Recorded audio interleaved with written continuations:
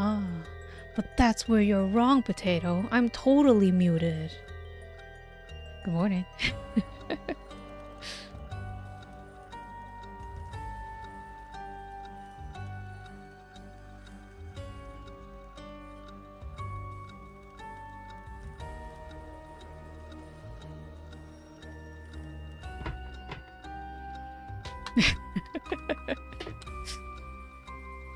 I see. Potato always ready to start shit in chat.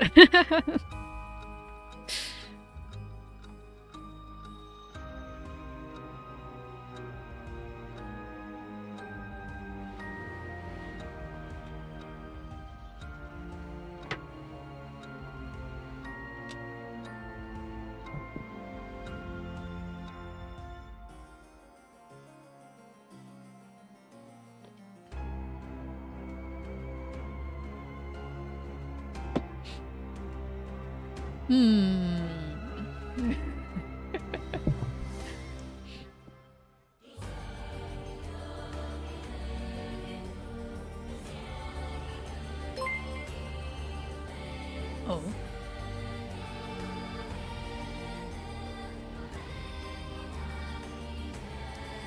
Yo, what's up?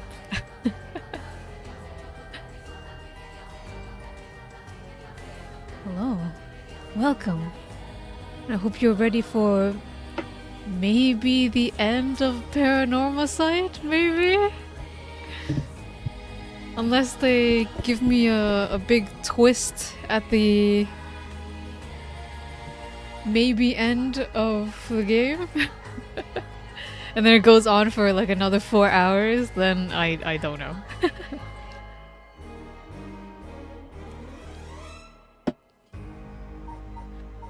Okay. Good morning. Maybe end of game, maybe? Oh. Anyways, good morning.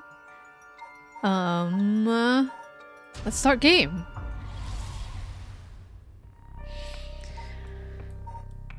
Today we are finally almost to the next night and they can use their curse stones again. There's this here which may branch off to something else. And then I still have no idea who Shogo Okiye is supposed to be. Was he really not important? A recap? Okay, well, okay, sure. I'll do a quick recap.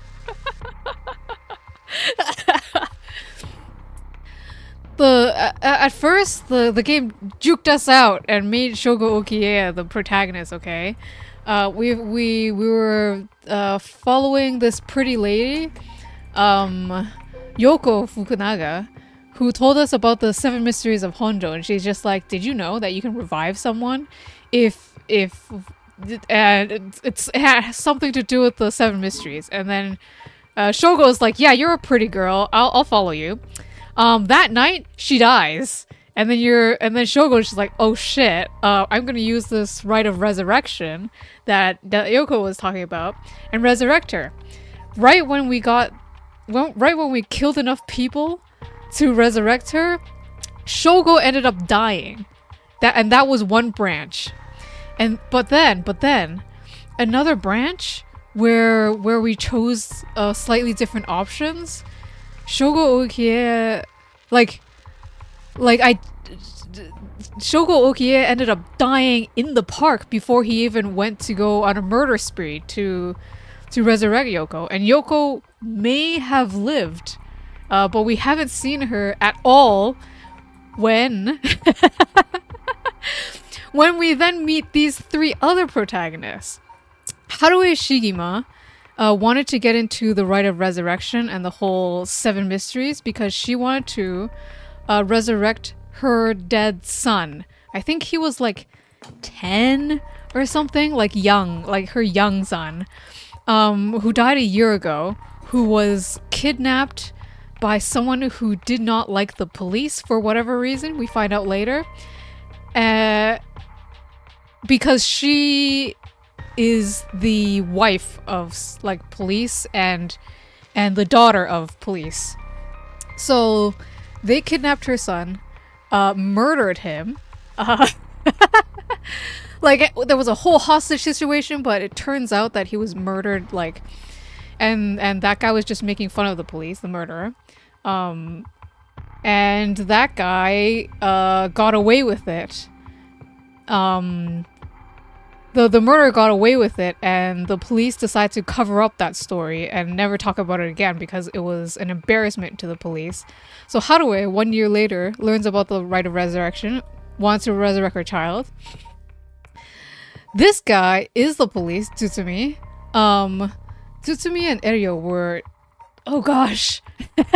This is a terrible summary. Tsutsumi and Eryo, who is a... Eryo is the young police officer, and Tsutsumi is the, like, chief inspector. That's right. We're investigating Hajime Yoshimi's death, who is another officer. Okay, he died under weird circumstances, so Tsutsumi was on the case because he ends up... We discover a little bit later that he was in a paranormal affairs bureau, part of the police, but they investigate paranormal matters. I don't know why Tsutsumi is involved with the paranormal, but here we are. During midnight, it was when everyone got their cursed stones and the whole rite of resurrection thing started going into effect. Tsutsumi also ends up getting a cursed stone, and I don't know why. So they went around trying to figure stuff out.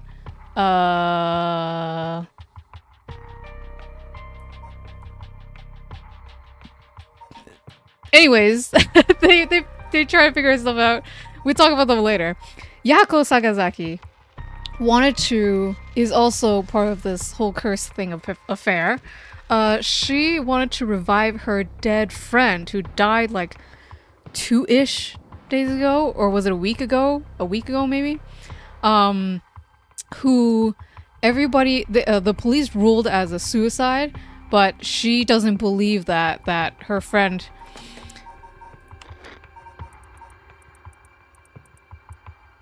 Michio, if I can find her. Michio would commit suicide because she doesn't seem like that kind of person. That's what she claims. So she went to find Mio, who seemed like, you know, she was like a new transfer student, but Mio was friendly, and she was like, maybe she's kind of into the occult, so maybe she knows something. And they decided to do a kind of Ouija board thing at school, to communicate with the dead and figure out, like, hey, what actually happened to Michio. And the spirit revealed that Michio, the friend who people think committed suicide, they were like, the spirit said, no, she didn't commit suicide. It was some kind of accident. Oh gosh. When it became... Should I just skip to when it became daytime? Did anything happen the day before? Haruo went around looking for things with the inspector, Richter over here. That's what they did at night. What else did they do? They met up with Ayame Tono. That's not important right now. After looking for some stuff, they went back home. Tsutsumi also went back home. These girls encountered a strange janitor in their school and then decided to go back home. And then the next daytime is when all of the investigation goes on. But we find out during the daytime that Shogo Okie's body was found in the park. So he's confirmed dead. Oh my gosh, this narrative is very difficult. we hopped through so many hoops. Haruo and Richter, the woman who lost her child, and Richter, the private investigator that she hired to figure out what really happened in the kidnapping case, because they never actually found the murderer, right? The person who kidnapped and murdered her child. They go off to figure that out during the daytime. And they find out... Are we there yet? Oh, before that. Right before nighttime. This is when this happens. Fumichika Nejima, which is 20 years ago, did a murder. This thumb-looking dude did a murder. Oh gosh, the summary. And dumped the body in the river. And that ended up being actually Harue's classmate. So they're all interconnected. And Tsutsumi was the person who arrested the murderer Nejima. And now Nejima is on parole now, 20 years later.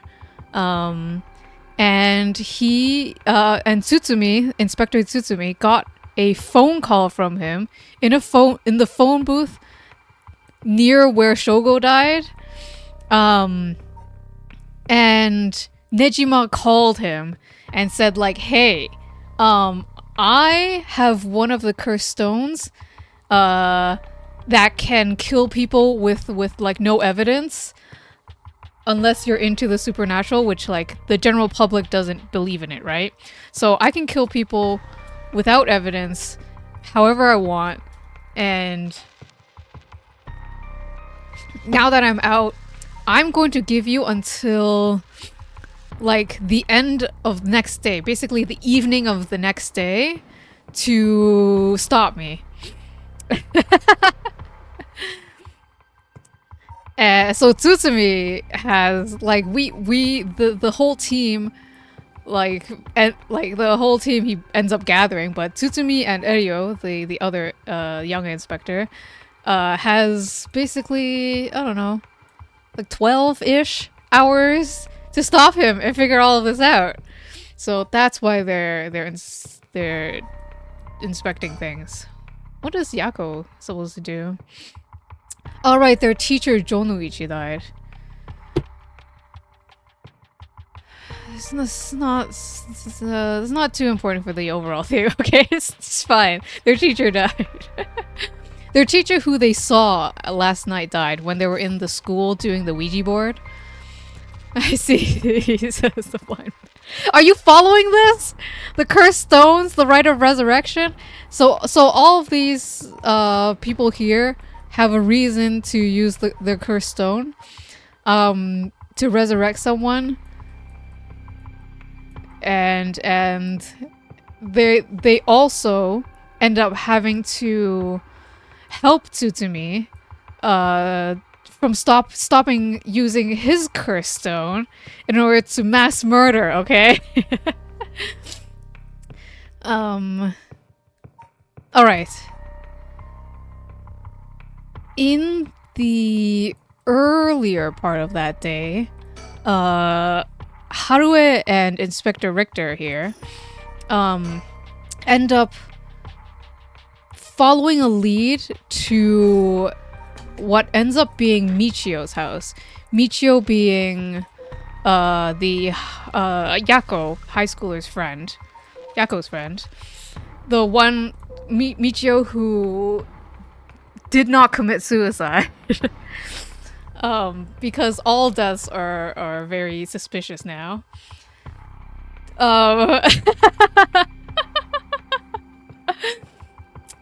And they end up following that lead because it ends up like her stepfather, who not by marriage but common law apparently, who had been abusing her and her mother, is connected to Harue's child's ends up being Harue's child's kidnapped murderer.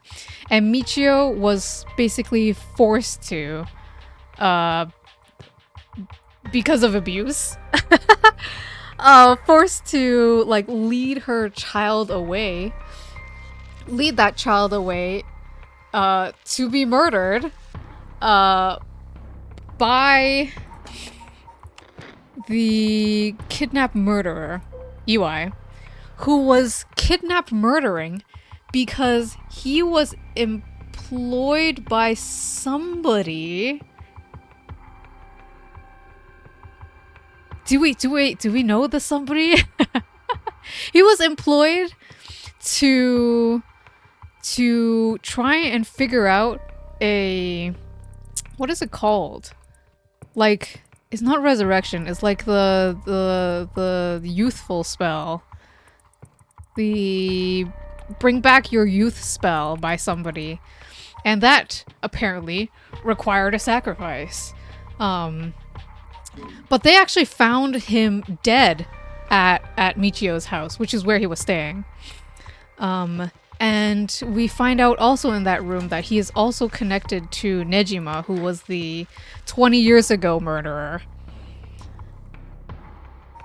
Okay? Okay? Around the same time... Do we find that out? Around the same time, Yako and Mio talked to Araishi, who was a historian who made the whole 7 mysteries of Honjo and the cursed stones and everything. He made that popular. Like, he wrote like a popular article right before all of this game started, so everybody knew about it. Everybody knew about it because he was employed by probably the same person as Iwai to popularize it so that people have it in their consciousness to receive the cursed stones in order to start the whole killing thing and the whole cursed stone thing. But they also learned from Iwai a way to stop it all, which is the Record of Fate's Yin Scroll. And they're trying to find that now. Because they also know from Tsutsumi, Inspector Tsutsumi, that Nejima, the 20 years ago murderer, they're trying to stop that too. So they're like, we figured that out. We have to help stop them. So they're gonna find the Record of Yin's Fate Scroll. Yeah, Record of Fate's Yin Scroll. Oh gosh. We also learn, because of Iwai, because of going into Michio's house, and then seeing Iwai's dead body, we learn from Iwai's journal that he, like, the whole kidnap murdering thing of Harue's child, we learned what happened to Michio, basically. Michio, the not suicide schoolgirl, friend of Yako. We learn all that about her, and turns out, you know, and we help her spirit pass on. We also learned that it was this guy. Oh gosh, what the heck was his name?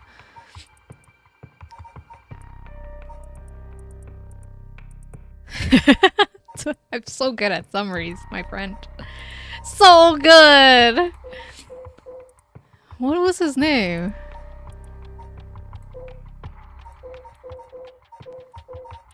This is another person we... Where is he? Where did he go? Is this part of the test? Oh, here he is. This kind of piece of shit. He was the one who ran Michio over. Oh, good morning, Hikaru. You're just in time for my terrible summary, which I'm absolutely going to cut out of the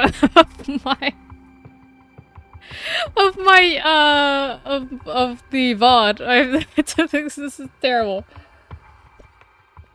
Anyways, he's also a curse bearer. Except like last night, Tsutsumi went around like collecting curse stones from people using his amazing police intimidation, maybe, or negotiation skills, I should say. He lost his curse stone last time, but he was a curse stone bearer. He was the one who ran Michio over, and maybe Ayame Tono was in the passenger seat. And we're learning that maybe after the first route, don't worry about it. This is not a confusing story at all. Come on, Potato.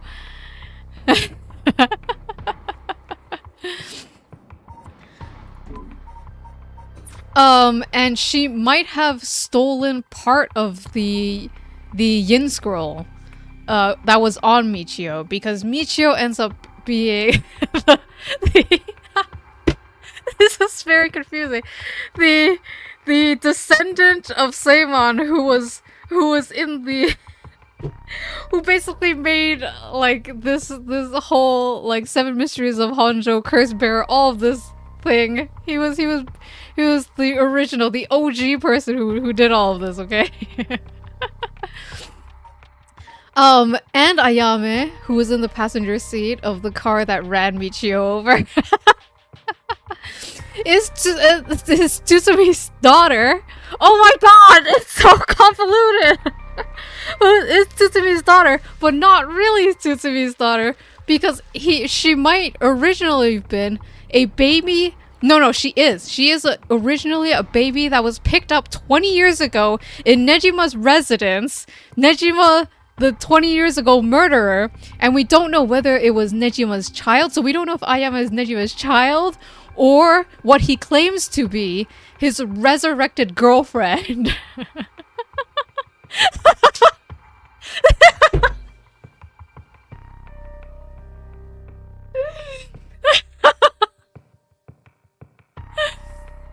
Okay.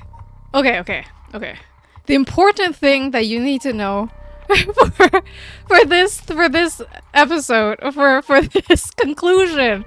This is the conclusion, okay? He was also very upset. He was also very upset she resurrected as a baby. Like, so he was so mad. Okay. The conclusion, okay. Let me read it. Tsutsumi and Eryo continue their investigation, deciding to meet with Ayame Tono to get to the bottom of it all. What will be the conclusion to the curses of the 7 mysteries of Honjo, to Seimon and Ashino's intertwined fates? Okay. So what we have here is possibly, like, we're talking about the Edo period is when the 7 mysteries of Honjo happened, and when the whole curse basically started, right? Possibly, actually, Tsutsumi wasn't he confirmed to be like the descendant of something? I'm so terrible at this. I think Tsutsumi was a descendant of Seimon, right?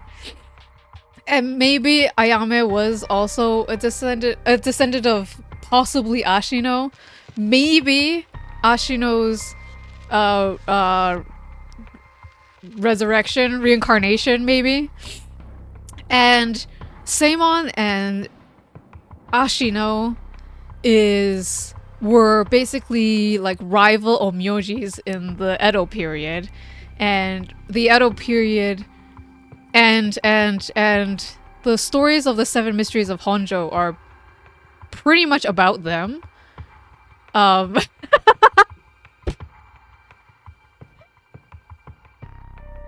so done.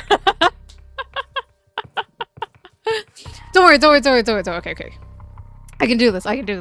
What are the important parts? What are the important points? The important points. Okay.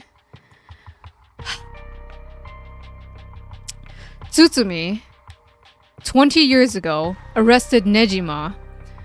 Nejima was a serial murderer, and he dismembered corpses and threw them in the river in order to resurrect his girlfriend. Okay? Um, Nejima, uh, kind of succeeded in resurrecting his girlfriend, but not in the way that he wanted. Because his girlfriend may have resurrected into a baby. We don't know if this is actually the case or if he just went mad and that was actually his child. But anyways, we're gonna say that he resurrected a baby. He gets found out and, well, like caught by Tsutsumi. May have resurrected into a baby. And like basically he did a resurrection spell a whole bunch of times by like killing 4 different women. He tried it like that many times. And then like the last time there suddenly was a baby in the room. We don't know. He's kind of unreliable narrator because who knows? Did he go mad and that was actually his child, or did he actually resurrect the child, right? Or resurrect his girlfriend into a child. Tsutsumi arrested Nejima. Nejima was put away for 20 years, but in the room where Nejima lived and did the resurrections, the police found Ayame, which is the girl we're gonna talk to soon. And Tsutsumi took the baby and basically raised her terribly. He was an absent father to Ayame. And this is now 20 years later, right? So now she's a university student. And Tsutsumi, Inspector Tsutsumi, divorced from his wife, so Ayame Tono went with the mom. So they're not very close, okay? Let me think. And we found out last time that Ayame may have been an accomplice to Michio's death because she was the one who kind of instigated this guy. Like after he ran Michio over. I don't know how else to say it. He was the one driving, but Ayame was the one who was just like, oh, well, maybe we should go and, we should go back and check on her or something, make sure she's, like, actually dead, and then, like, afterwards, Ayame was also like, oh, well, she's dead, so we should hide this, like, don't call the police, don't do anything. Ayame probably also knew something about Michio because she probably took half of the Yin scroll, which is the scroll that will stop all of these curses, right? So she knows something about these curses that we all don't know. Before the curses even happened. Tsutsumi this entire time was trying to stop the curses from happening. Ayame really wants the curses to keep happening so she can resurrect an artist. That's what she says. Tsusumi's been gathering all the cursed stones too and not using them during the daytime. What else is important? Who knows? It doesn't matter. Let's start. This don't worry about it, okay? Don't worry about it. We can, it's fine. It's fine. This may be the conclusion. Maybe I have like 5 minutes left of this game. No. Like 1 hour left of this game. We'll find out. Anyways, let's start. The conclusion. Tsutsumi and Eryo continue their investigation, deciding to meet with Ayame Tono to get to the bottom of it all. What will be the conclusion to the curses of the 7 mysteries of Honjo, to Seimon and Ashino's intertwined fates? So the recap can be a third of the stream. How dare you? I'm gonna like cut this out. Don't worry about it. Don't worry about the suspicious start of this stream. It starts now. Good morning. Pretend I started right now, okay?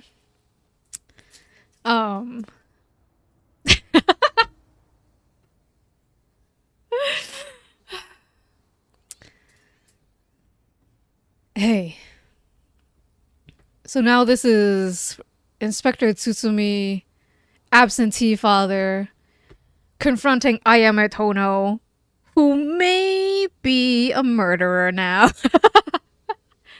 Not maybe, she is. She used the curse stone on Nejima, which honestly, who cares? Nejima's a terrible murderer. How long has it been since we saw each other? 3 years? How have you been? I think the last time was when you came to see me after deciding to go to university. That wasn't because I wanted to see you. I just needed money to pay my tuition. Ha! Not one to mince words, eh? You came alone, right?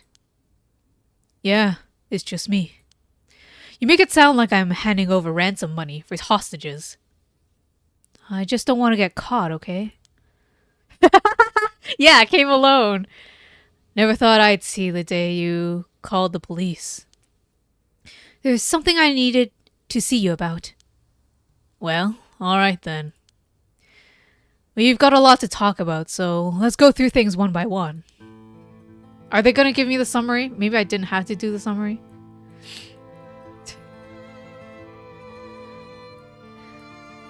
There should have been a journal I could have read. I'm looking for stickers, by the way. It's a terrible time to look for stickers. The sun is starting to dip down into the horizon. This long, long day is about to end. We don't have to worry about Nejima's threat anymore, but I sure didn't expect this to happen. We also don't know the conditions for Ayame's curse. Right? She said when she was with Haruhe yesterday, she said Haruhe and Richter already fulfilled the conditions, or at least Haruhe did. So I don't know what that means. She sure has changed over the past 3 years. Got more of a grown-up air about her. Hard to believe that she's the same little girl who would get omelet all over her face when we took her out to eat. Wait a minute. Is that how far back I have to go for a happy memory together? That tree branch is sus. No wonder she hates me. Yeah, absent father. Tree branch. Okay. She called the police, asking me by name, and demanded I come meet her alone. They asked if I wanted a team to set up a perimeter, but I had them stand down. Sure, she may make a run for it, but I don't want her panicking if she has a cursed stone. Besides, I'm not trying to take her in by force. Tsutsumi has made a whole bunch of bad decisions because of her. Okay. Why she wants to write about Fumichika and Nejima, about the talisman, about being taken hostage, about her mother. Do we just straight up ask about her mother? How is she? Yatsuko, I mean. Mom? I haven't kept in touch with her. I've been on my own this whole time. I'm sure you've reached out to her though, haven't you? I did call her this morning, actually, just to make sure she was safe. She's been running around all over the place looking for you. Huh? Sounds like she's fine to me. Did you contact her after I called the police to tell her you heard from me? I did not.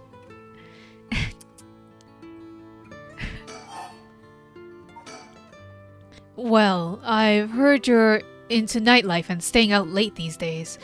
Didn't want her to worry more than she already has. You're one to talk. Yeah, let's go backwards order. I'm sorry I couldn't save you from Nejima. Are you hurt? And there it is. That's so like you. What? You're only mentioning this now? Shouldn't that have been the first thing you asked me? Well, I just... You're not worried about me. All you care about is yourself. Yeah, you're right. I've been selfish, I know. Aw, come on, Mr. Tsutsumi. You can do better than that. He really screwed up there, huh? Wait. Should that have been the first thing I asked? I'm fine. I managed to get away somehow or the other. Right, I'm glad. Can I ask you one thing? Do you know anything about the talisman Michio Shiraishi had? Michio Shiraishi? From the car crash you were in with that Namigaki guy. Oh, with Yutaro? Yeah, I was there. Yutaro? That sounds like... So you and him were, I mean... not really. He was kind of a boring guy. I'm a terrible father, considering I have no kids. Teacher, what are you saying? What? You're serious? But he said... you're getting off track, Mr. Tsutsumi. The talisman! Get back to the talisman! We shouldn't have relied on him for this. Well, if you don't plan on seeing him again, it doesn't matter. But with the hit-and-run case on top of everything, you're really in deep. Is that really what you wanted to talk about? Yeah, I mean, no. Tell me about the talisman. Did you take it from the scene? You mean this? That's it. I picked it up at the scene of the crash. I didn't want to leave fingerprints behind. That's all? There's really no other reason? What's the big deal? Is it really that special, this whole thing? Yeah, it's really important. Would you mind giving it to me? Important? For what? For putting a stop to the curses of the 7 mysteries. You shouldn't have said that. She really wants these curses to happen. Oh. So that means if I give you the talisman, I won't be able to use the right. Then no way. I'm definitely keeping it. She just throw it into the river. Ugh, I screwed up that one. Mr. Tsutsumi, you really can't do any better than that. Come on, the talisman. Oh my gosh. He's really fucking it up. Will you give me the talisman? What? No way. I can't lose the right. Then, I'll put this bluntly. Did you kill Nejima? And if I did? Would you hide me from the police? Well, I don't know if I... That's what I thought. Your job is the only thing you really care about. Yes, I did it. I don't think he even knew I was a curse bearer. He brought me to these gardens, and I realized while he was talking to me that he fulfilled the condition of my curse. So I just gave it a shot. It has something to do with talking? Maybe? I don't know. I didn't think it would actually activate. So there's no going back now. That's not true. You can still make things right before you make them worse. And let me say it another way. This is my chance, and I won't throw it away. Your chance?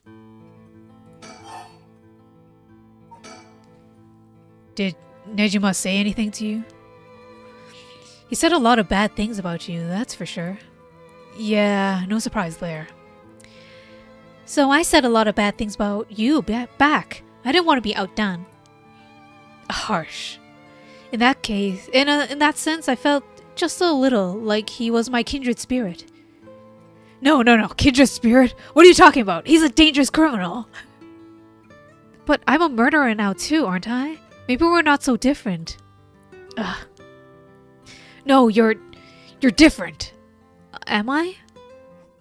Well, maybe not that different. What are you saying, Tsutsumi? But at least you're honest. I know I haven't been the best father. That's a terrible start. Terrible. But I wonder if all fathers in the world, of all the fathers in the world, are there any who wouldn't cover for their child if they committed a crime? How should I know? You're the detective here. You must have seen plenty of cases like that. Yeah. Plenty of parents would take the fall for their children or give them a place to hide. As a person, it's wrong, but maybe as a parent, it's the right thing to do. I don't know. But I think having a father like that would make it easier for him to go for advice if I do something wrong. Maybe there's a sense of security in knowing that no matter what happened, you would at least have one person on your side. I see. So that's what it would take to be on your side. I can't do that. Oh? That's okay. I really wasn't expecting you to. Damn. So, Nejiba really didn't tell you anything? No, not really, no. Why are you willing to go so far for the rite of resurrection? What do you want with it? Even if I told you, you wouldn't understand. You just call it stupid and dismiss the idea completely. Come on, I wouldn't do that. Yeah, you would. Maybe together we can think of a way for you to get what you want without resurrection. I want to bring back Katsushika Hokusai back to life. Hokusai? What? Hokusai the ukiyo-e artist? That Hokusai? You want to bring him back to life? That'd be quite the feat, huh? I heard you liked his art, but why would you do something so stupid? See? Gah! The only time I ever felt there was a place I belonged to was when I was immersed in a dreamlike world of ukiyo-e. Though I'm sure you never noticed. Really, I had no idea. It saved me. Hokusai is the reason I'm still alive today. I didn't know you felt so hopeless. You would only realize it now, but it's too late. Feeling sorry won't do either of us any good. From the moment I heard about the rite of resurrection, I knew it was my destiny. If this is all I ever accomplish, I'll die happy. You're really serious about this. You have a cursed stone, don't you? I do. You wouldn't happen to feel like handing it over, would you? The police will handle any damages the curse caused now, before you do any more wrong with it. I'm not giving it up. Of course not. Me being a curse bearer, are you after my life? That's exactly what I'm here for. I didn't come to chat. We can talk all you want, but as soon as the condition for my curse is met, I'll use it, no hesitation. What is the condition then? Or do you have more than one? How many cursed stones do you have? 3. Not that it matters. Wait, 3?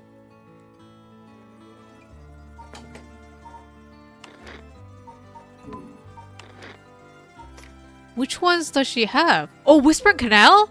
She has that one? Wait, what?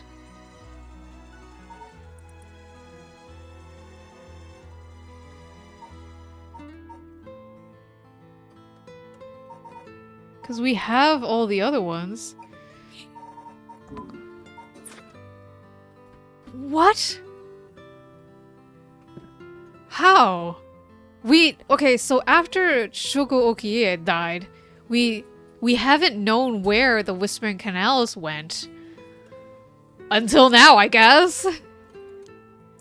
3, huh?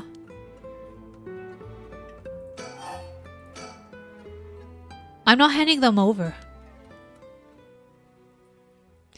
I think I've let you talk enough. Mind letting me have a turn? By all means. You're hiding something. You're hiding something from me, aren't you?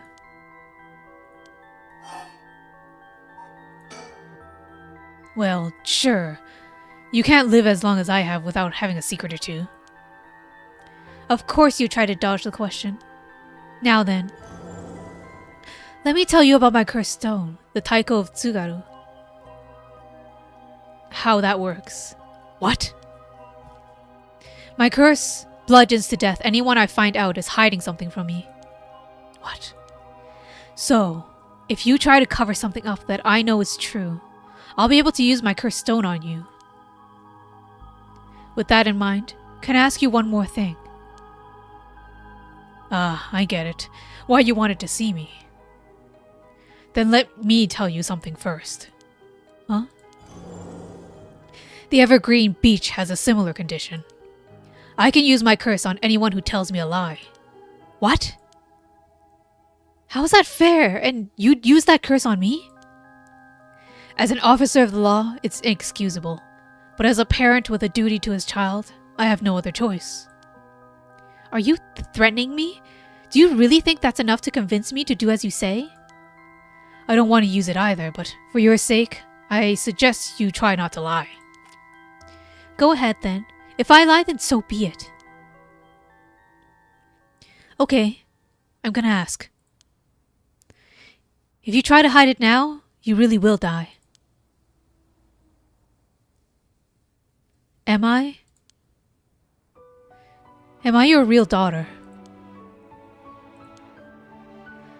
I'm just the baby you picked up to replace your stillborn, aren't I?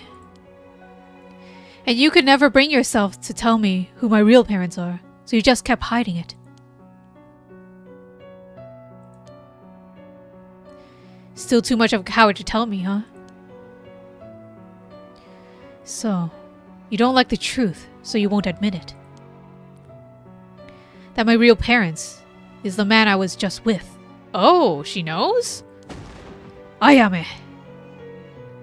Is that all you have to say? Yeah, that's what I was thinking. Is like, what does it mean to be a real father? Right? This is... like, if he believes it's real, yeah. If it is his truth, then is he really hiding something from her? Then, I only have one answer for you. You are honestly and truly our daughter. Nothing more, nothing less. Even now, you're still trying to hide it? Why? Are you really that stupid? Gah. Wait. Boss. Why, is your pride worth dying for?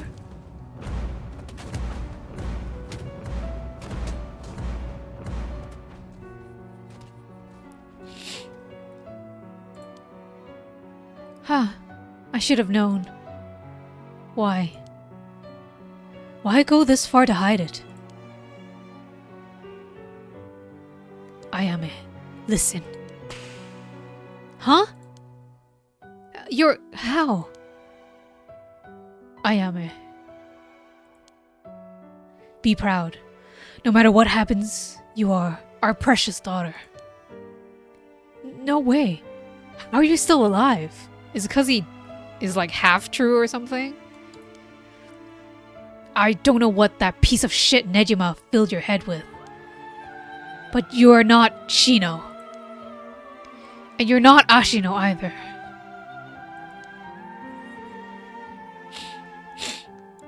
He would know that she was his daughter, but she knew... but she knew it, so he did, right? Whoa, what the heck? So with her biological dad,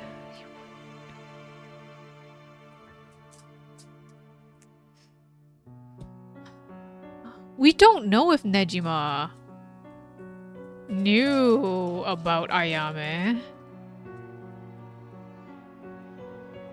Right? Nejima can find out.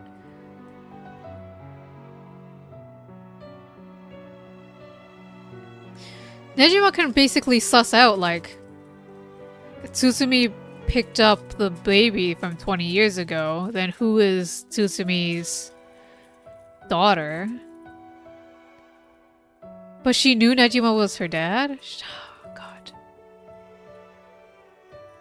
So it's a... but like, how is truth judged, right? Is he hiding?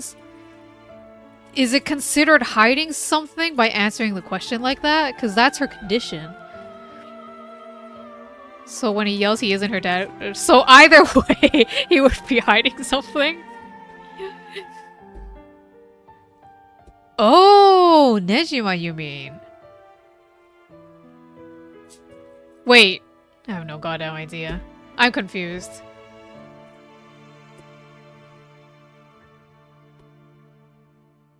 You're our daughter. I am a Tsutsumi.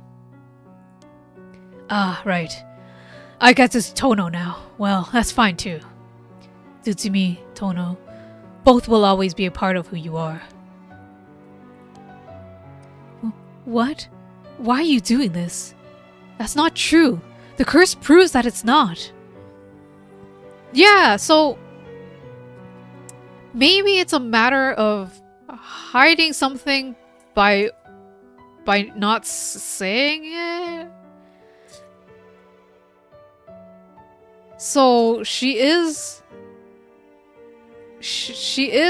his real daughter, because that was the question is really opinionated too, right? It's like, oh, am I your real daughter? Which real could mean like you are the daughter that we raised, so that makes you our real daughter, or did you actually mean biological daughter? Right? So yeah, like what is a dad to her? Yeah. What does she consider to be the truth? What does the curse consider to be the truth? And does that count into it? That's not true. The curse proves that it's not. Sure. You probably don't have many memories of us playing together. And I did leave everything at home to your mom, and I was barely ever there for you. Absentee father. What a deadbeat. Even so, when I was working, no matter how grisly a crime scene I was at, all I ever wanted was for you to grow up to be happy. That's it. Why? Why say all of this now? So, do one last thing for me. I want you to tell me the truth too. And if you lie to me now, I'm taking you with me. Stop, I can't. The mastermind behind all of this, the one who awakened the curses of the 7 mysteries in order to use the right.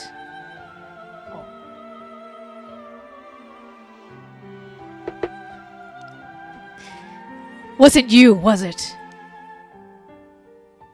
No. I wouldn't even know how to do that, so we still don't know who Ashino is. And picking up Michio Shiraishi's talisman was just a coincidence, right? Huh? Yeah, I already told you that. Ah, good. Hearing that, I can rest easy. You're nothing like Nejima. You can stand on your own 2 legs. You can keep living without escaping into a fantasy. You can hate me. You can dream all the crazy dreams you want. Just don't ever stop trying to do good. You're a victim of your curse too. It's not too late to atone for the hit and run. We're using the curse. Don't run away. You can still make things right. I know you can, because you're my daughter. And after that, just live the best life you can. Dad! Boss! Boss!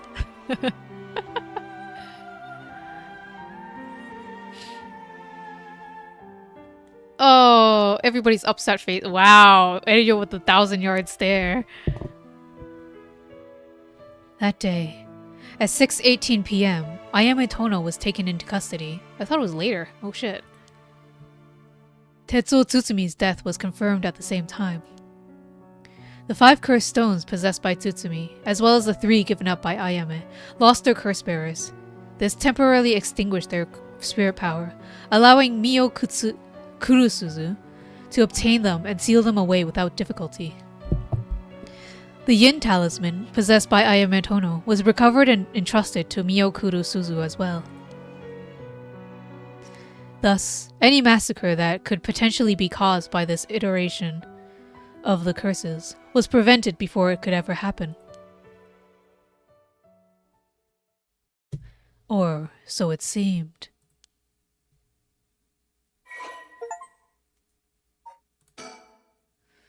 Taiko of Tsugaru kills by bludgeoning one who is discovered to be hiding something from the curse bearer. Could she have revived Tsutsumi?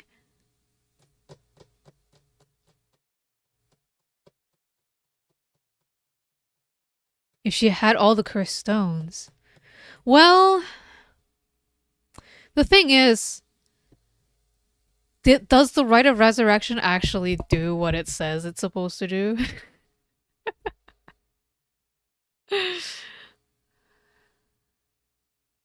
No, actually, in the ending where Harue kills things, she got her son back.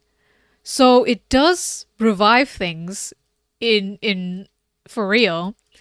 But I guess like Ayame didn't want to use it because her dad wouldn't have wanted that or something, maybe. Yeah, we know Harue used it and it worked in one of the bad ends, I guess. Did she actually get her son or just steal? Oh my god! She went crazy and just kidnapped another child. Oh dear. Okay, resentful memory. The deep sound of the drums once more reverberates through the air night. God. Sometimes. Through the night air. How long has it been since we started hearing them each day? Could it be coming from the daimyo's residence? I've heard that. I'm having trouble reading today. I've heard they have a drum in their fire watchtower. Instead of wooden clackers. Wow. I'm really having trouble reading today. I've heard they have a drum in their fire watchtower instead of wooden clackers, but I don't see a fire. So why are they sounding the drum? Then, one morning, a body was found. Isn't that old man Kanzo, the ukiyo-e painter? He lived nearby, but he had been down and out for years, despite his best efforts to sell his work. Every now and then, his granddaughter would visit, and he would teach her to paint. It was the old man's only pleasure. One day, his daughter told him about her dreams, curses, souls, resurrection. Hearing her tale, the old man was gripped by a sudden zeal and began to paint with great fervor. His work quickly became famous, enchanting all those who viewed the strange imagery. Even the daimyo had taken notice. What could possibly have happened? The people whispered amongst each other. It looked like almost as if he had been beaten like a drum. Was he the first victim? What's his name? Old man Kanzo. Is he the one who draws all of them?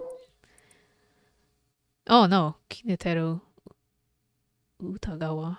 Are these real things? One-sided read. Kills by Defsmero, ones whose face, blah, blah, blah. We already knew that. Okuma was a lovely woman. She was spirited, worked hard, and lived a frugal yet pleasant life, until her husband hanged himself. My husband? A swindler? A swindler? Who would believe such a thing? Okuma was determined to clear her husband's name. That is when she met Tomezo, a man that was stranger to these parts, who was a stranger to these parts. This man must be one of the daimyo's spies. It appears that, after my husband, I will be next. So be it. But what is he hunting for? Okuma, putting on the airs of a woman mourning her husband, went to the bridge nightly to seek information from Tomezo. She soon discovered that she was right, and that her husband had been deceived. Okuma decided to bring her newfound knowledge to the daimyo, much to Tomezo's alarm. Angered to have been misled, he confronted her on the bridge, but Okuma would not listen. She cursed him, called him vile names, and eventually his patience had worn thin. Blood splattered everywhere, and by the time he returned to his senses, it was already too late. He looked over the bridge into the river of blood below, and saw the corpse of a woman missing both an arm and a leg. So these two stories are interesting because they're very clearly related to the people who got the curses this time, right? Killing by dismemberment, that was Nejima's thing. And this is about a father and daughter relationship and ukiyo-e paintings. Mm, I don't know. Is that how the curse stones pick people? All right. June Edio, 8 p.m. 8 p.m. Sorry to keep you up out so late, Mio. But I can't just take my mind off the curse bearer who was never found. Oh, that's no problem for me. I usually work at night anyway. Did you see Yako home safely? Yep. We saw her home in a patrol car earlier. Apparently she put up quite a fuss, saying she wanted to see things through to the end. Thank you. The Feast of Shadows was starting to take effect, so it would have been dangerous. Damn. Oh! Yeah! Number 20! I've missed all of my stickers. Who is this? I'm missing like 2, 4, 6, 7. Budgie Mary.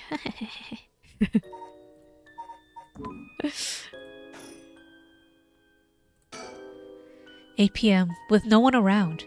This place is as silent as a grave. No one wants to go out at night these parts after everything that's happened over the past 2 days. How could I be missing so many? I looked everywhere all the time. So there can be more than one in one place. I see that now. Because we've already had one at a park before. Oh! Huh? Oh, what's wrong? Next is Detective Erio. What? Is she a curse bearer? No. So much has happened this evening, but it's still not over. We haven't found the curse bearer for the Whispering Canal. And we still have to put a stop to these curses. Don't tell me she is one. It's like she noticed something just from looking at me. Having a girl like her react to me as if she's seen something significant is kind of terrifying. I know the explanation said that. Oh my gosh, the explanation said that Mio was able to have the curse stones because they're weak now without the curse bearers, but is that true? I can't get my mind off the remaining cursed stone, the Whispering Canal. Who the mastermind is. Wait, so it's not the Whispering Canal that we have? Oh, I wasn't paying that close of attention. How many did they say? 5 cursed stones by Tsutsumi and 3 given up by Ayame. That's 8. Are we missing one? Was it 9? Oh, good morning, Luna. Are you here for maybe conclusion? Wait, which one are we missing then? Wait, we're missing the Whispering Canal. Which 3 does she have? Wait. I have to take a quick break. Right as you appeared, Luna. Quick break. Wait.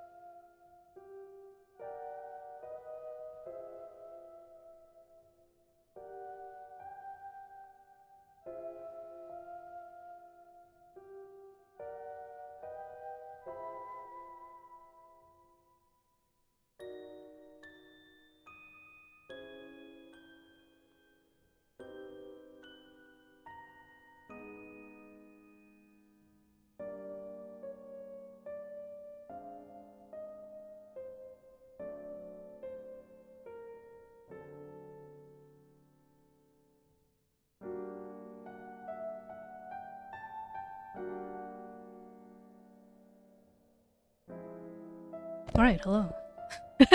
Hello, I'm back.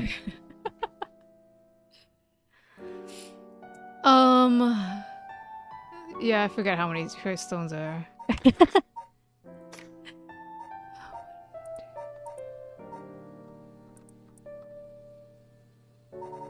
One, two. Yeah, there's 9. Wait, which one are we? Which ones did she have? Tycho, one-sided reed, and that doesn't matter. We're missing the Whispering Canal. Damn! So I was wrong. We still have no idea where Yoko is. Probably with the stone. Who the mastermind is. But we have to deal with that thing before I can worry about any of that. How's it going with the 2 talismans? Have you figured out the location of the Record of Fate's Yin scroll? I have, more or less. When I combine the contents of the 2 talismans, they form a seal which could be undone. The things inside the talismans that look like scraps of wood are actually a tiny scroll kept folded up by the seal. Who would have thought the talismans actually contained the scroll itself? So, that's the Yin scroll then. What's it say? Well, there's one more seal that we have to undo to open the scroll. It's giving me some trouble, so I was actually hoping you could help me out. Okay, unlocking the seal, got it. Sure thing. I don't know what I'd be able to do, but let me at it. Wow, I didn't expect you to be so eager to help. It's oddly reassuring. Okay, let's see. There are 5 seals holding the scroll shut. I think we have to remove them in the correct order. Each seal has a different design. A carp, a light, a beech leaf, a taiko drum, and a reed. Remove the 5 seals in the right order. Okay. If I get it wrong, is it going to, go boom? Huh? No, we just have to try again. I tested it once already. Oh, you tried it yourself? So brave. I think it's devised so the seal can only be undone if the curses of the right have already been unleashed. And I think there's a hint to opening it hidden in something related to the curses. Huh. Just let me know when you're ready. Whoops, that's not what I meant to press. Let's see. Something related to the curse. Alright, so we have to get them into order? Carp, light, leaf, beech. Carp, light, beech, taiko, reed. What the heck is the carp? The canal?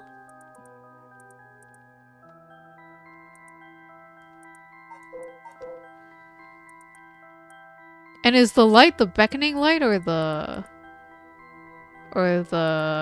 ever-burning lantern? The memories of a young couple with their daughters.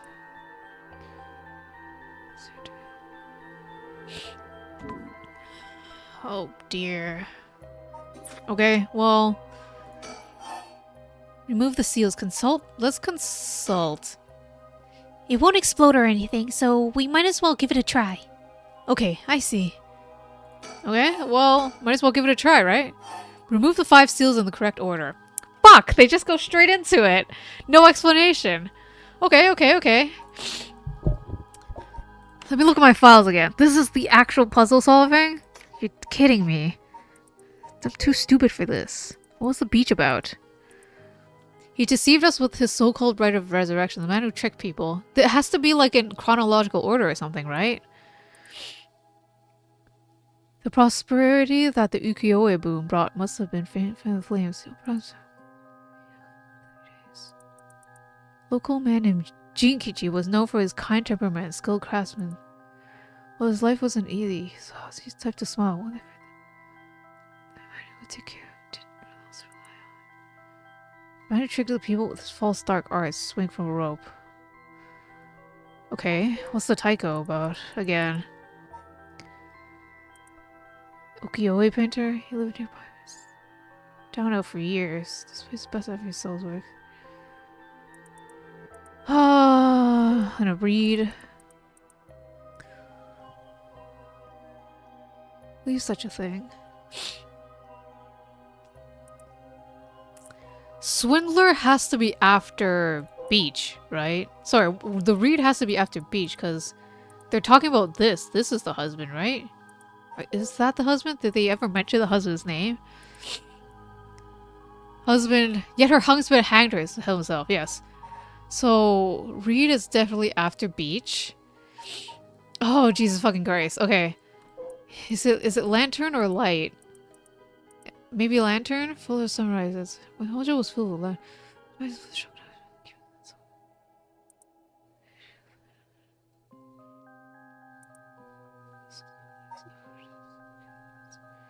Which a man attacked a woman in a bout of fury. Okay, this is after. This is after Reed, because that's the woman that was attacked, is the Reed woman. Oh, let me write this down. God damn. Oh my gosh, my brain cells. My brain cells are working. Maybe. So, it's light. Before that is Reed. Before that is beach. Now we have to find... What the heck is the carp and taiko drum? We at least have taiko drum. Let me read it again. These entries are lost. Could it be coming from damages?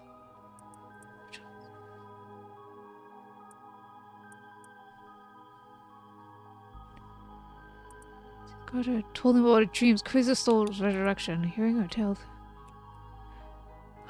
Is this the last one, maybe? And what the heck is the carp? Is that the canal? Loves fishing with her father. Jinkichi! Oh! Okay, so this must be first then. I just don't know where Taiko goes. His father Jinkichi more than anything. One day, however, her father disappeared. Toki's mother went looking after her and never came back either.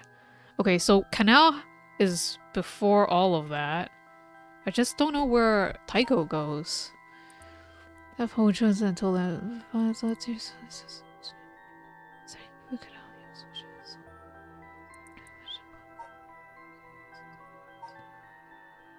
Huh, I just don't know where Taiko goes. Let me read it again. Let me read it again.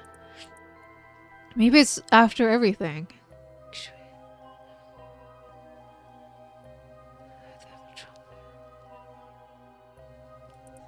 Old man Kanzo.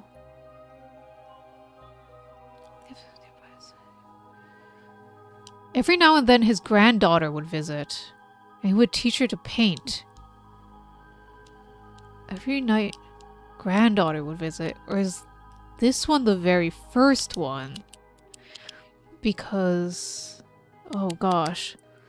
So it became famous, enchanting all those who feel. Maybe that's what caused the ukiyo-e boom. So is this one the very first? The people whisper amongst it looks like it's being by drama. Maybe I'll put that one first then. Taiko. Okay. I have my tentative order, maybe. Taiko, canal, carp, beach, reed, and light. Fuck! I don't think that was right. Nope, no good. Mother, you fucker. I have something wrong. No! Oh, okay, I can do this. So, okay. Old man Kanzo has a granddaughter. I assumed it was from the Whispering Canal. Damn it, okay. With Jim more than anything, with her. Oh, wait, so no, both the parents disappeared first, and then she dies. Oh, this was Toki's mother when she never came back. Those came with concern. So this might be after both of them. This might be last then. Oh gosh. Father anywhere.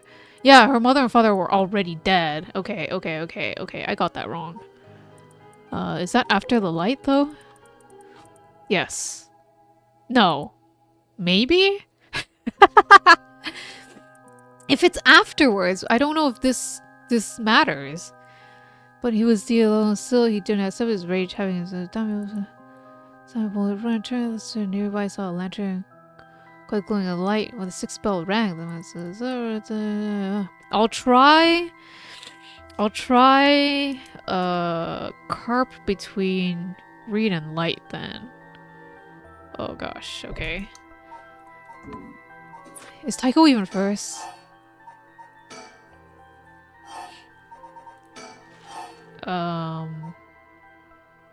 Beach, read, carp, light. Oh, yes! You did it! Second try, baby! I fired some brain cells and turned good. Wow, you got it right. It's open. Getting in just 2 tries. That's great. Nice job. Shit! They were actually counting my tries! Saves come, saves come.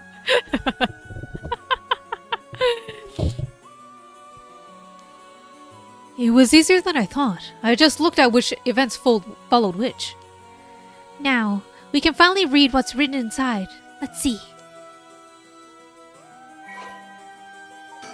Damn! I could have done it in 1 if I read carefully. Let's see.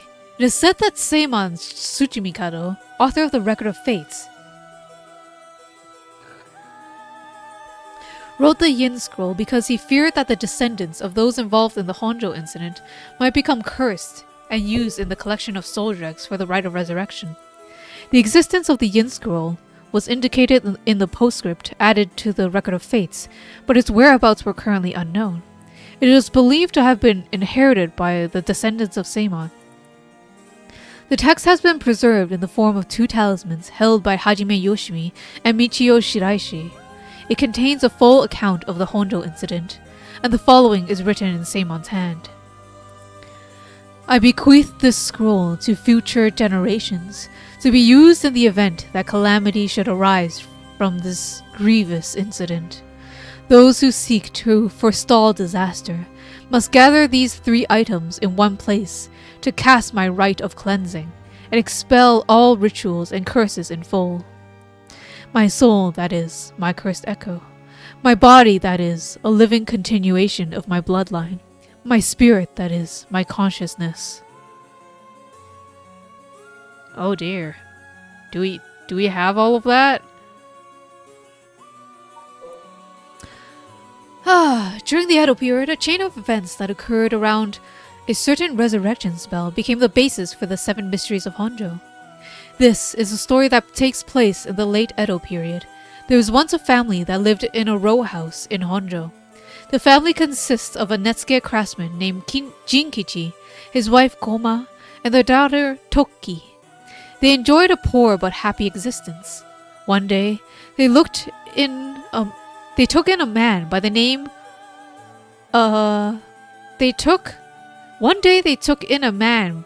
of who claimed to be a shomoji. He was on the run, having barely escaped with his life from something or the other, and wound up in Honjo. The tough circumstances had left him sick and destitute. Jinkichi felt sorry for the man and decided to shelter him. The stranger was deeply grateful for the kindness and care of Jinkichi's family, as without it, he would surely have died, and told them thusly on the day of his departure, I want to give you my thanks, but unfortunately I have nothing of value. He paused, then said, Is there anyone you want to bring back to life? It turned out that that man's true name was Tsuchimikado Seimon, a descendant of a renowned onmyoji, and he had been researching the fabled rite of resurrection. Oh, he didn't make it. I thought he made it. For his crime in unearthing this forbidden rite, he was chased out by his family, but he wrote down everything about the spell in a book he named The Record of Fates while on the run. Whoever sought to perform the rite would need to kill people and gather their soul dregs. Seimon had only researched the rite out of the spirit of inquiry, but thought himself willing to use the rite if it was for the sake of Jinkichi's family. However, Jinkichi shook his head. Sacrificing someone is unthinkable. We didn't help you because we wanted something in return, so you owe us nothing, he said, declining the unbelievable offer. Seimon bowed his head in gratitude countless times at those words and left their house. In the same area, there lived an ukiyo-e artist known as Old Man Kanzo. His art didn't sell much, but he often looked after Toki while Jinkichi and Koma were out working. Young Toki heard Seimon's talk about the rite of resurrection, but being too young to comprehend it, regaled it to Old Man Kanzo as a story of fiction.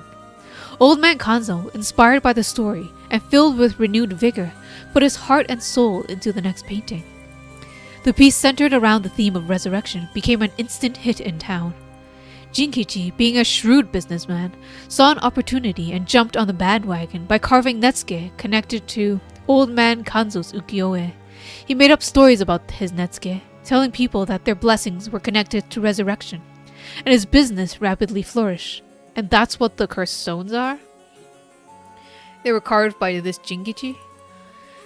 That man unknowingly left us a wonderful gift, thought Jinkichi and his family, but they were unaware of the tragedy that would soon unfold.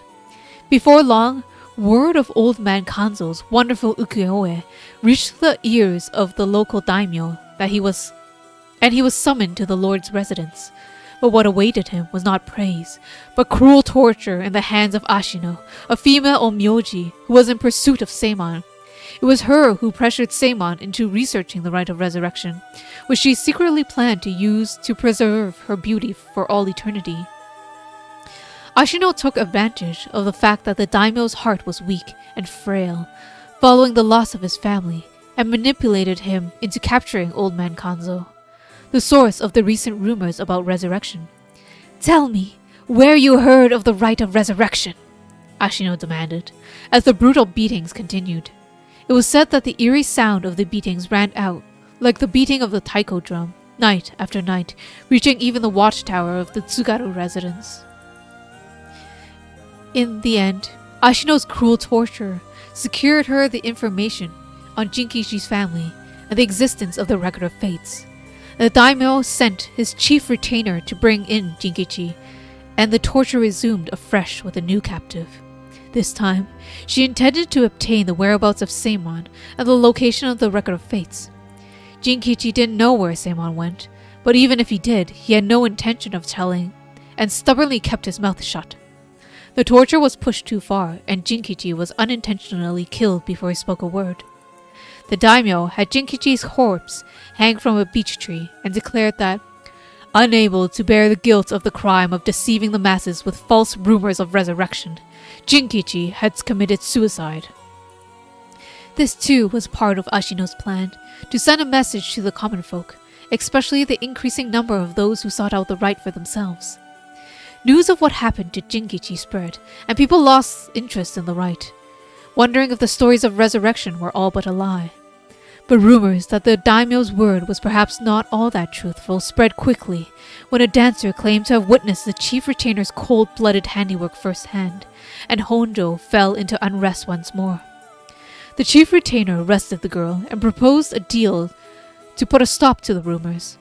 The girl was to say she was just wanted attention and retract her story, but saying it was entirely made up. In exchange, she would be given a most wondrous stage to perform on. But when the day came, she was suffocated by the mask prepared for the performance. Unbeknownst to her, the mask had been covered in glue as part of the plan to kill and silence her. Koma never believed for a moment that her husband Jinkichi had committed suicide. She was certain someone was behind his death, and asked around persistently for the names, addresses, and any other information she could find on people with connections to the daimyo. The chief retainer would not allow things to escalate any further, and had Tomezo, a ronin who once served as a spy, go after her. However, she turned the tables on him, shouting, "It was you who killed my husband, wasn't it?" Confronted with the accusation, Tomezu flew into a blind rage and cut Koma down in broad daylight. Ordered to take responsibility for his failure by committing seppuku, he exposed the daimyo's plot as he disemboweled himself by the lantern of the soba cart used to give coded signals. With both her parents gone through means unbeknownst to her, Toki found herself to be all alone. One day, late at night, she went searching for her parents and met her doom, falling into a canal where she drowned. Meanwhile, the chief retainer had made no headway whatsoever in finding Seimon's whereabouts, and an incensed Ashino decided to set fire to his residence, burning him alive.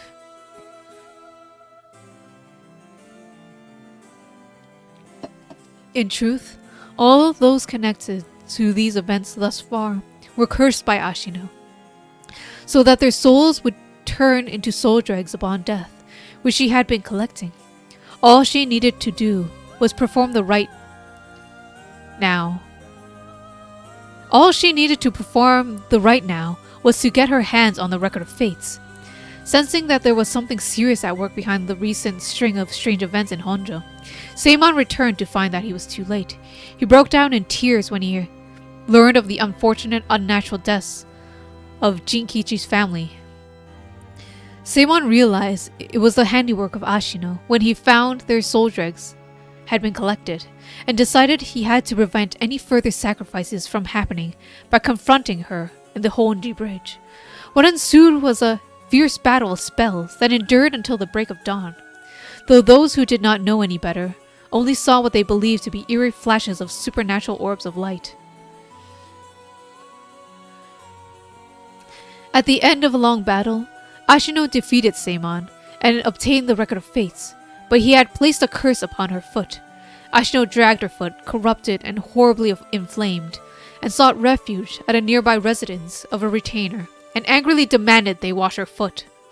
Ashino died then and there, filled with agony, and her foot cursed and rotten.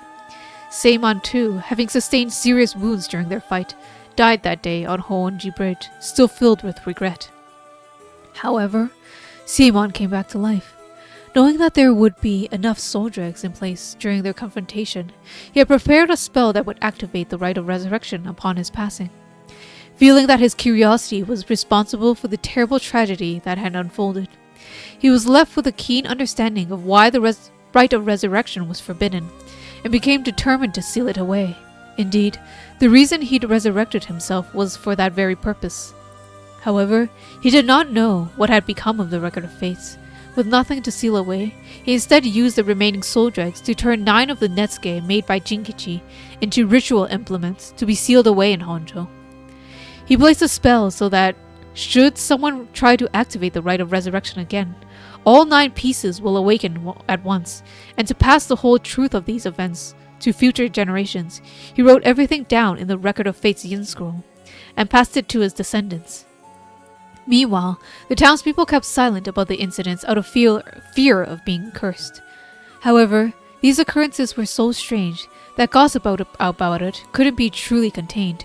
Over time, the details became more and more vague as the stories grew into legends, and that is how they came to be called the 7 Mysteries of Honjo. That's the full story that we have this time. Damn.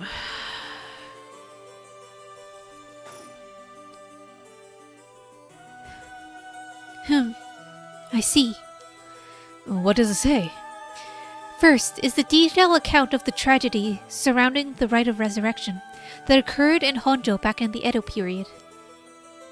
The whole story is what we call the Honjo incident is laid out clearly. That incident was the origin of the 7 mysteries of Honjo and the curses, right? Yes. The resentment of the victims of the incident turned into curses, which are the cursed echoes.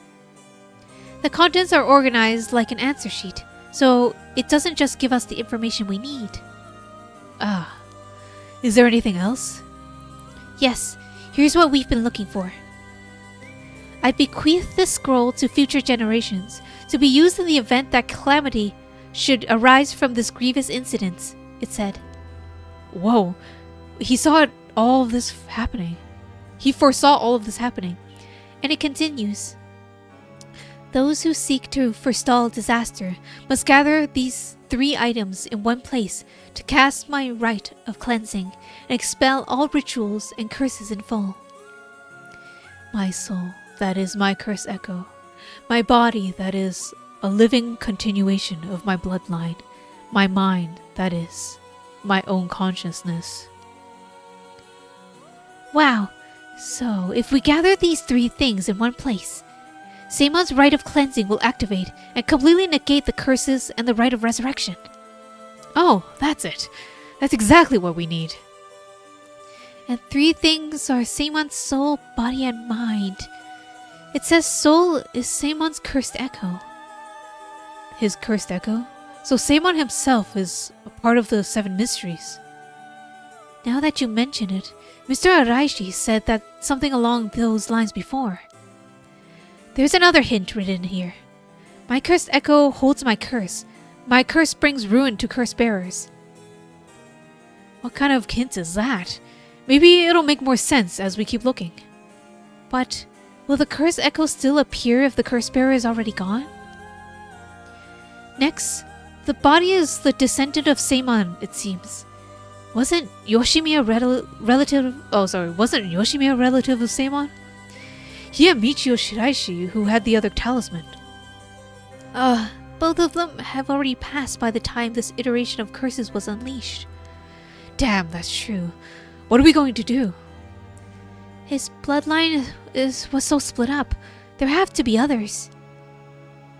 Oh, there's another note here. Huh? Where? Is there another hint? As for the body, seek not only one who bears my blood, but one with strong spirit sense. Such an individual will be able, if a spirit attempts to possess them, to instead take control of that spirit themselves. So it says. Do we know of anyone like that? I can't think of anyone. Let's move on for now. Next is the mind. What's the difference between mind and soul? In paranormal theory, it's said that humans are made up of soul, body, and mind. That mind is essentially thought to be part of the spirit that makes up one's consciousness or oneself. It's like driving. The body is the car, the soul is the control system, and the mind is the driver. I see. I think that makes sense. So, is there a hint for finding this one too? Well, let's see. There's this. Should the rite of resurrection be activated elsewhere, so too shall my mind be awakened there. Seimon tried to seal away the rite of resurrection, but before he could, Ashino stole the record of fates. So, as a countermeasure to the rite being activated, he made it so that his mind would be released from the seal. Okay, but what does that actually mean? What it means is, Seimon's mind awoke the night the rite was activated, and must be possessing someone out there right now. What? Yeah, what? So, we have to get that person together with everyone else. Alright. So we have to find the Curse Echo, the Descendant, and the person possessed by Seimon. Then we just get them together in one place, and we'll be good to go. Right, but there's one thing.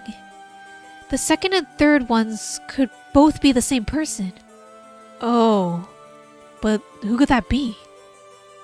If it's like how Michio lost her memories when she was possessing Yako, Seimon's consciousness might not be aware of who it really is. So if he learned the truth, would he start to act of his own accord? Oh, then that person could already be... Oh, hold on a second. Someone's coming this way. Huh? Excuse me, could I interrupt for just a moment? Yako! Who might you be? Would you buy this empty can of juice I just finished drinking for 10,000 yen? Huh?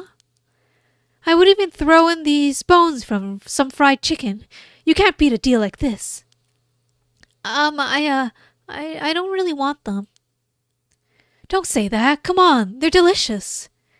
Actually, I thought I might just have a picnic right here. Won't you join me? Sorry, I don't understand. What should we do? Well, it's not like we need this exact spot, and we can't do anything with other people around. Let's just move elsewhere. I'm sorry, we're in the middle of something, so we'll just be on our way.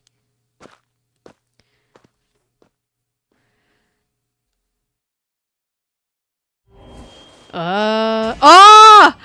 Oh, fuck! What? It hurts. This is a curse. Damn, son! Yako with that snipe! Wow! That's the end. That's the end, guys. I was wondering where Yako was gonna come in. She just straight, like, she immediately murdered them. Cold blood. No questions asked. Hot damn. I'm, eating carrots.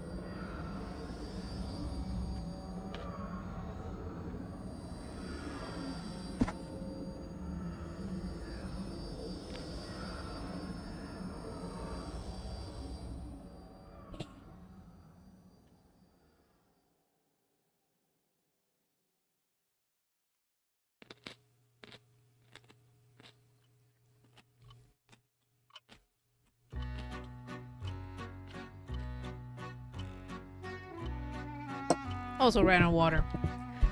You will have my heartfelt thanks for all your hard work thus far. This brings the story of the 7 mysteries of Honjo to a close. And who could have foreseen such a conclusion? Unfortunately, it seems the so-called mastermind was one step ahead of you. She remains hidden, leaving behind no evidence. Perhaps there is truly no way to stop her. However, should you find that this conclusion is not to your liking, by all means, please pursue a different path. You have done it once before, so I am sure you already know how. With that, I shall be taking my leave. I have been your humble storyteller. Good night.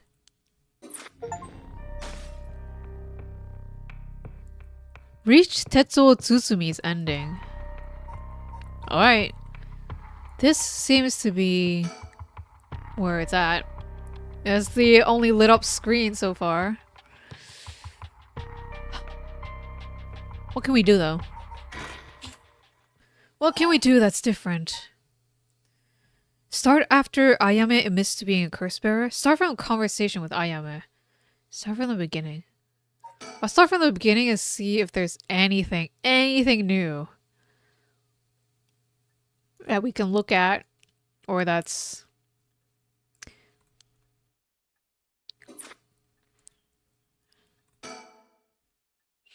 Yep. Is there anything we can press or something?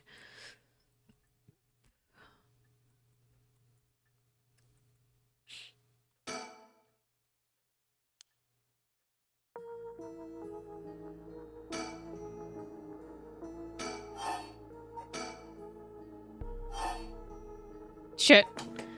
Then why are you after people's cursed stones? Of course, so is Takotsuga. Wait. I think so, I don't think so. That's there's no question right now. What is the question? Oh, is it worth it, I think, to resurrect someone? To kill someone to resurrect them? I think so. You're right, it's wrong to kill people for the sake of resurrection. So you're right, it's wrong. Right? It's not even 1 for 1, it's hardly a fair exchange. Either way, that's why I want to use it soul shakes together by others, okay?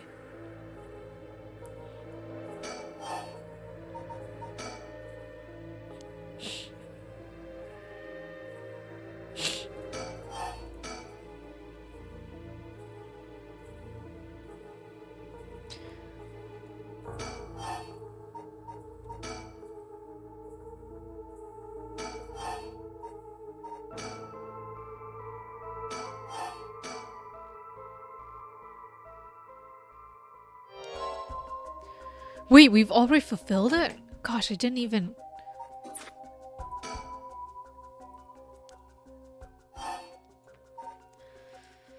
Does it have something to do with this?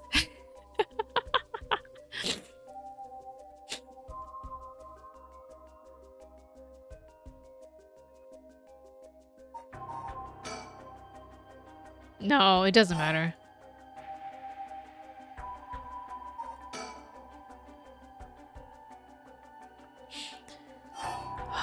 It's keeping something from her.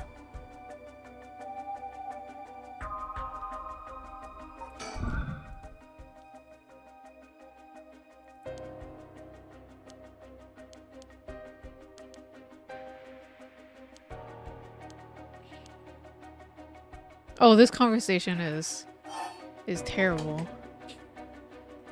I'm not doing anything different. God, what did I miss? What did I miss?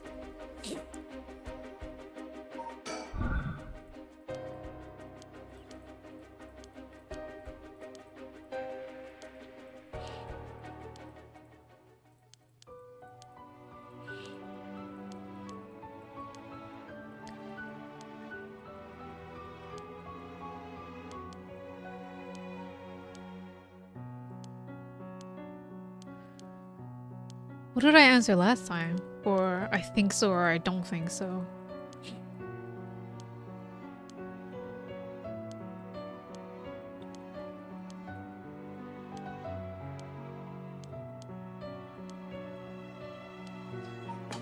Is that what I answered wrong?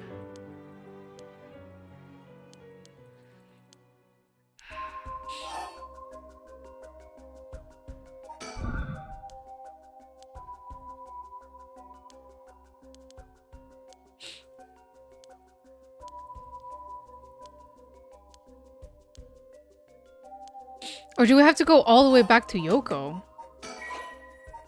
I give up. But that's the only lit up thing. Oh gosh. Oh gosh. I'm so fucked right now.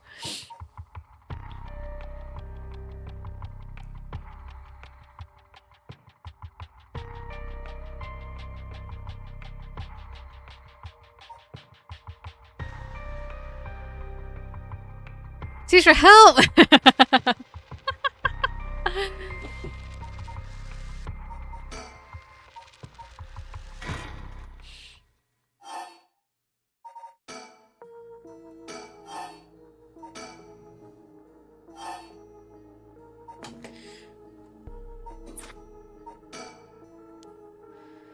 I did answer either way, so it doesn't matter. They both lead to the same conversation. Damn. Well.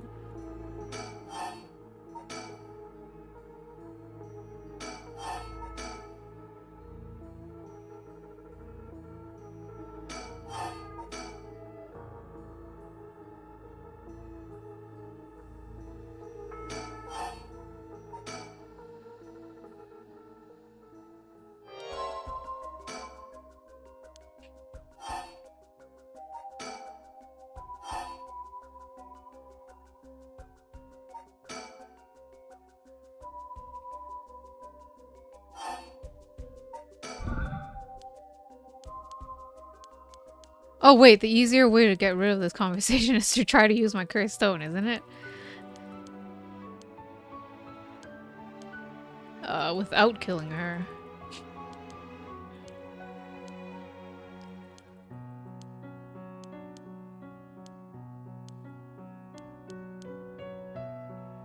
But but what is... But maybe some of the dialogue is different. Oh my gosh. I'm hunting for a new dialogue. And it's impossible to...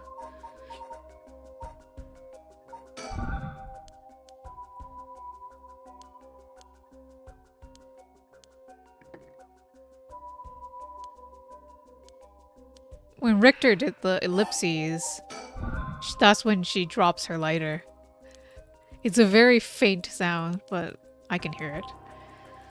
I turned it down for the stream, so unfortunately, you probably can't.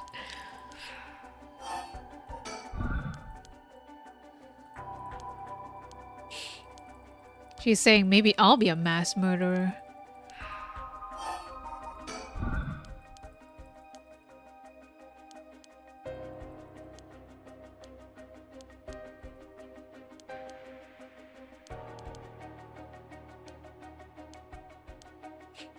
This is the real puzzle portion.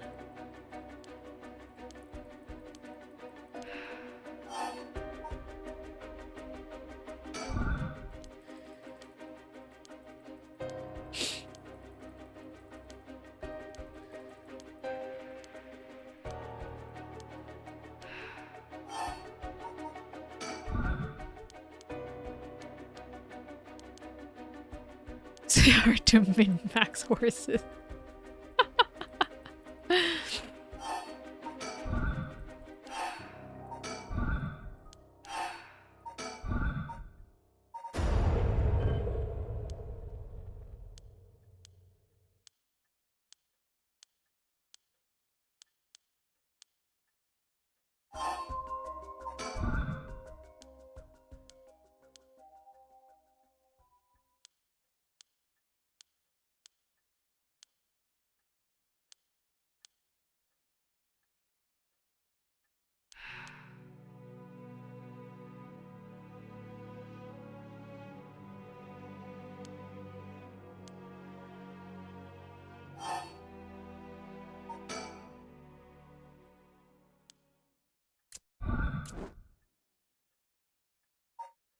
Wait a second.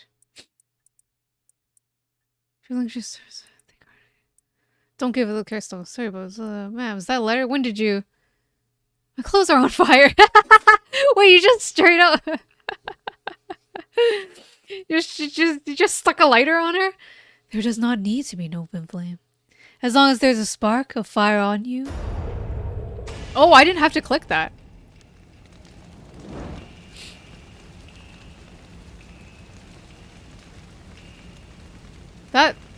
That was not the result I thought it would be.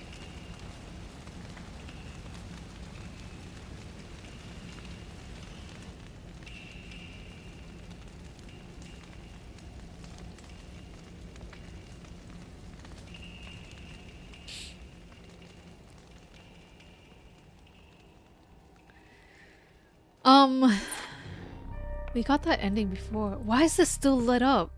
No! I'm so mad. I wonder if there's anything we can do with Yoko. Ah!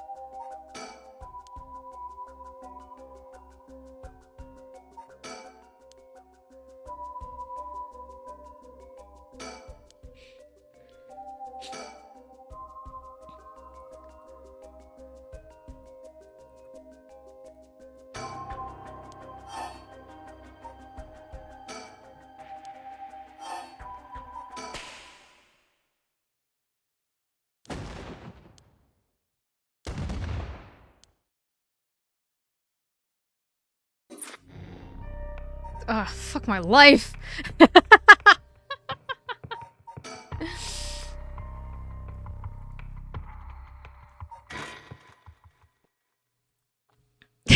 Trying to find. Because okay. My thinking is that maybe I never actually looked back when Yumioka told me that Yoko was still moving behind me when she was supposedly dead. Oh, because I was too scared to look.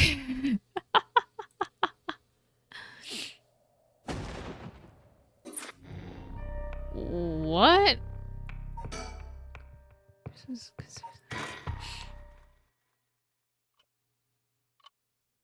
No, he's already dead now. Oh my god. The credits again.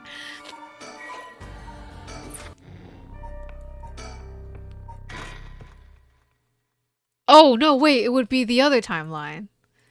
Right?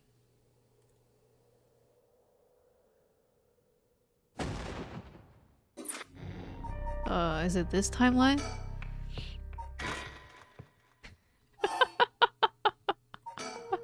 I never actually look backwards.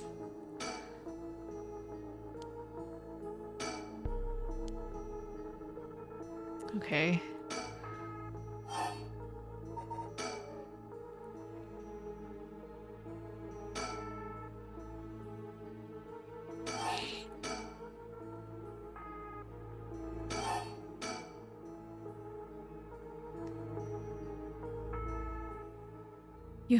Yoko?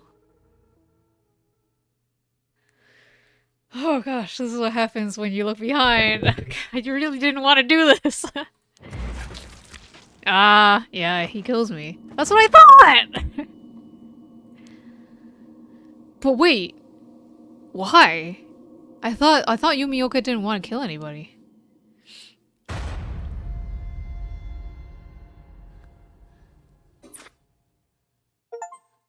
Well, witness the death of Shogo Ukiye. I got an achievement for that. Perhaps you ought to be more careful about turning your back to unscrupulous individuals. Sure. Do not turn around. Well, that's what I did the first time. Also, this is not... It's not it either, is it? It has to be something here because it's lit up. But what? What do I have to do?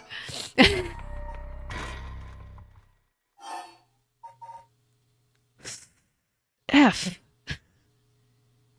I'm gonna have to Google this. I can't just Google this.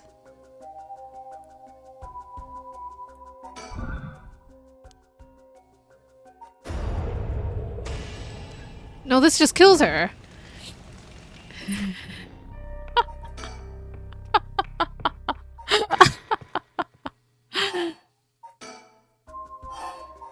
Wait, this kills her now too. Because she gets rid of her lighter and then she dies anyway. That's if you don't get all of the dialogue options.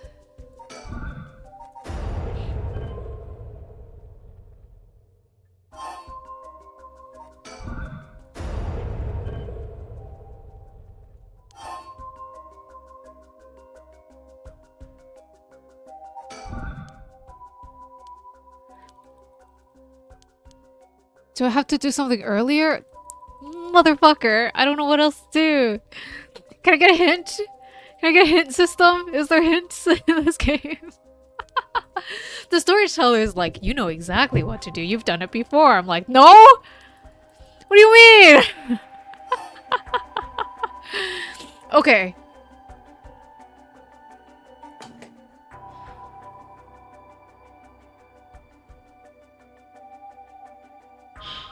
Okay, they said we need to have the descendant, both of the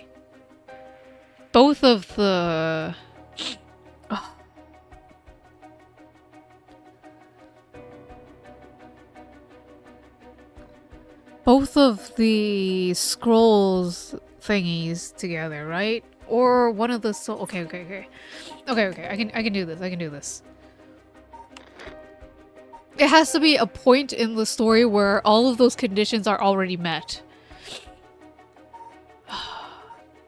Which one was... Is it Beckoning Light for the Honji Bridge? A silhouette is framed by some of them as memories of a young couple and their daughter, but he has lost everything. He had repaid kindness to show him the evil. The regrets is not too late to undo it. Okay. So Beckoning Light is Sabon, okay? So it has to be somewhere where the Beckoning Light was. Honji Bridge? Kills by means of the curse they possess one who has become a curse bearer. Yep. So that's only where... Fuck the storyline. That's only where Mayu is. That's only when Mayu came into the story. So it's this pile of stories. It doesn't have to be his direct descendant, but somebody that he is possessed. And it has...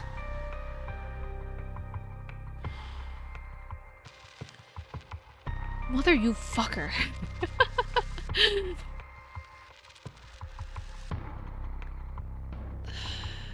And what is it? Mind, body, and soul?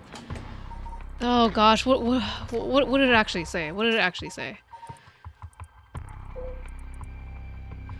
Cursed echo, that's the beckoning light, living continuation of my bloodline, and my own consciousness. His own consciousness is the person that he's possessing. Could also be the same person. Somebody who has a large amount of spirit. Also works. Is that Tsutsumi? Bro. Who did you possess? Well, I think it might be Tsutsumi because he's the person who is so, like, adamant in getting rid of the curses.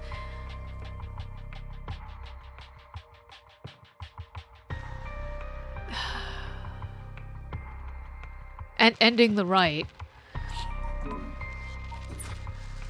Could we do it from the bridge? The only reason why I think it's here because this thing is lit up, but that could just mean a different branch. I don't know, man. Bro, I don't know. This is when both of the talismans we have in the site. So could it be here? But this goes straight to an ending, doesn't it? Deciphering the hidden scroll.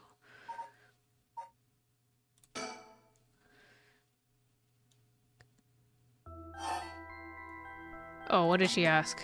You're hiding something from me, aren't you? I am?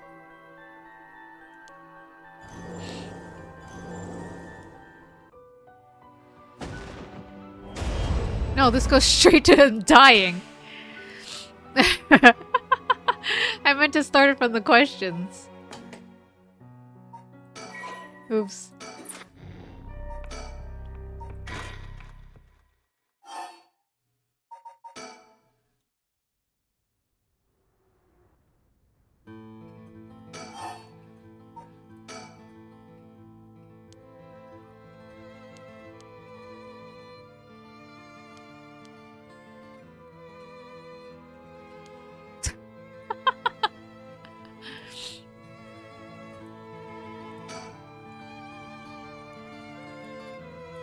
Can we activate the yin thingy now? God damn.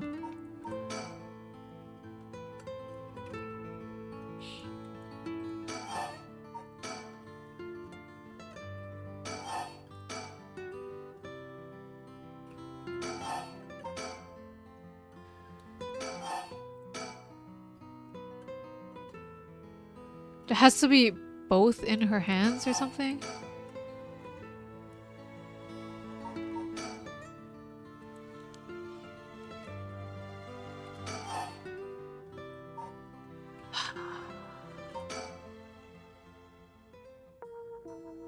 Wait, do we need the yin scroll? We don't, right? We don't need the yin scroll. Oh, I'm so fucked! They're making me do this on my own.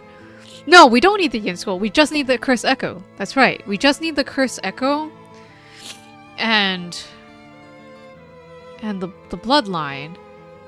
Do we have to be anywhere? Bloodline consciousness.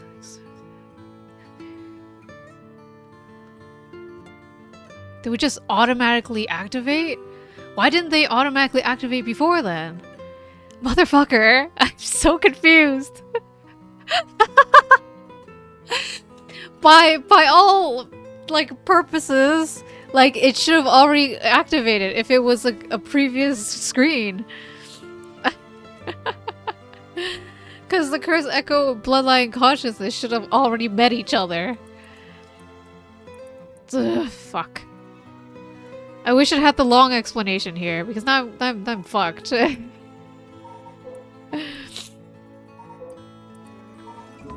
we have the long conversation? Can we just look at it again? Can we just... Okay, I'm gonna do the rest of this. I don't think it'll help.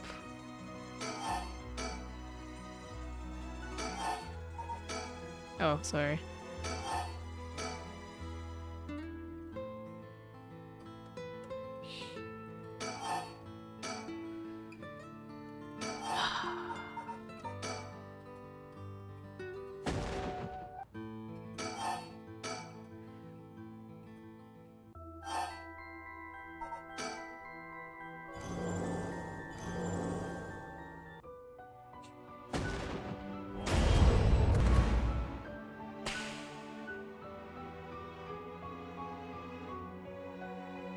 I was very sad. So sad. Oh no. Tsutsumi died. Something Yin's girl.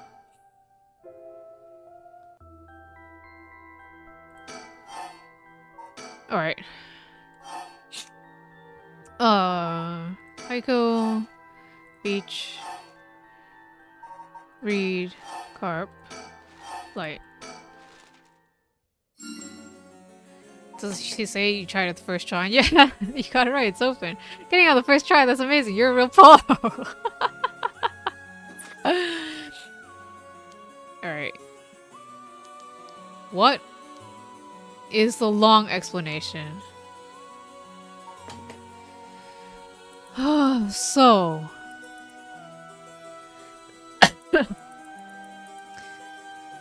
Curse curse bears. Okay, so we already know that one. That one is... It has to be the... It has to be the... Oh, Jesus fucking Christ. Not that one. The beckoning light. It has to be the beckoning light. Let me just write that down.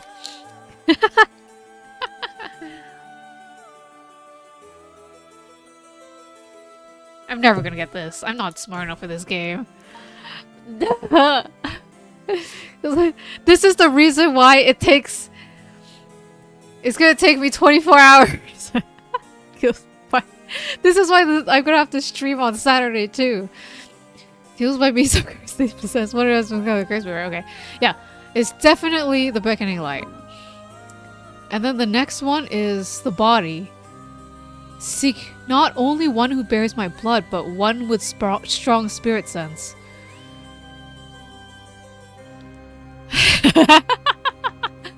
One with strong spirit sense. You don't... Mio says she doesn't know anyone like that. But...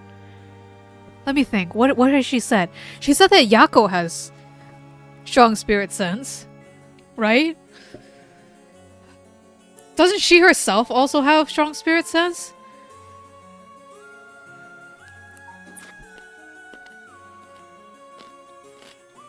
But Yako says right now she just can't think of anyone like that. If she doesn't even think Yako fits that bill, then who do we have left?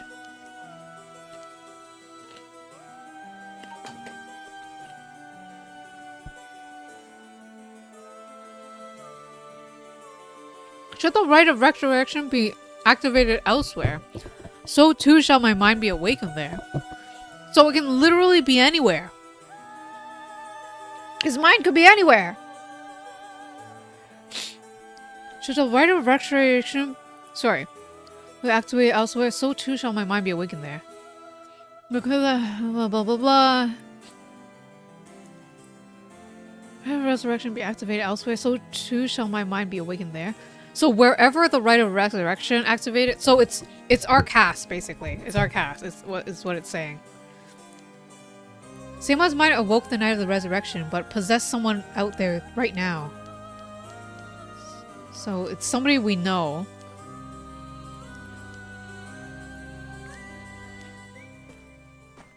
Okay, so that's all of our hints. Seimon's consciousness might not be aware of who it really is. Dude, everyone's already met everyone. Why would it... Why would it not activate already? Oh, is it because we didn't...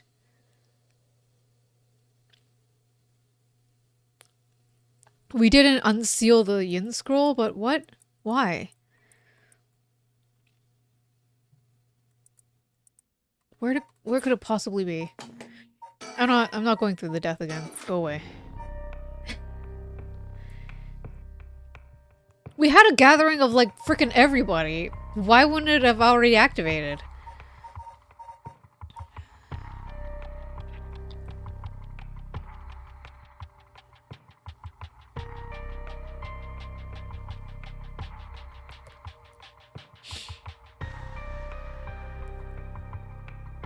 And why is that still lit up? I'm so annoyed. I'm so annoyed right now.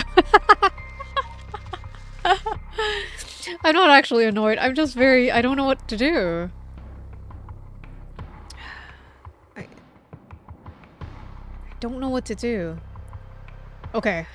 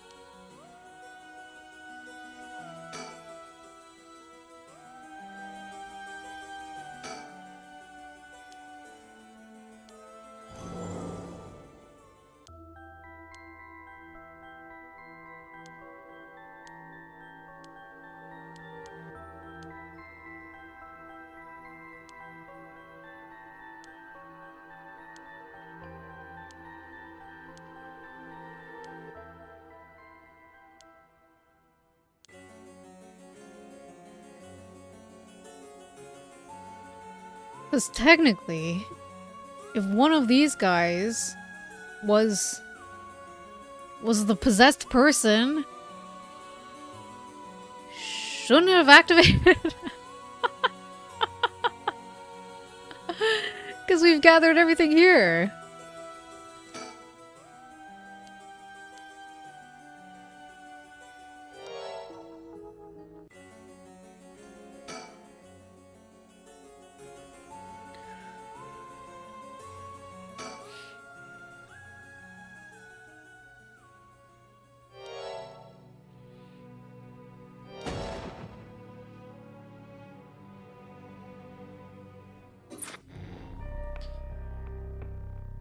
Ugh.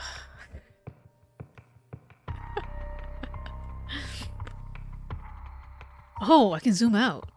Oh, I didn't know that. Motherfucker. Okay.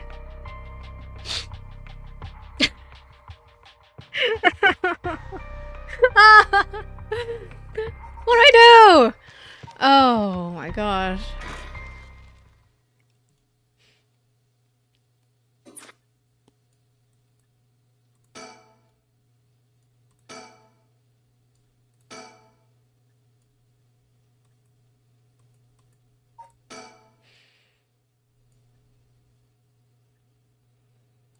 Is it time to cheat? Okay, I'm gonna...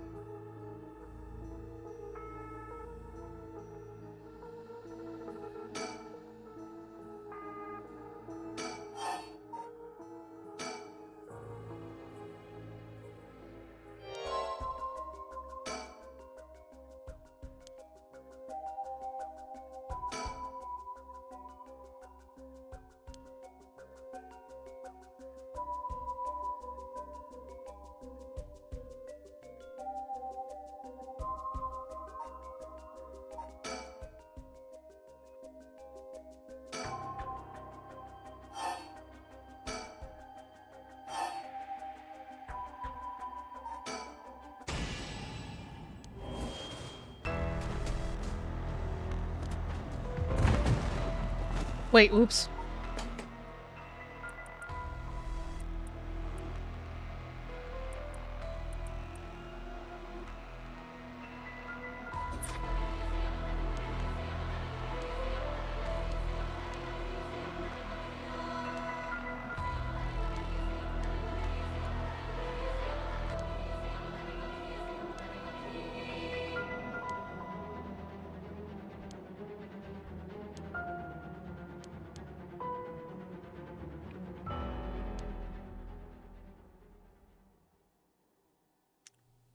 Was that the ending that we didn't get?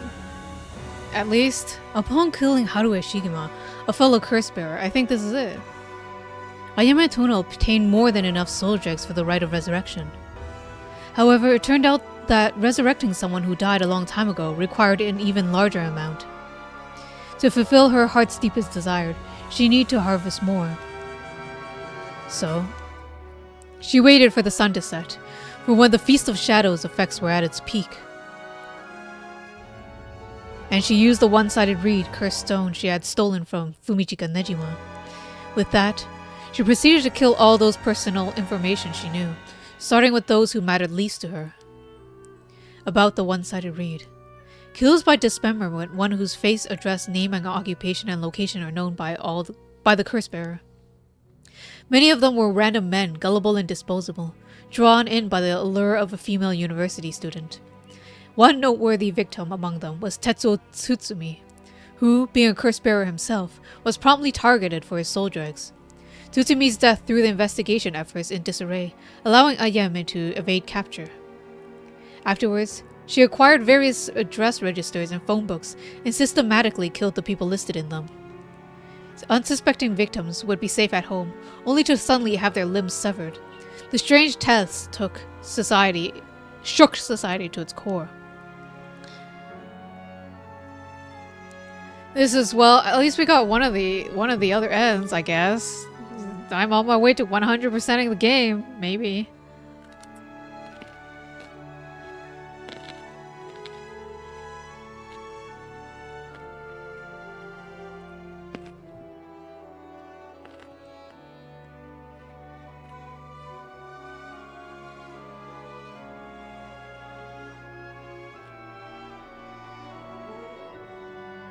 God fucking damn it.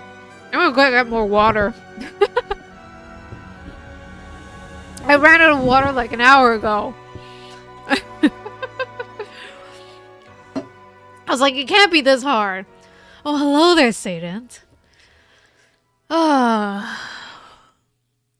But all things must come to an end, and so, in time, the killing stopped. Sometime after the killings, a modern-day genius female ukiyo-e artist burst into the art scene. She introduced herself as the mysterious Mad Paintress, and her fame grew quickly as she presented one incredible work after another.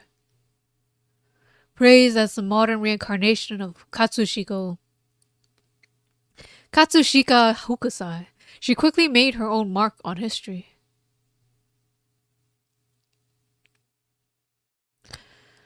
Ah.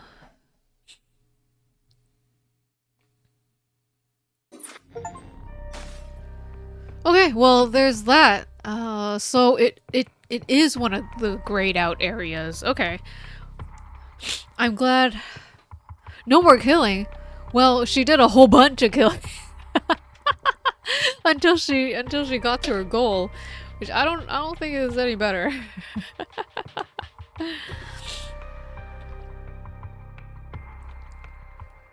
Oh, okay. I'm gonna get some water. Maybe recharge a little, cause I am going to punch someone. Okay, cause I don't know what to do. No, I'm not going to. But you know what I mean.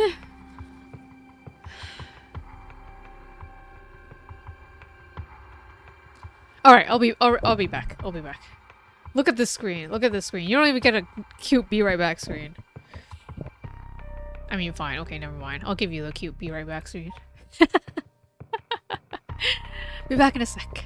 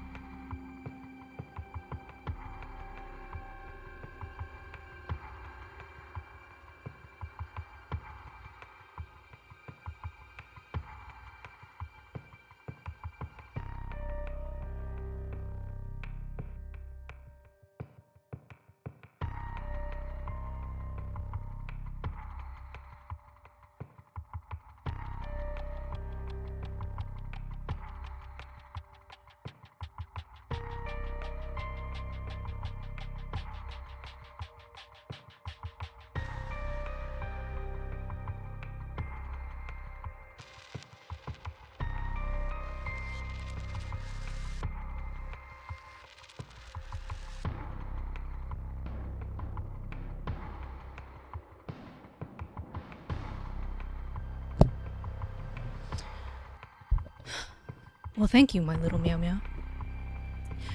Alright, I'm back.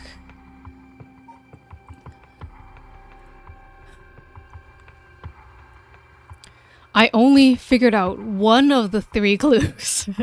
I don't know who could be possessed by Seimon. Because they don't know. I don't know. I didn't notice anything strange about anybody to make me feel like they were possessed.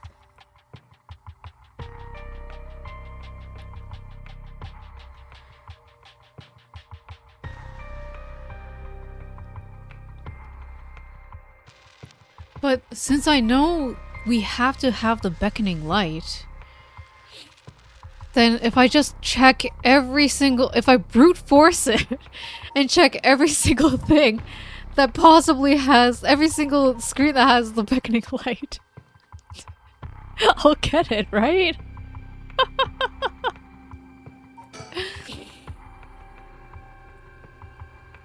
Right?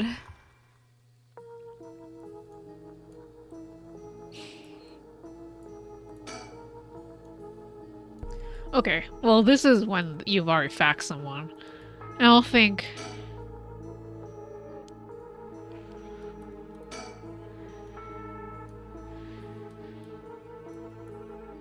this screen will help. Alright.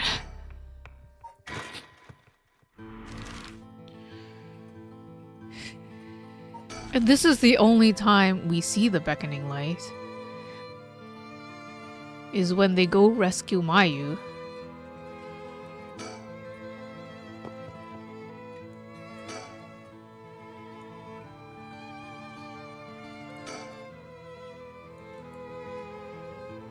And that's it.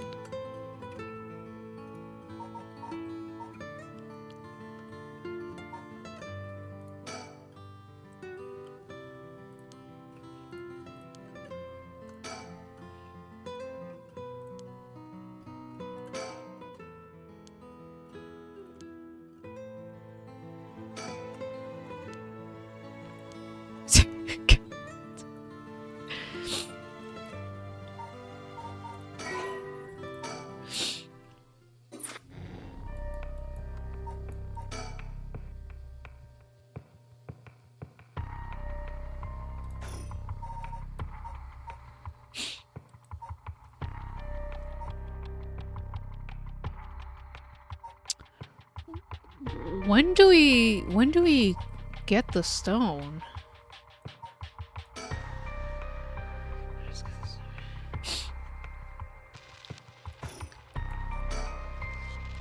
Is it here? Question is, doing so, learn that Michigan had something of Seimon. Is it here?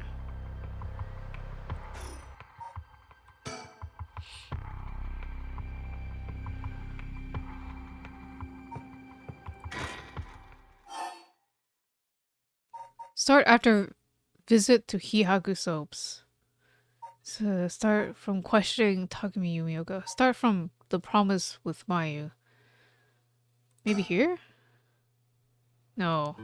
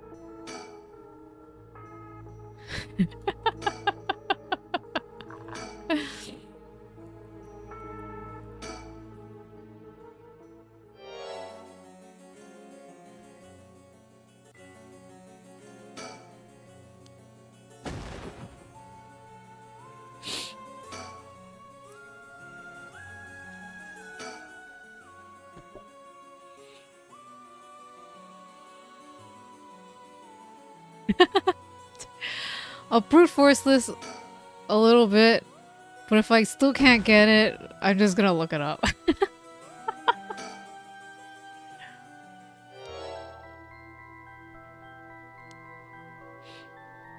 You're talking about the Yin Scroll fragment. Talk about talismans.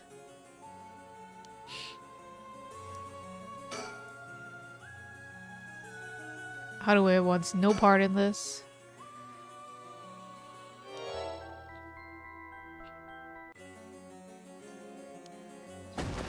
And we're done questioning.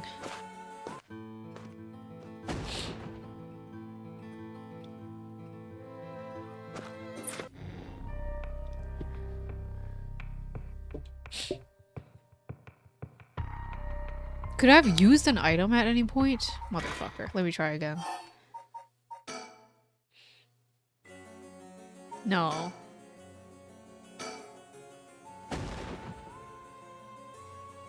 No. Okay. It's here.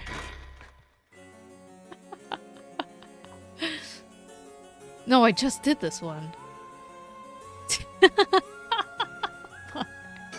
You're just redoing everything.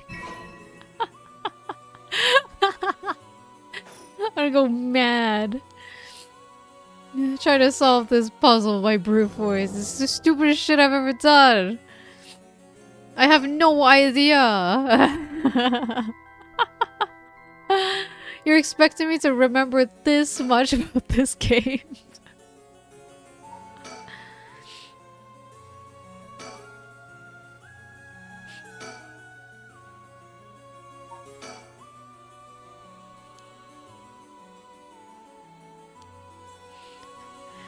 Caesar, don't laugh at me!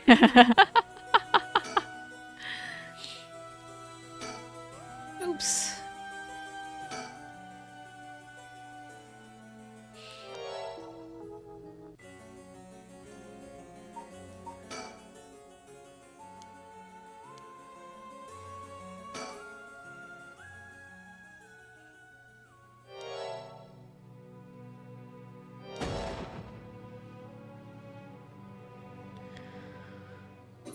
Oh my god, if it's something mechanical that I have to do, I'm gonna be mad.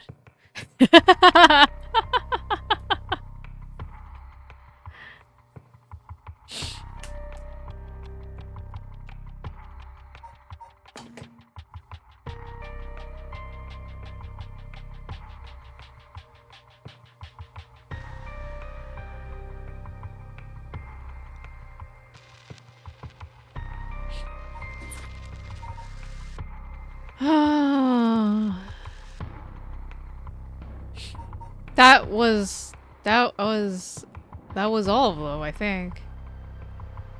All of the parts where I know that somebody in their hands has the beckoning light.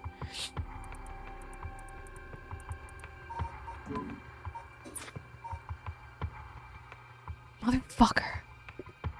Alright. I'm sorry. I really wanted to find it out on my own. But it's time to cheat! I tried for a good long time. It's time to admit defeat. And it's time to cheat. It's time to cheat. Sorry, fam. Sorry, my adorable little nuglets. This is too much brain cell for Yin. Just too much.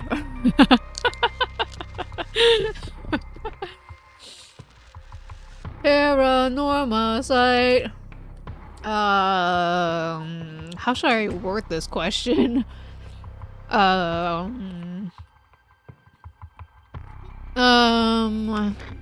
what do I even ask? Without, like, too many spoilers.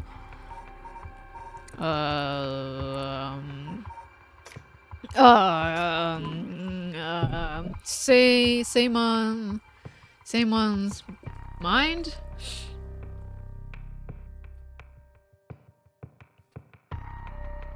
Cleansing segment? First choice? Oh, is this?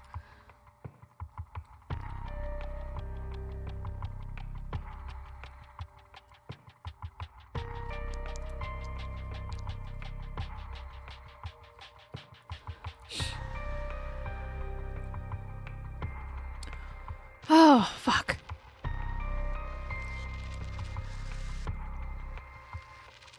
Unlock every ending. Can you tell me how to do the ending without too many spoilers? Ending 6, another conclusion. This is the hardest ending to unlock. I'm reading something. Playthrough chapters to unlock a chapter called Cleansing. Need to play through Shogo Ukie's part Kinsho Bodhi Park number 3. Okay. To unlock a chapter called Cleansing. Which one? This one? Speaking of talking to me, if you play, you start the start from talking to me options. So pan the screen right, but don't turn. Oh, okay. What the fuck? I would have. I would never have gotten this shit. You're so stupid.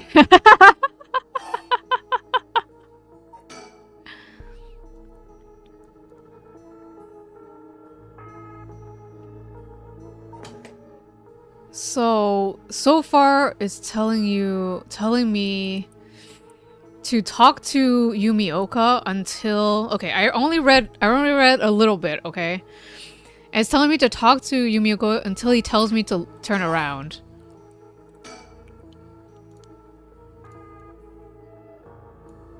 And then I have to pan somewhere without looking all the way around. And there is the beckoning light. You motherfucker. It's because I have a habit of turning to my left, I think, that I never saw this thing. Unless this was not there at the beginning until now. Okay, so I was kind of on the right track before when I went back to this part. Cause I was thinking like Yoko is Ashino, right? And well, she at the end of the game killed things. She had the canal, so we have to go back and see the part where she died. I don't know. Anyways, there's the beckoning light. That's all I read in the guide. So hopefully, it's okay. Huh? The hell is that? It looks like a light floating in midair. What the fuck do I do? Oh, now I don't know what to do. Okay. I can do this.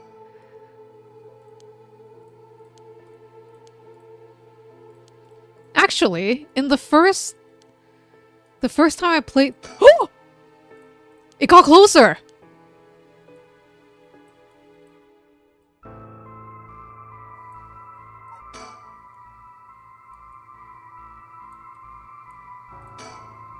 Whoa, it's coming closer. Is this another one of the 7 mysteries? It looks like a will-o-wisp, maybe? Was there anything like that in the 7 mysteries? Touch it! Touch it! Touch it! Touch it! Huh? Am I supposed to touch it?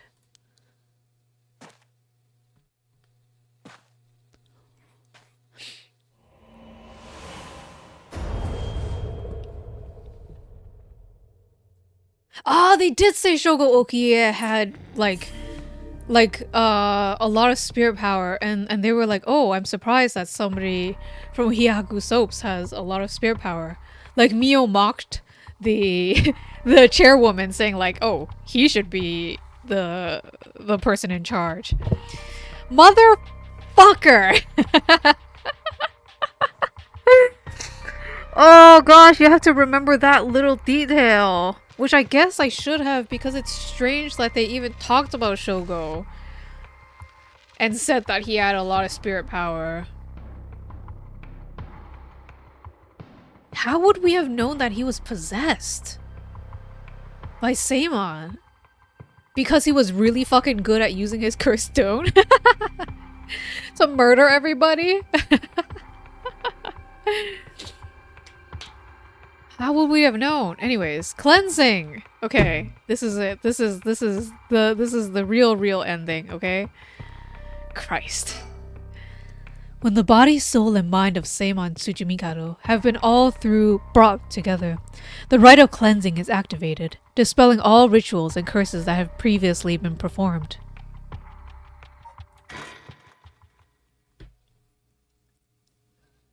Oh, hello, storyteller. My. Finally, you have arrived at this juncture. I expected no less from you. With the power of cheating. That would mean that you have managed to bring everything to light. Though, there is the possibility that you have wound up here by chance. So, before I take you any further, I must ask you a number of questions. Oh, this is the quiz. Final exam right here. About what exactly the soul, body, and mind of Seimon Tsuchimikado are. Firstly, which cursed echo represents the soul of Seimon Tsuchimikado? Beckoning light.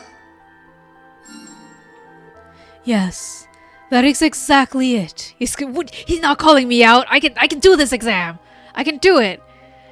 He's saying by chance is like if you haven't played the entire story and you accidentally touch the light. I think that's the thing. Ah, thank you for the prayers, Saint. To yourself, my little meow meow. After his defeat at the hands of Ashino in the Honjo incident, Seimon wandered about near Honji. The form of his cursed echo changed over time with the legend that he left behind. This is the cursed echo which was acquired by Mayu Chozawa. But when called forth by Seimon's body and mind, it appeared momentarily before him.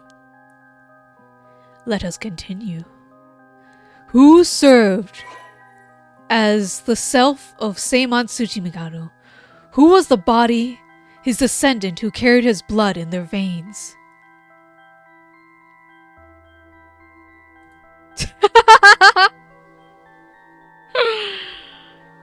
Is it not Shogo?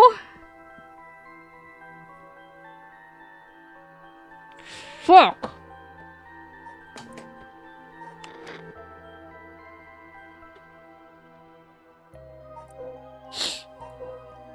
If you're asking me this, I don't fucking know. It has to be Shogo, right? I'm gonna just answer Shogo. There's no wrong answers here. Yeah, baby! Correct again. Although Shogo Okie was born to an ordinary family, the blood of a distant relative ran thick in his veins. In truth, the same is true for Yoko Fukunaga. She was also one who had the blood of a distant relative coursing through her. In her case, it was Ashino. Seimon and Ashino fated to meet again all these hundreds of years later. Now, for my final question. Who is the mind of Seimon Tsuchimikado? Tell me, the name of the person whose consciousness was directly tied to his. Was it not Shogo? Let's give him some respect. Shogo? Fuck! What do you mean? Oh, I see. You believe it to be Shogo. I'm afraid that is not. Shit! The answer to this most important. So please, answer me once more. Who is the mind of Seimon Tsuchimikado? Fuck! There's no fucking way that is Yumioka.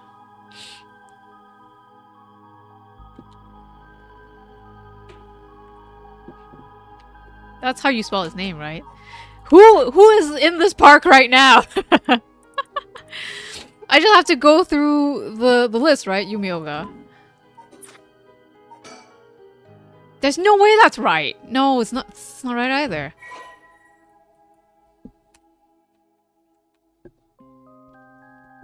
Who is the mind of Seimon Tsuchimikado?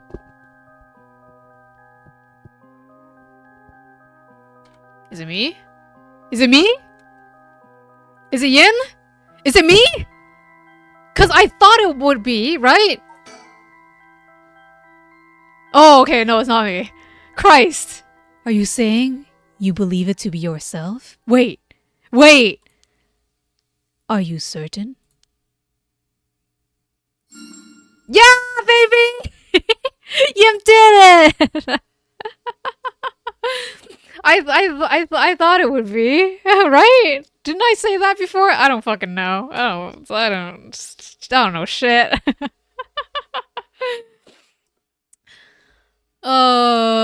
Maybe in a previous stream, sometimes somebody tell me. I don't know. I spout nonsense all the time. It doesn't matter. Yes, you are correct. Finally, you have remembered. That's right. You are Seimon's consciousness, awoken by the curses and the rite of resurrection. However, having lost your memories, you forgot about the duty assigned to you.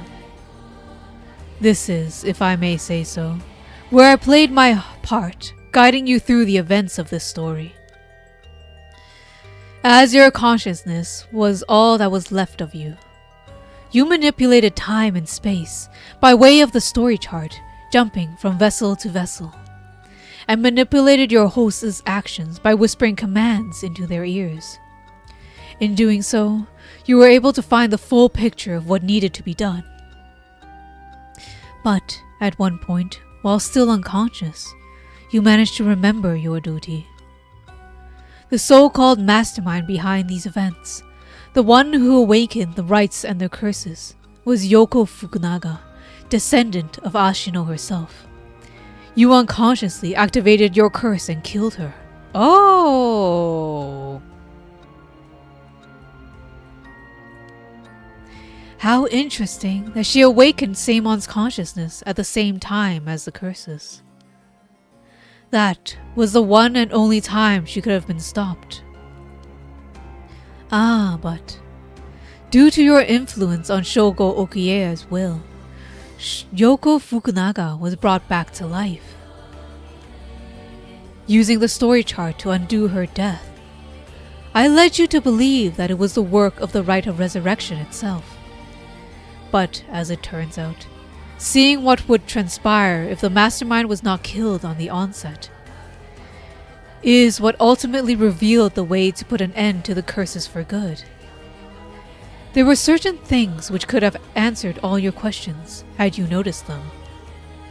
For example, even while under your control, Shogo Okie willingly used his curse.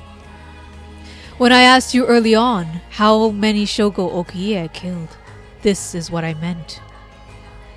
Had you not used the curse, Shogo Okie would have done so of his own accord. I did notice that after doing it twice. Oh, but the shiny curse button was so shiny. Furthermore, Mayu Chozawa was able to recall information which you knew. She was able to do this because she was connected to you through the curse echo, the beckoning light. Oh, just because she was the beckoning light? Didn't other people get suspicious about knowing certain information? Did they?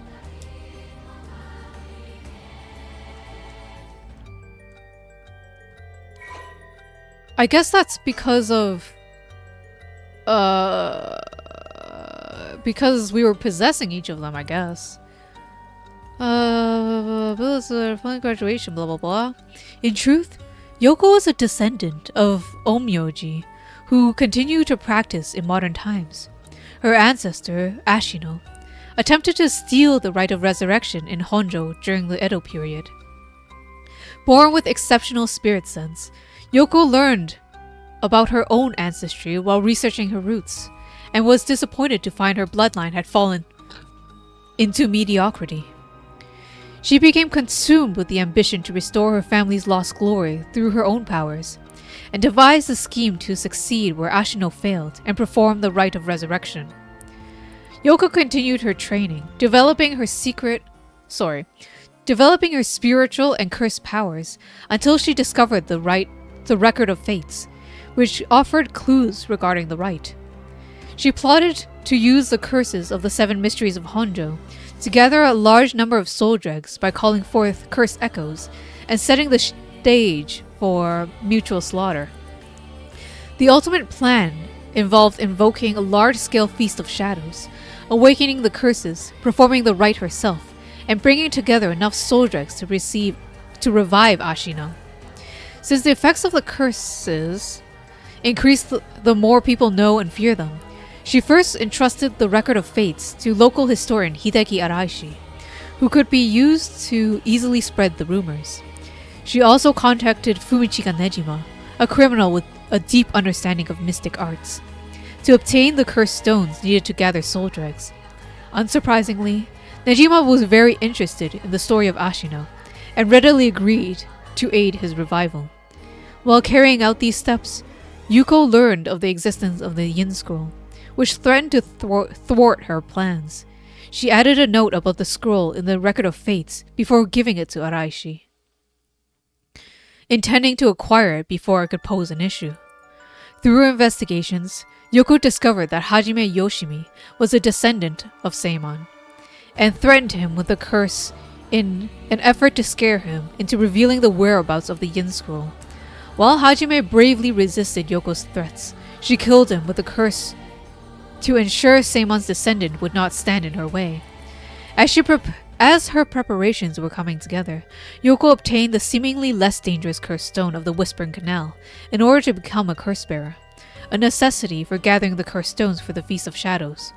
Shogo Okuie, also a descendant of Seimon, was eyed as a potential risk factor and contacted to ensure he would be located nearby and subject to monitoring. However, unaware that the spirit of Seimon would awaken with Shogo as soon as she invoked the curses, Yoko's plan was thwarted when she was immediately cursed to death by Seimon. Oh damn. It was me all along! Now, allow me to ask you one last question. If you, knowing all that you know now, had the ability to resurrect one life, what would you do? Oh gosh. I'd use it even if I had to sacrifice my self. I'd use it even if I had to sacrifice someone. I'd use it if it came at no cost. I wouldn't want it, let someone else have it. I wouldn't want it, I would destroy it. Yes, I would destroy it. Fuck it. Fuck everything. Fuck you. Oh, I see. That was Seimon's original intention. I apologize for leaving it out of the options when I first asked you this question. Now, it is time to bring things to a close. Upon your arrival here, the rite of cleansing was activated, dispelling all other rituals and curses. Look upon the fruit of your efforts. And then we shall leave this world behind for good. Thank you, truly, for all the work you have done. You did it. All by himself. Me. He's not cheating at all.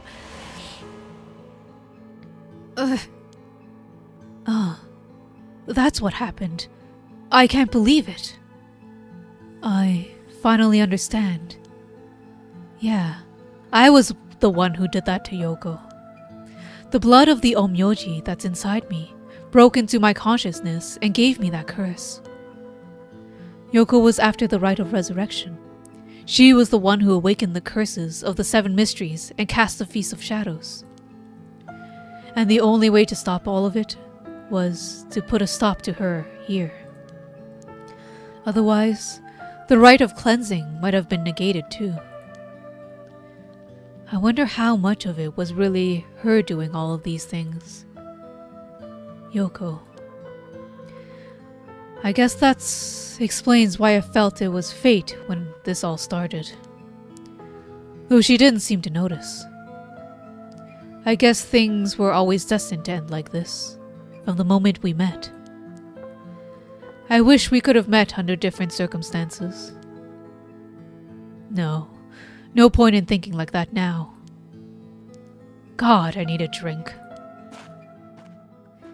I'm thinking a Moscow Mule, or 2, or 3.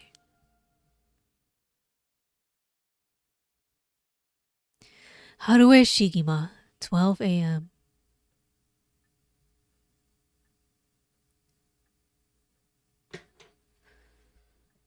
Ma'am, what is it? Ah, just a dream.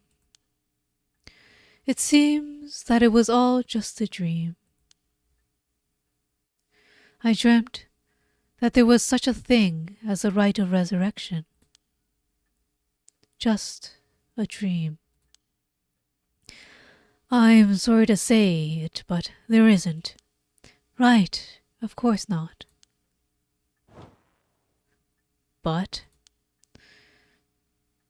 even if there's no such thing, I promise you that I will get to the bottom of the kidnapping. In fact, I happened to find a very important lead from over a year ago. Something that's evaded our reach until now. An eyewitness from the scene of the kidnapping. I see. He's saying the same things as he said before, I think. And they'll find out the truth. Because they did it. Oh shit. Whoa, what the hell is this? The medical unit told me to get down here. What happened?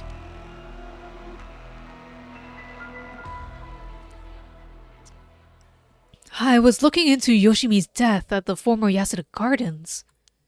Another body was discovered in a different park in the area. Could they be related? Sure looks like it, but... Excuse me, we found this among the victim's belongings. Thought you'd want to know. Huh? What is it? What? What the hell? Boss, look! Look what was in the female victim's address book. Yoshimi's phone number and photo. What? And the picture. There's an X drawn on it, and a bunch of weird symbols, and a hole where his heart should be. No. Do you think, could this be some kind of curse or something? How many times do I have to tell you not to try to connect everything to the occult? Damn it. Is this the Nakagoshi case after all? Huh? What is that, boss? Don't worry about it. Make sure you put that photo into evidence. There's no doubt that this is related to Yoshimi. Make sure you do a thorough sweep of the area. I'm gonna make a phone call. Got it. Leave it to me. Spend as long as you want on the phone.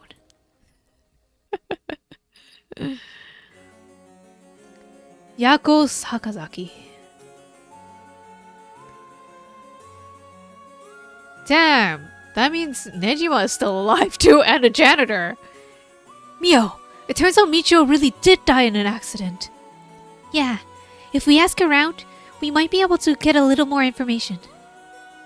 I guess there really never was such a thing as the rite of resurrection. But I feel like there was a spirit watching over us.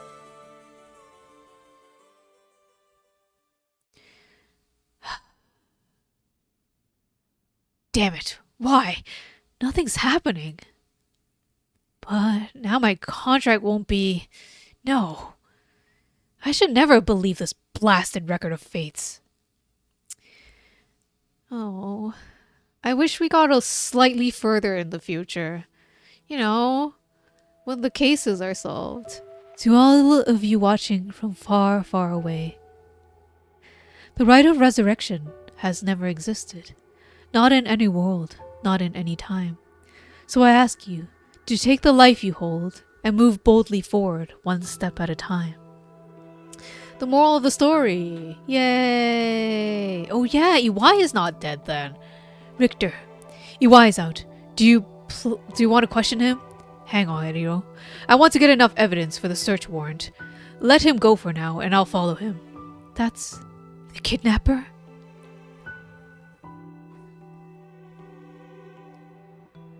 Oh, here's further and yes, I was the one who did it.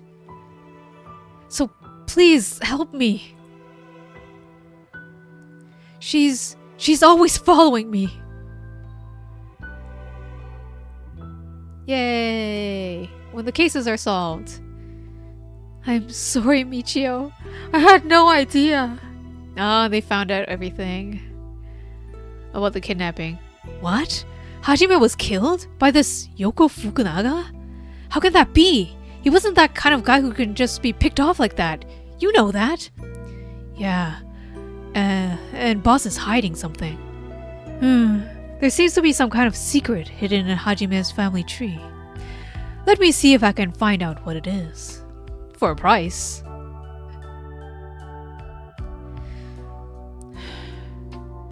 I heard you would be absent today. Is there something you need? Well, I seem to have this spirit sense thing all of a sudden. I know it's sort of a thing our chairwoman doesn't approve of, so I thought I'd mention it.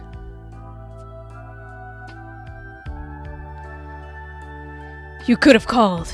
Didn't think you were a standoffish type. I had to find out from EY. Whoops, sorry. I forgot all about my favorite chief inspector. The hell are you planning? Nothing now, I guess. Nothing so heinous as you're thinking. I'm only Makoto Ashimiya after all. Nothing but a lowly janitor. Until he gets a chance to murder. How are things with you? You getting along with your daughter? Well, you know, more or less.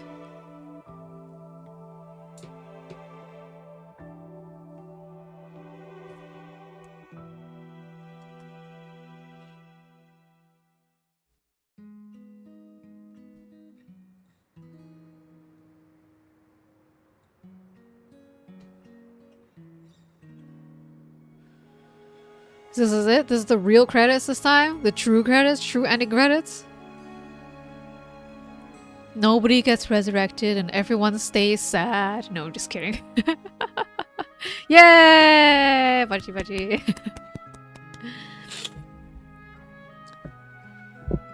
Oh, damn, son.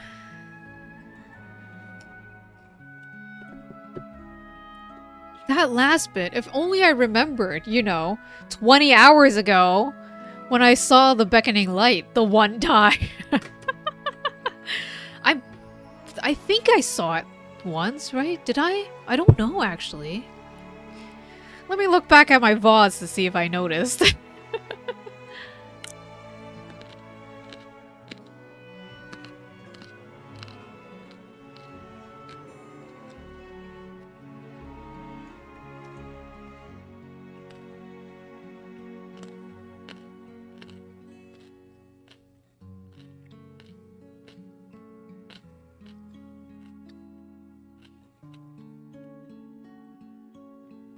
There's no way I would have remembered that. There's no goddamn way.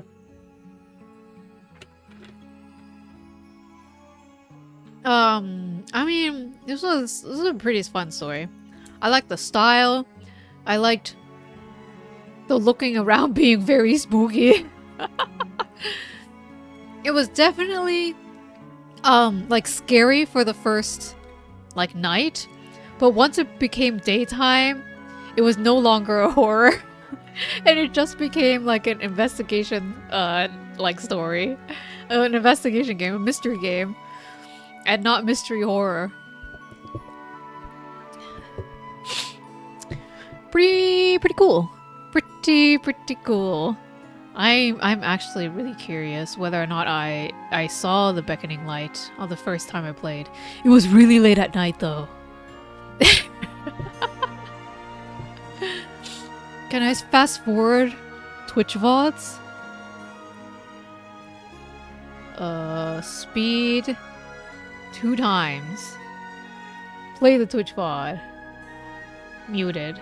And I can go after we started speaking to Yumioka. Because that's where it's important.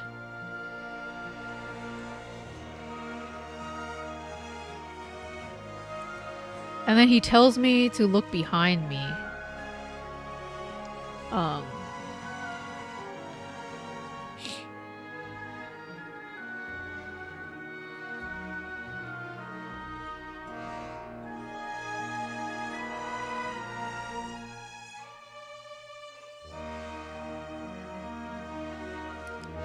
If the expressions were really good and some of the puzzle gimmicks, yes. I'm happy with the amount of thinking that I had to do for like solving the puzzles. I wish there was slightly more that I had to figure out, but then I would not know where to put it. Hot fucking damn, I got 3 achievements. Collect all files, reach Shogo Okuye's ending, and something else. I didn't catch that in time.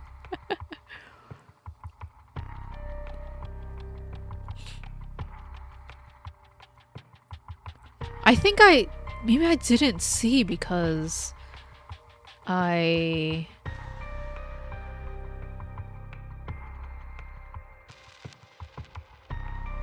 never looked around because I was so afraid of looking back at Yoko. That's funny. Just because I didn't want to look at Yoko, I didn't look at all. I didn't turn, I don't think. Oh boy. I'm just a wuss! I'm a wuss, I tell you.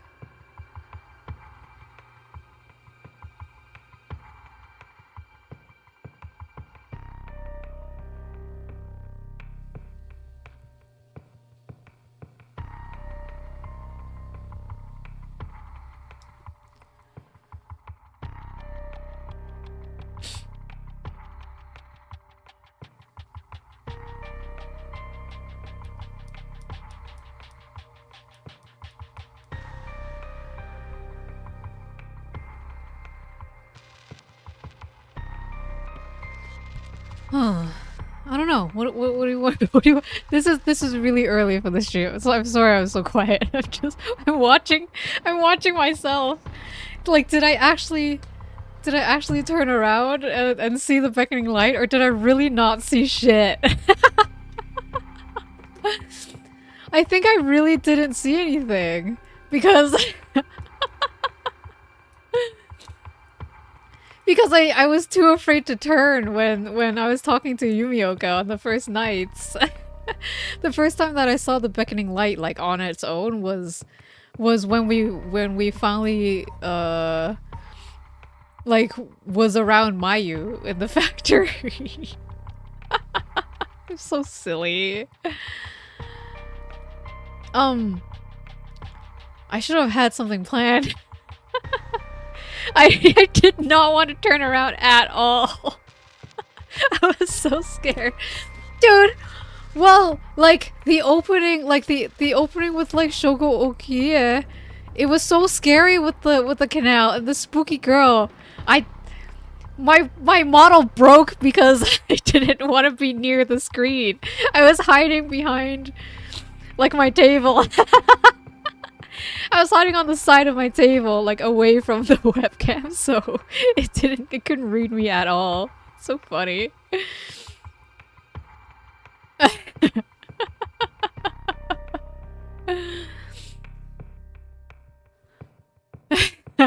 Yeah, I did not turn at all. So I would not have seen the beckoning light, and I would not have known that the beckoning light was there. Oh my gosh. That is my fault. for not knowing. I was kind of on the right track when I went like here, and I was like, can we kill Yoko right now in order to end the curse? Because I thought like when Yoko was like this, I thought she was pretending to die. That's why Yumioka was like, oh, turn around, I think she moved. But no, she actually died.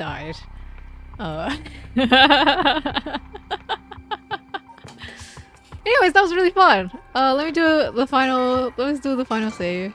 All done. Oh! Do we want to look for all the stickers? I think we can look for the stickers. Thank you for playing the game, all the way to the very end. We look forward to the day we can present you with another Paranormasight. Yours sincerely, Nakagoshi. Wait! Nakagoshi is a person.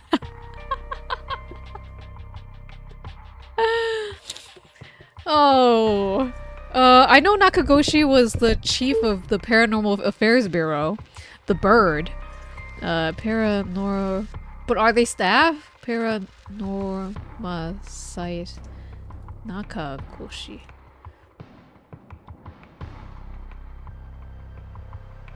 No, the end is here's the Paranormasight fandom.com.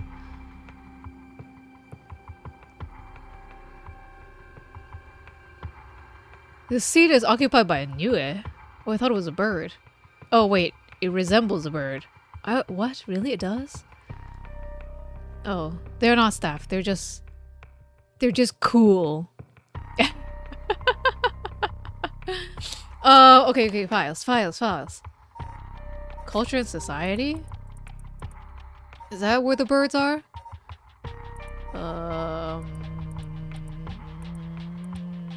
I don't know where the birds are.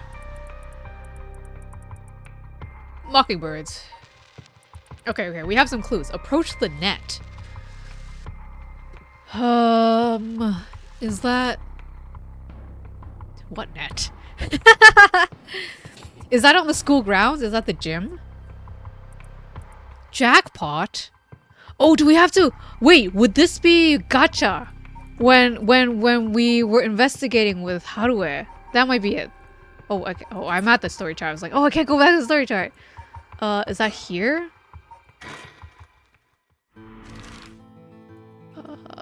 Candy shop. Do we just have to keep pressing him until he finds the sticker?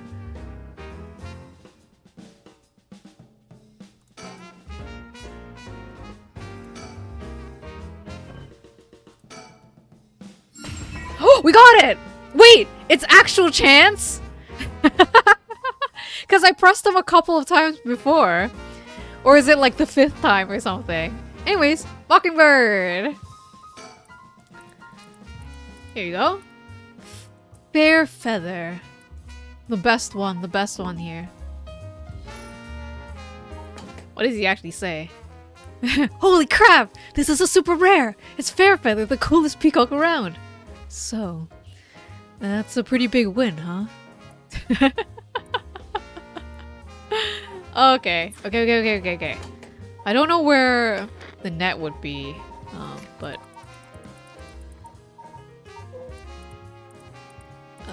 let's see, ones that I know. Among the morning green. Huh. Morning green.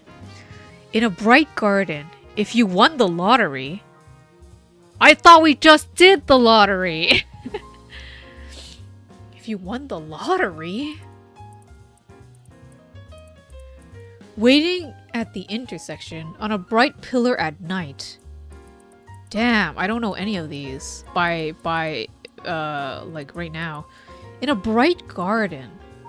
Well, that must be every time that we can possibly go to the former gardens of something or the other. And it has to be daytime. That can be tough. Dead or alive. Do we ever go to the garden here? From location select. No. Well, here's an intersection. Because one of them's... Oh gosh.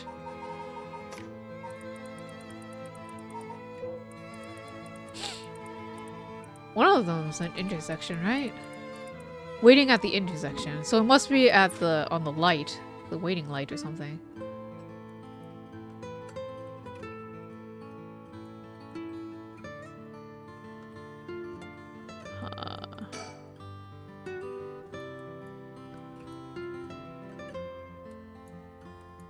Is it after we've talked to Hihaku Soaps?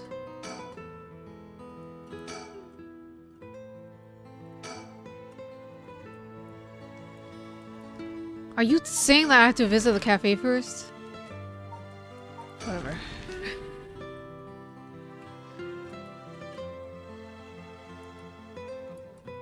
There's no sticker here.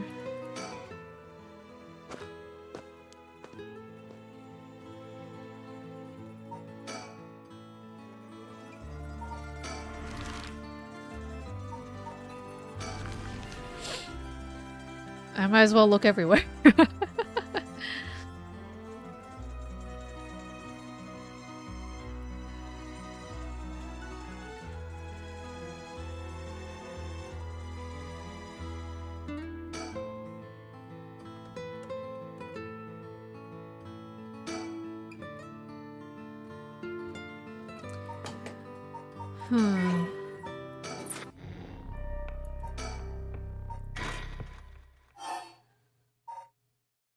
Oh gosh, I can't do this. I can't be doing this. Crime scene investigation.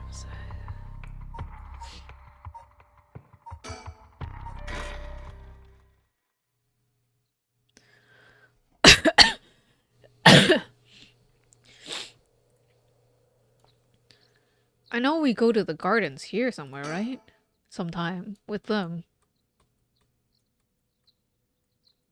There's... We already have this one.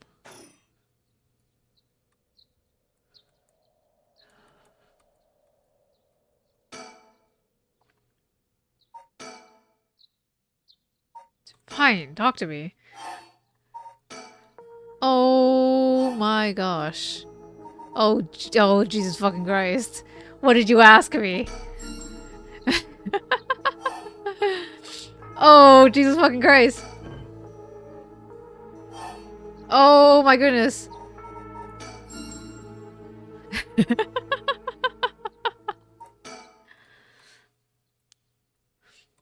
I have to start somewhere else.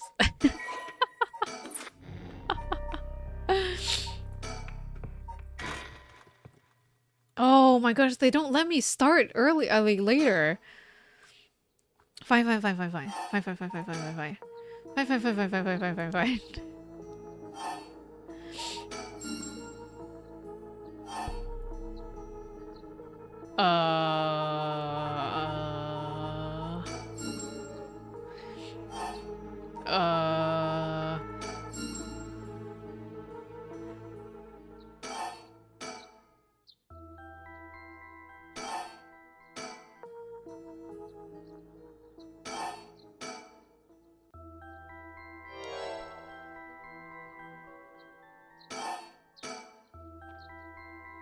I have to find all the Burbies.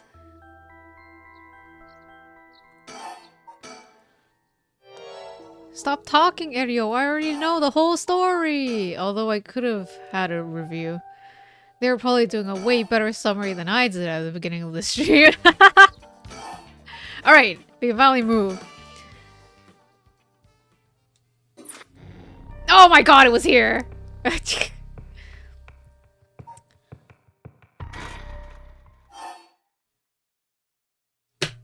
Oh my gosh. Okay. I can do this.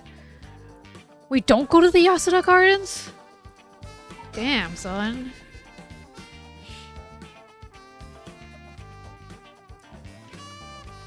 What net?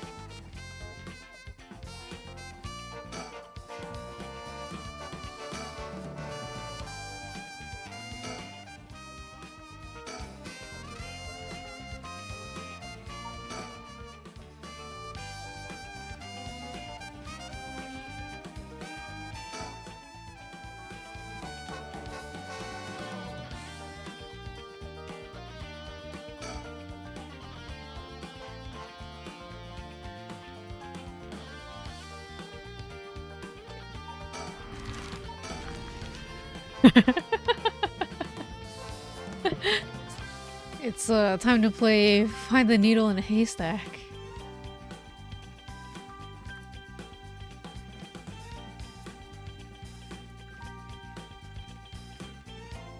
Oh, this one's a sticker. I already found this one. So that means there's not going to be one here anymore. right?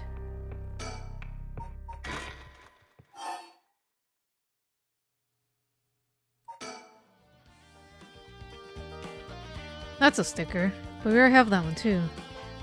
So we're fine.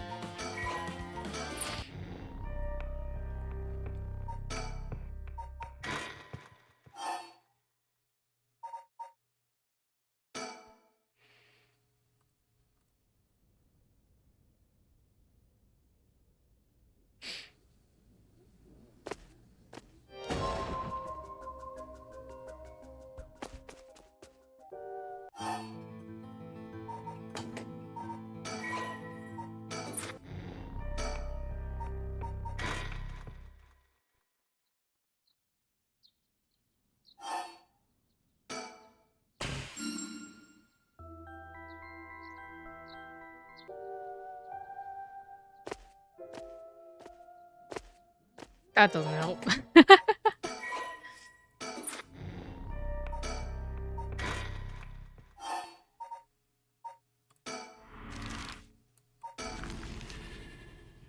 Is it these gardens we're looking for?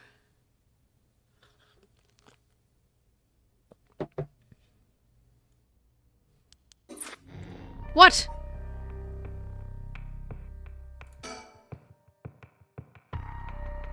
Wait, what? What happened? Decided their next location to investigate. What? What? What? Location select, and it just doesn't even let me. Start from the beginning. Oh my gosh. So we find did we find one in the cafe? Should I just cheat through this one? Wait. We absolutely found this one in the cafe. There's no way we didn't. Because it's right here. Okay, that means we can ignore this one. Man, why is it so difficult? There's no way it would be found in the very first screen, is there?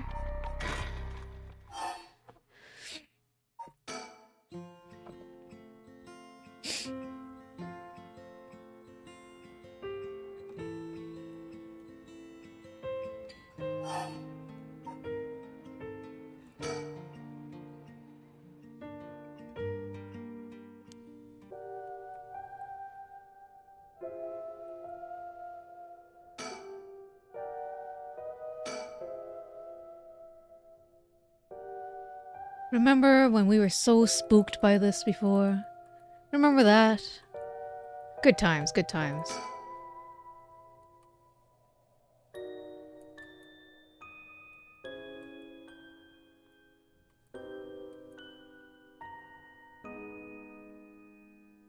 Doesn't look like there's a sticker.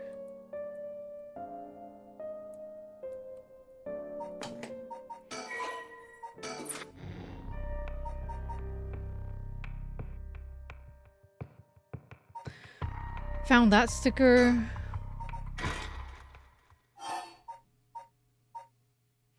Sure.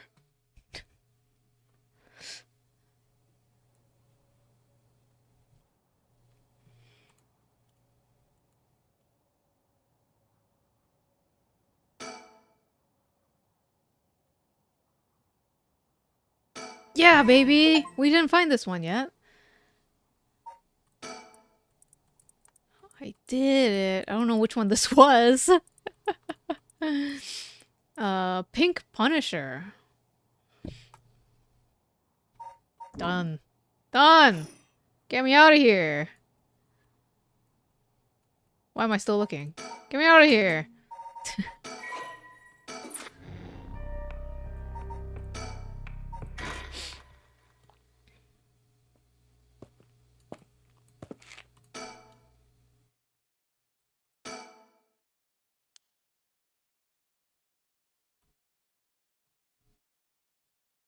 Oh! Wait, we found this one before. Damn it! Okay, okay, okay.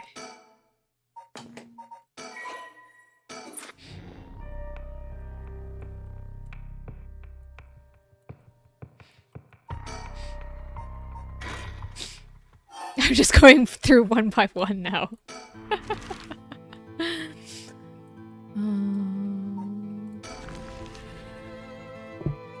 Wait, we just did this one.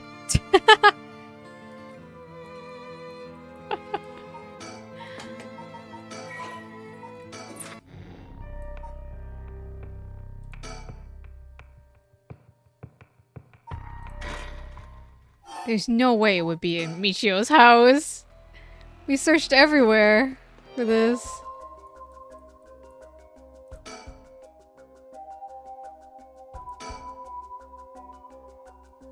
It'd be so gross if it was here.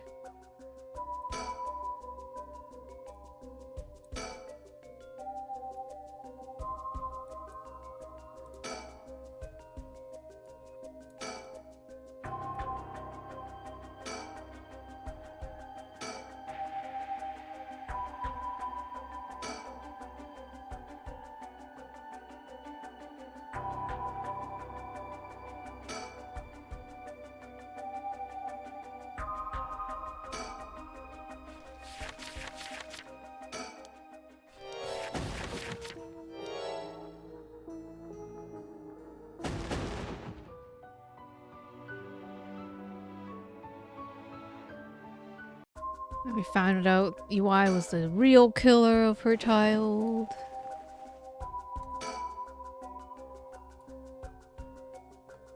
And that's it.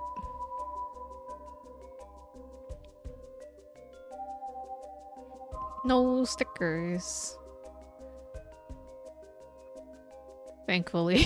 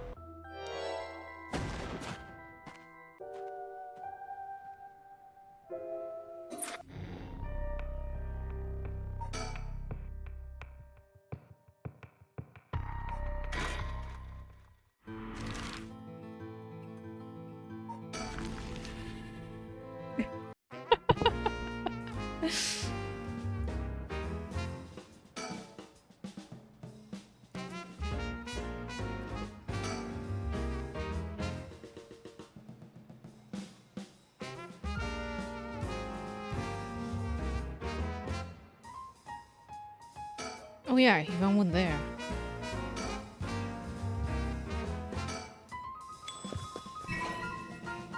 Yeah, we got this one.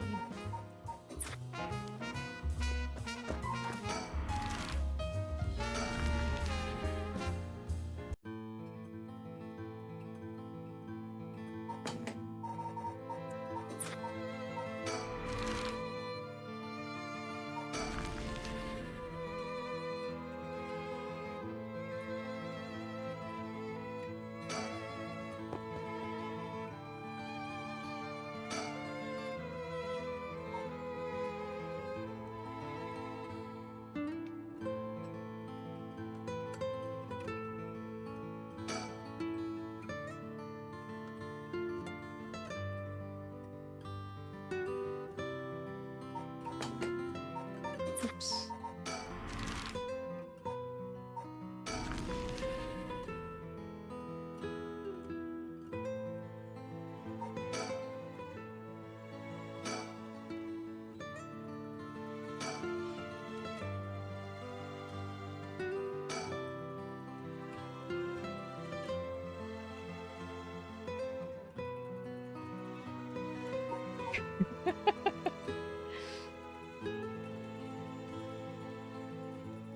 Where's my stickers?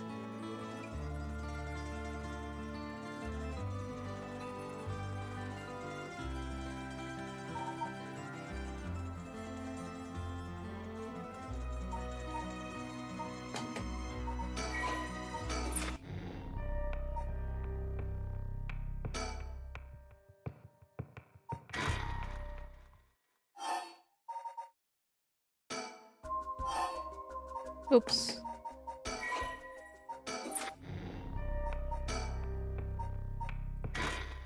No, there's nothing. There's nothing. There's nothing here. Look through this. Like a bajillion million times. Okay.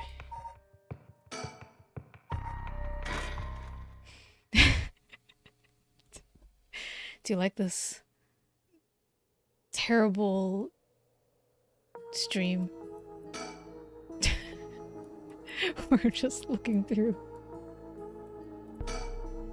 every map that I possibly can for stickers.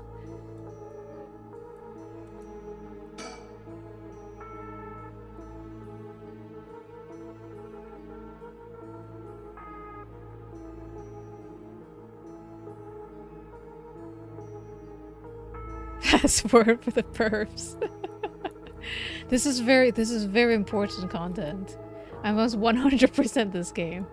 I honestly wasn't I didn't plan to 100% it, but you know, we have time now, right? We have time.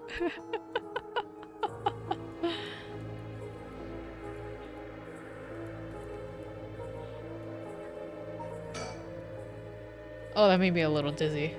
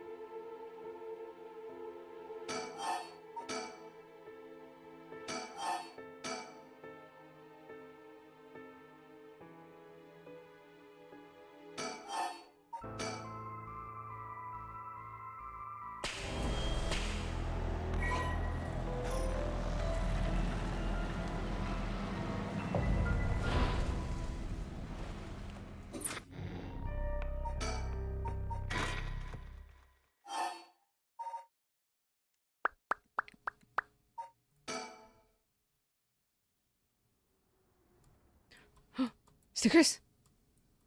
There's an opportunity for stickers. Ah.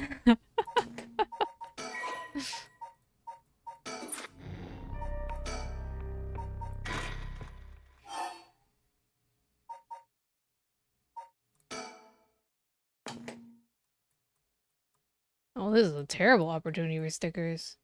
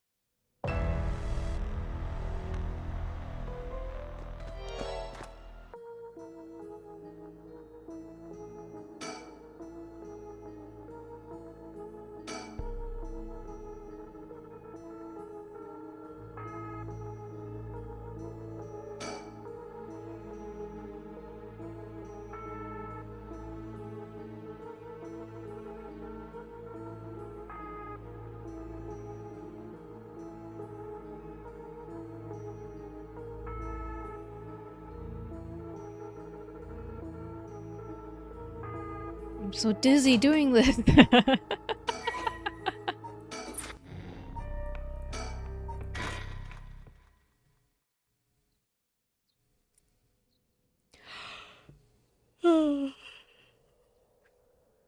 I'm gonna cut this out too. Oh, well, if this one's here, that means there's nothing left. Oh yeah, but we weren't allowed to move.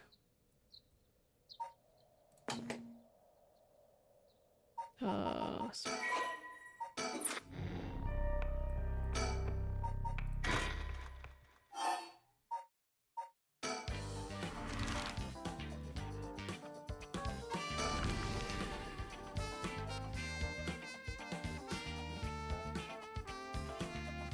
and this is when we got this one, so...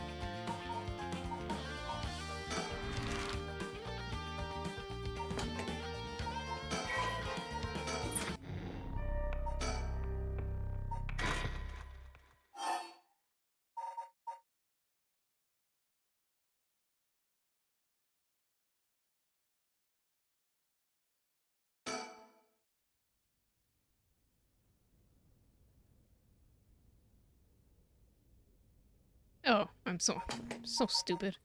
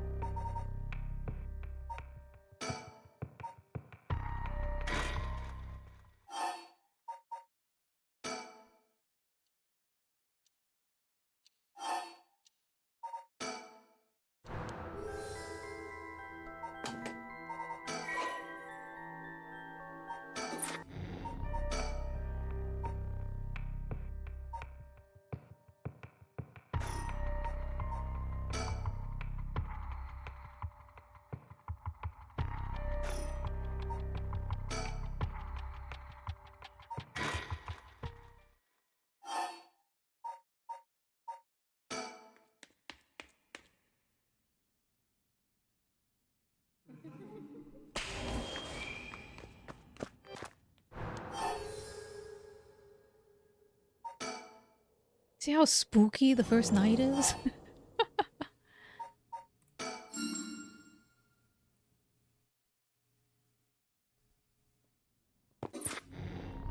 Oh, I don't get to check anything.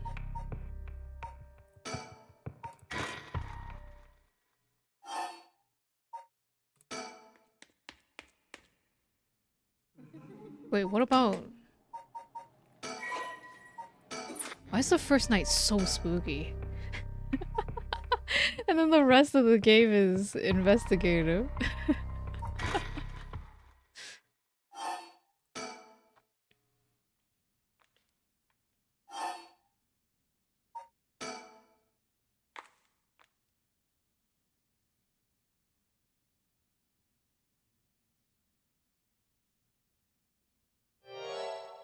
Okay, they didn't put stickers here.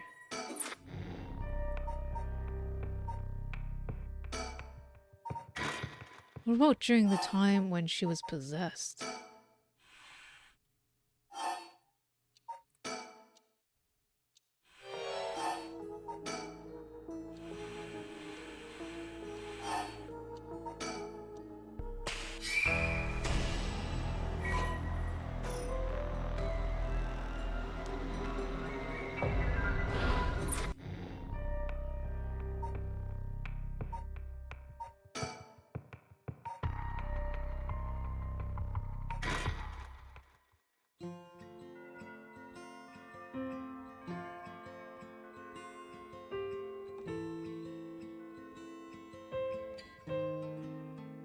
There's no way they put stickers in the past.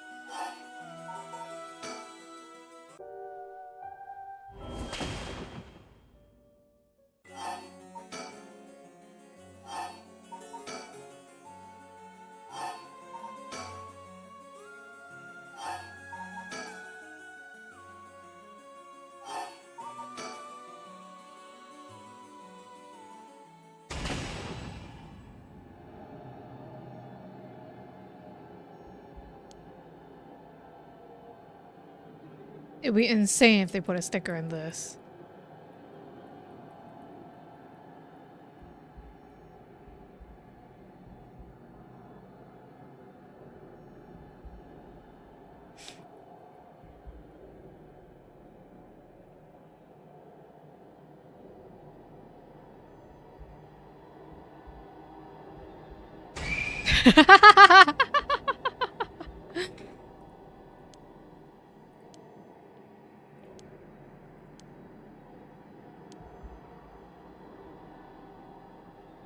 I was wondering if there was like a fail state.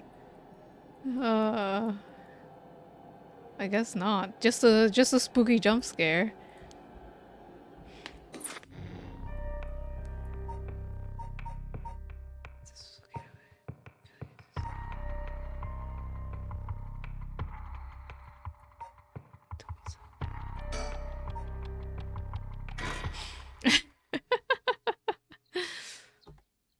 Now it's less spooky. Oh gosh.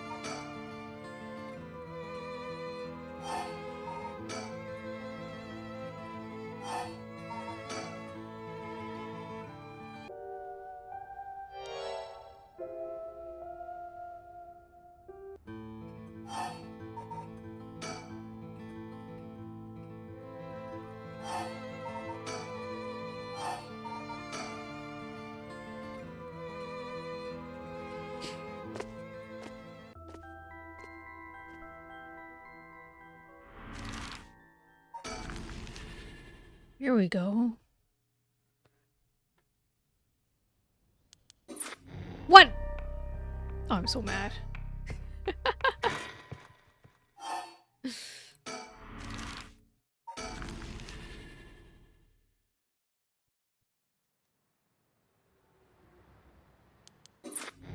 What?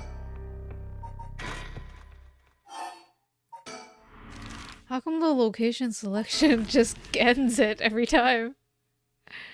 Is it because it's the wrong location?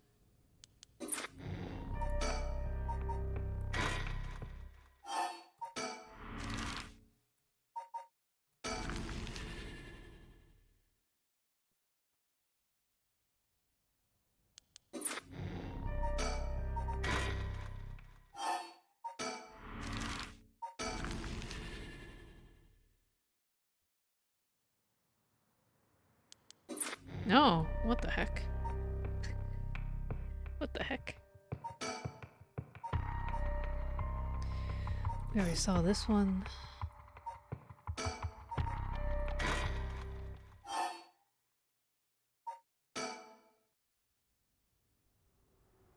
There's no selection. Oh dear, oh gosh, that's so fast.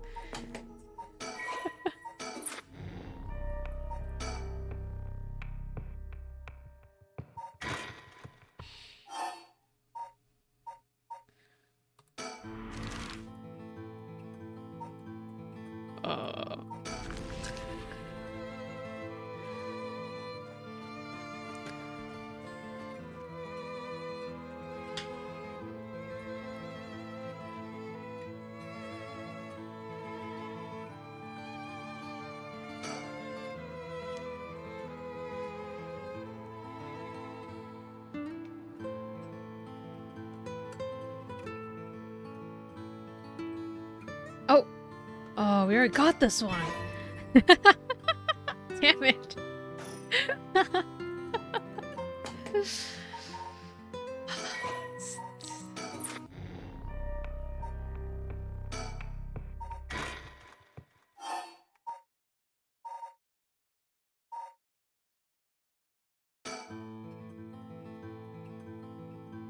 I'm about to give up!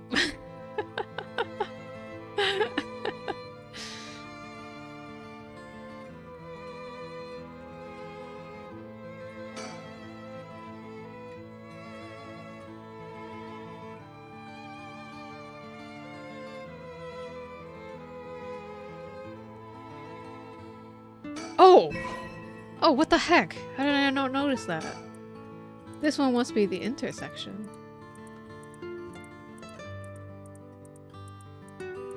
Bad Bill. Was this one the one waiting at the intersection? Oh my goodness, that took so long to get one! That took so long!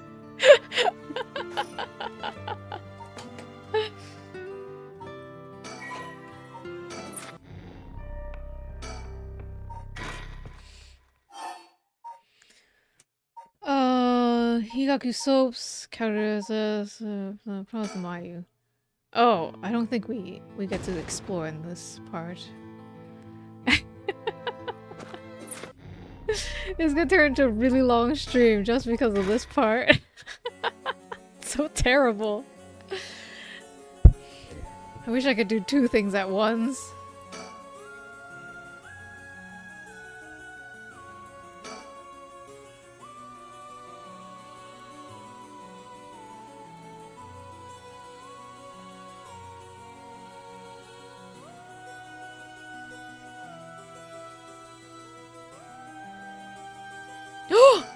Oh my gosh, it was so far!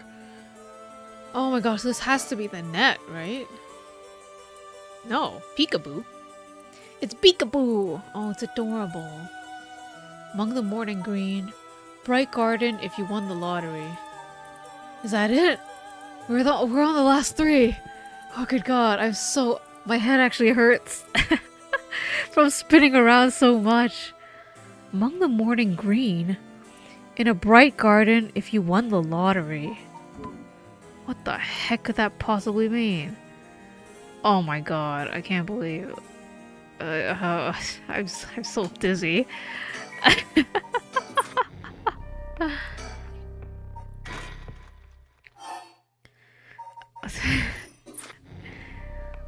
In a bright garden, it has to be Yasuda Gardens, but I haven't been able to explore it during the daytime. Wait. What did I click? I clicked the same one.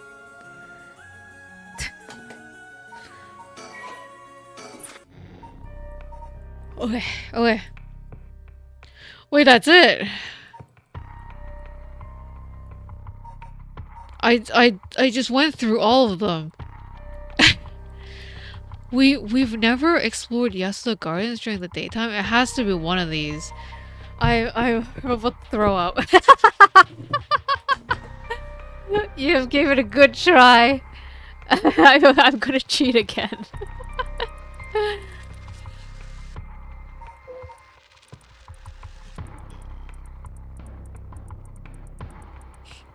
I'm gonna cheat and then I'm gonna uninstall this game. Paranormasight Mockingbirds.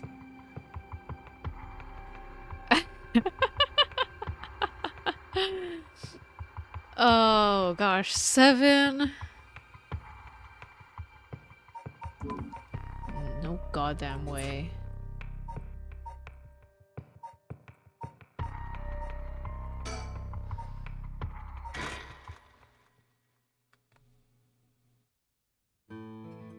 This garden?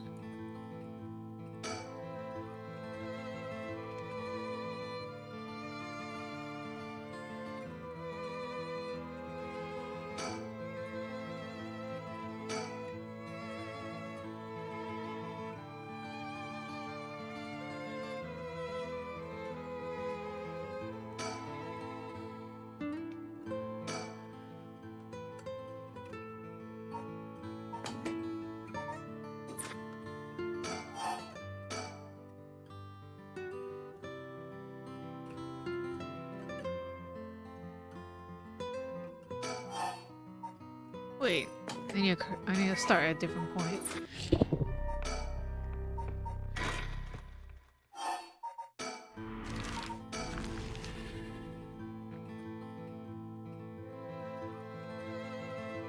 You motherfucker, it's right there.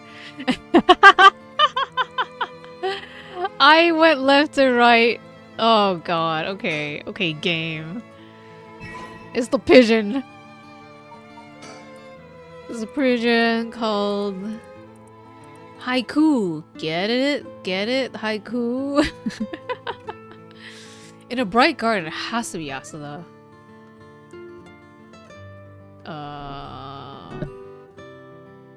It is in Yasuda.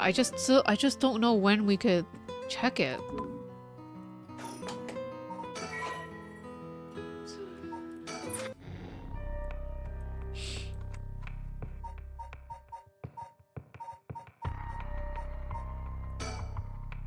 Here?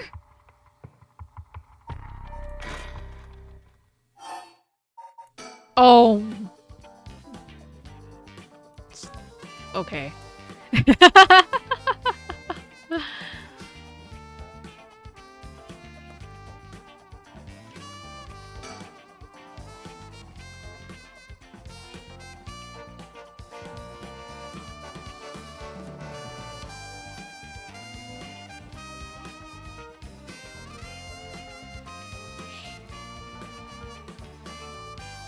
What?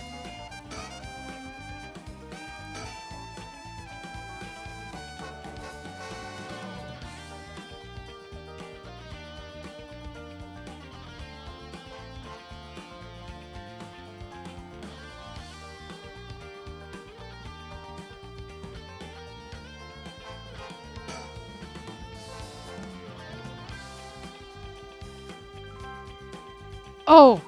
Oh my gosh! These, oh gosh. I mean, I guess that's what they are hidden. They're very, very hidden. Know it all. Last one, last one. What?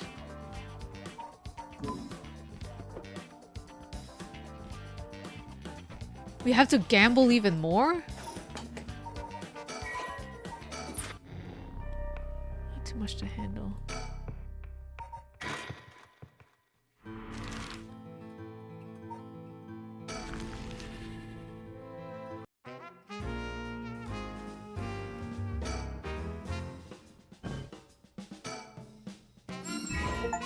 Oh my god, he has 2!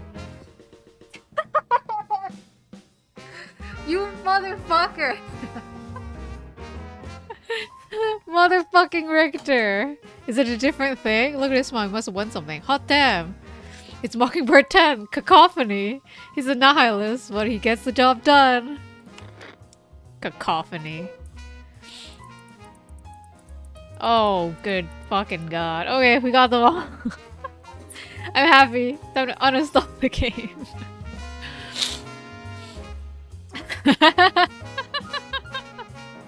God, fuck you, Rector. Of course he would have 2 stickers. Oh gosh.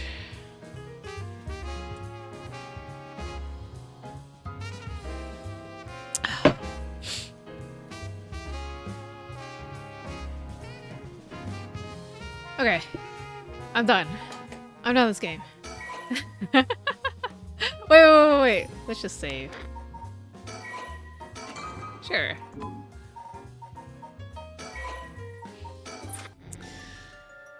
Oh my goodness! I had to cheat twice in this game. Oh. New horror game now. Oh gosh, new horror game. Do I have one? I mean, I do. I always have new horror games. So I want to do a new horror game. I might have to do it next month.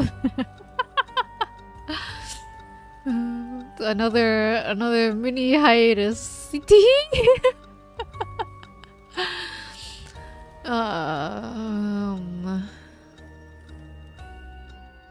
So busy.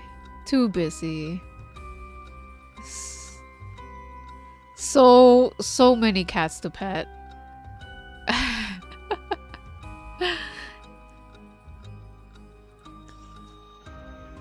Oh. I'm actually dizzy from all the spinning. It's so terrible finding the stickers.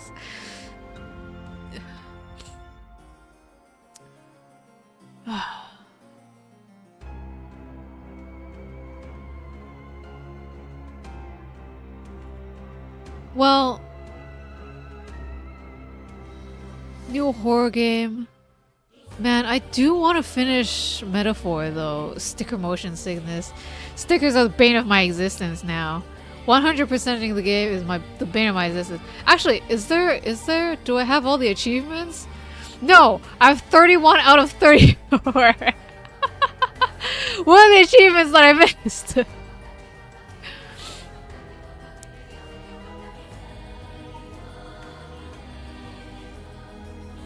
Answer storyteller's question correctly.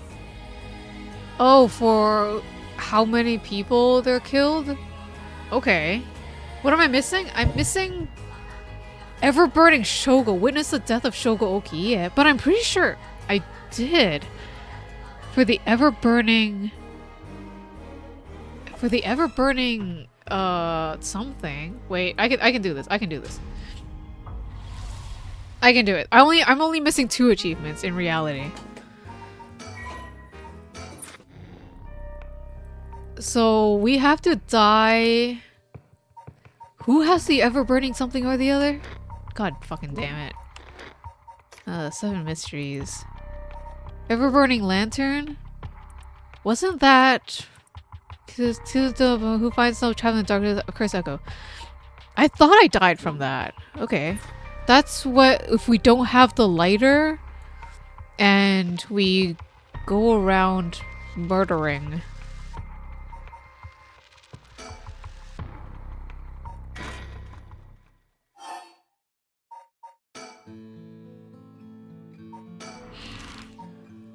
We go to here, Warigasui Street, without first finding the lighter. Right?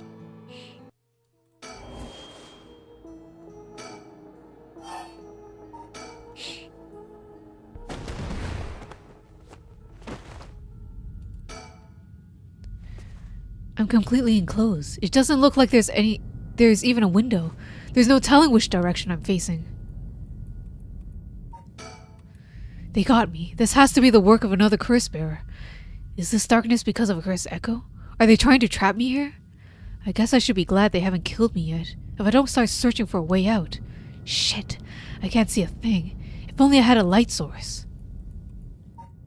I don't have one.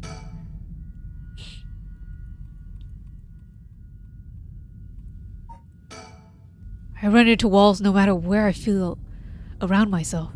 They're made of concrete, I think. It's a pretty small room. Maybe it's like a garage space or something. I can't seem to find an exit though. There we go. Whoa, what the? There we go. Let's not try again. The next achievement. Let me go back to Steam. Steam.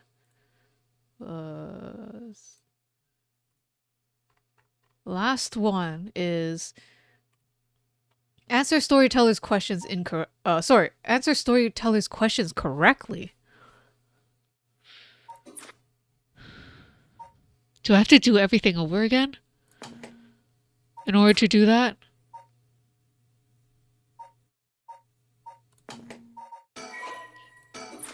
I'll start from the beginning.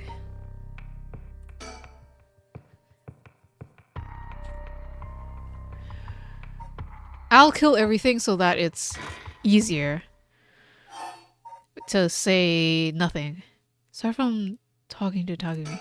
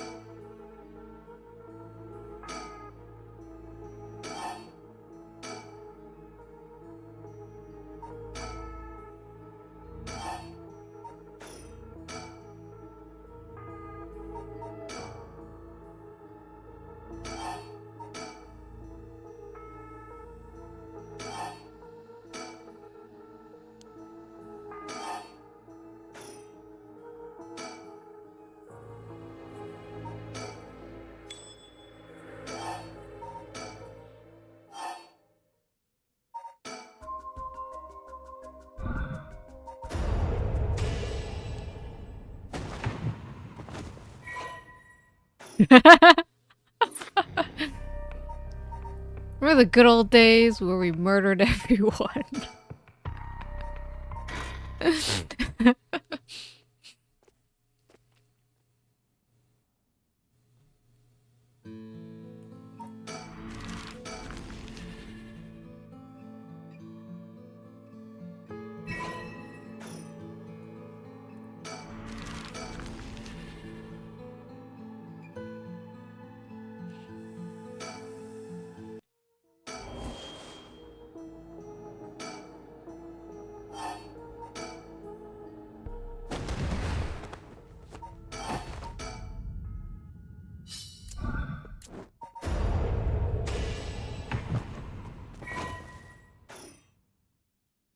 Oh, I think like no matter what, Shogo was considered not killing anybody because it's still me who possessed him that influenced him, right?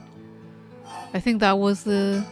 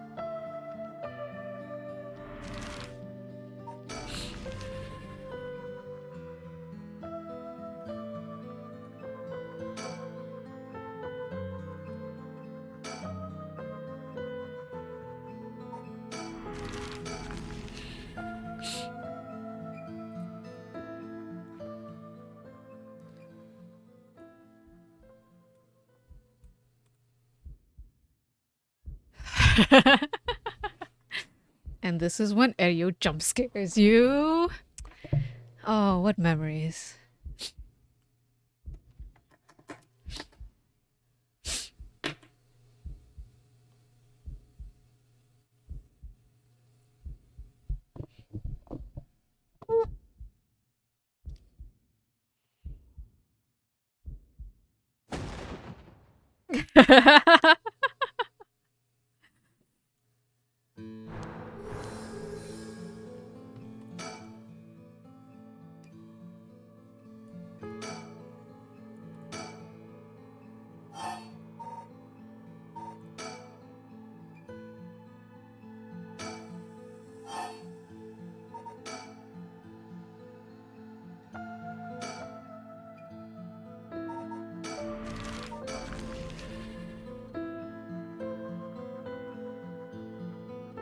You know, back when we thought, or I thought the police were gonna kill us. Because I was suspicious of everyone. The good old days. No, I was just kidding.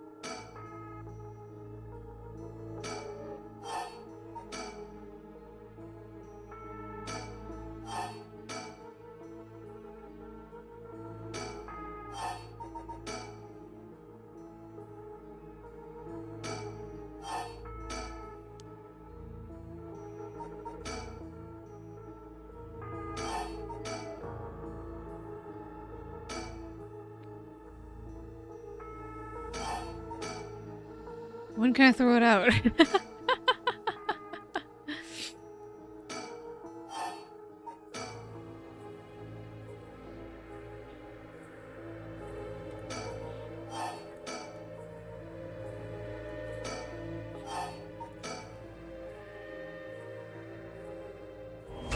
Goddamn. I did that wrong. Oops.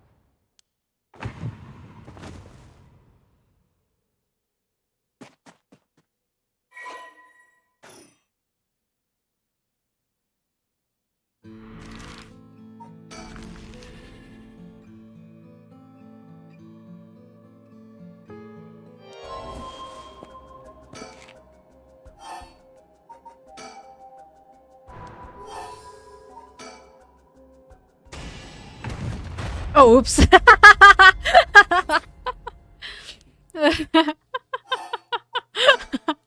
I've got to turn off. Oh, let's just do it beforehand. Goddamn. Or is it voice volume? It's voice volume, sorry.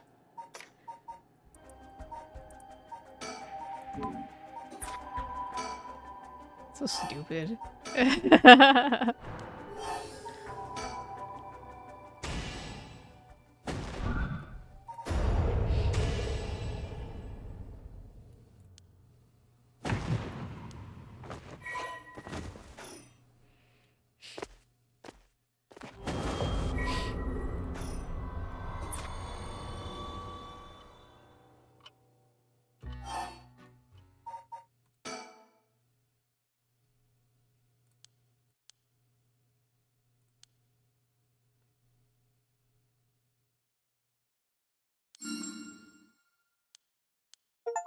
Yay!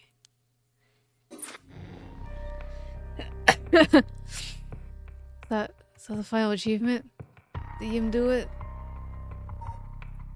What the heck? So the last achievement is acquire all other achievements. Oh, there you go. There it is. It was delayed. Yay! That completing everything took so long. Oh, if I had actually figured everything out quickly, this stream would have been 2 hours.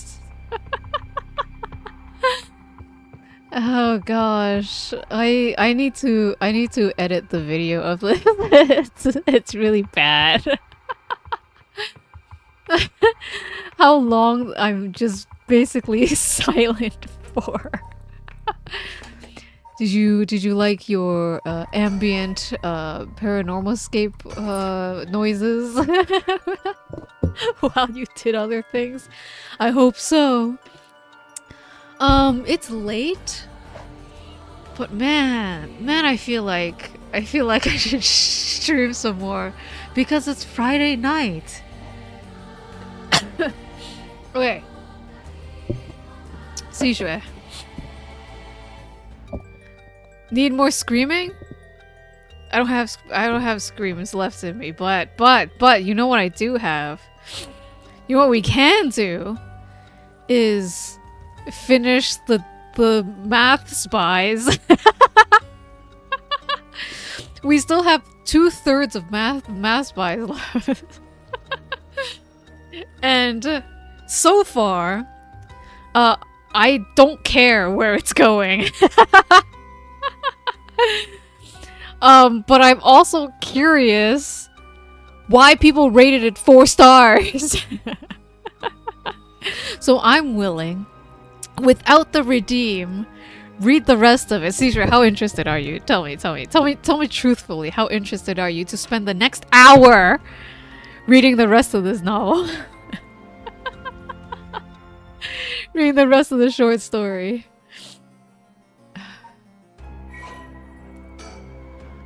Or we can just chat about horror games. I don't know. I'm terrible at chatting though. Oh, here's the redeem you don't need.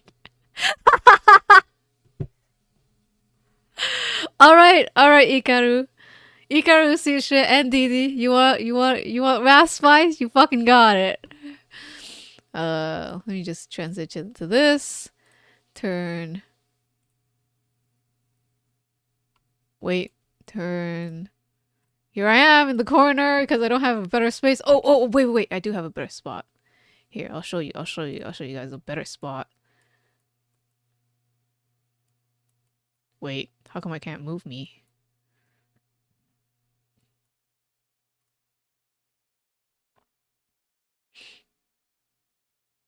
Oh.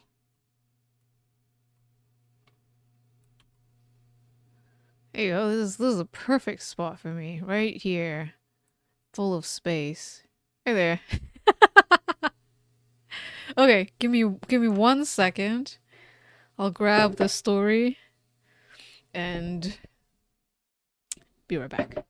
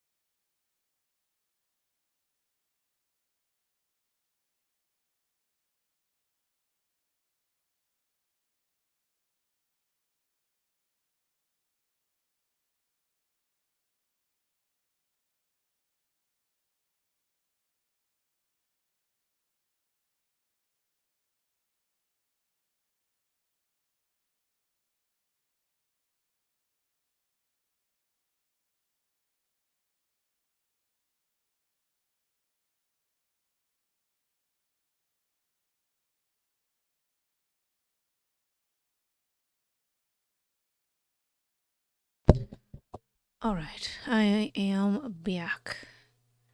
Proper, legit bedtime story redeem incoming. Actually, I forgot. I was gonna do background music.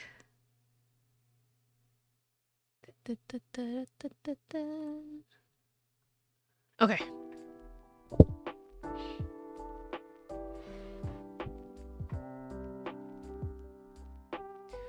Continuation of 11 Numbers by, was it Lee Child? Short story. Oh, where the heck were we? We just followed our main character, whose name I've already forgotten, into some kind of government headquarters, and we found that there's Russian secret military weapons that we have to unlock. And that is why our math professor main character is here.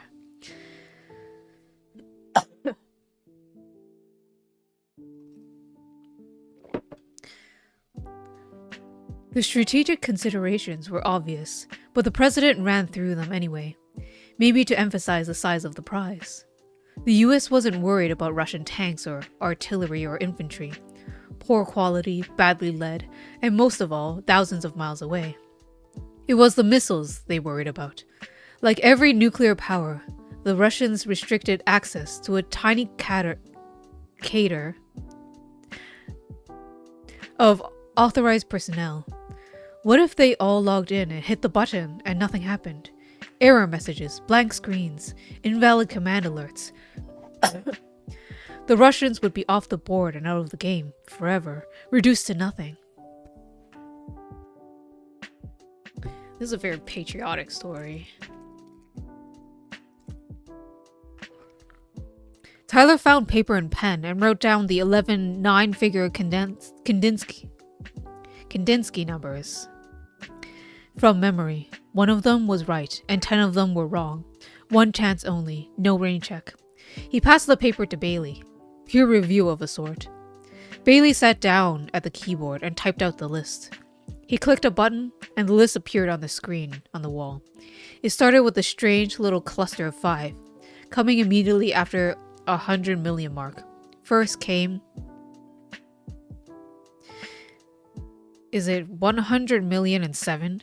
Which was followed by 100,037 and 39 and 49 and finally 100,073. A tight little span. 5 numbers, just 66 apart. 1 out of 100 million. The other 6 were more evenly spaced. Oh, God, I'm not reading all these numbers.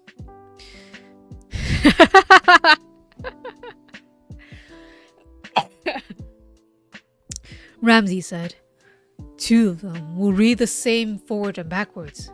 Palindromes, Tyler said. We should probably keep an eye on those. The one with all the 9s is dramatic. But nothing special, Bailey said. Equally, the first 5, with all the 0s. Weird, ugly numbers. And 213 is boring, as is 310 and 696. I agree with Professor Tyler. It's one of the palindromes. Which one? They're both musical, Tyler said. If 1 is the root note, then 8 is the octave, 3 is the major third. They're like trumpet fanfares or calls to battle on a bugle. Which one? Ramsey asked again. And 383, Bailey said. Suslov might worry about the string of 8 in the first one. You can lose track. Whereas 383, 838, 383 bounces along very naturally, like a nursery rhyme. Familiar, comforting, helpful under stress. I agree, Tyler said. Enough to lay a bet? Ramsey asked. The biggest prize in history. Win or go home? Tyler didn't answer right away. Ramsey looked at the others, one by one. Wordlessly asked the same question. Would you bet on it? McGinn said no. Cash said no. Bailey said no. Then, Tyler said yes. Absent more information, it is what it is. If picking the lock is the aim, then not laying a bet guarantees failure, whereas laying a bet gives a small but finite chance of success. Therefore, laying a bet is the rational course of action. President Ramsey nodded. I believe that is the correct answer, technically, he said.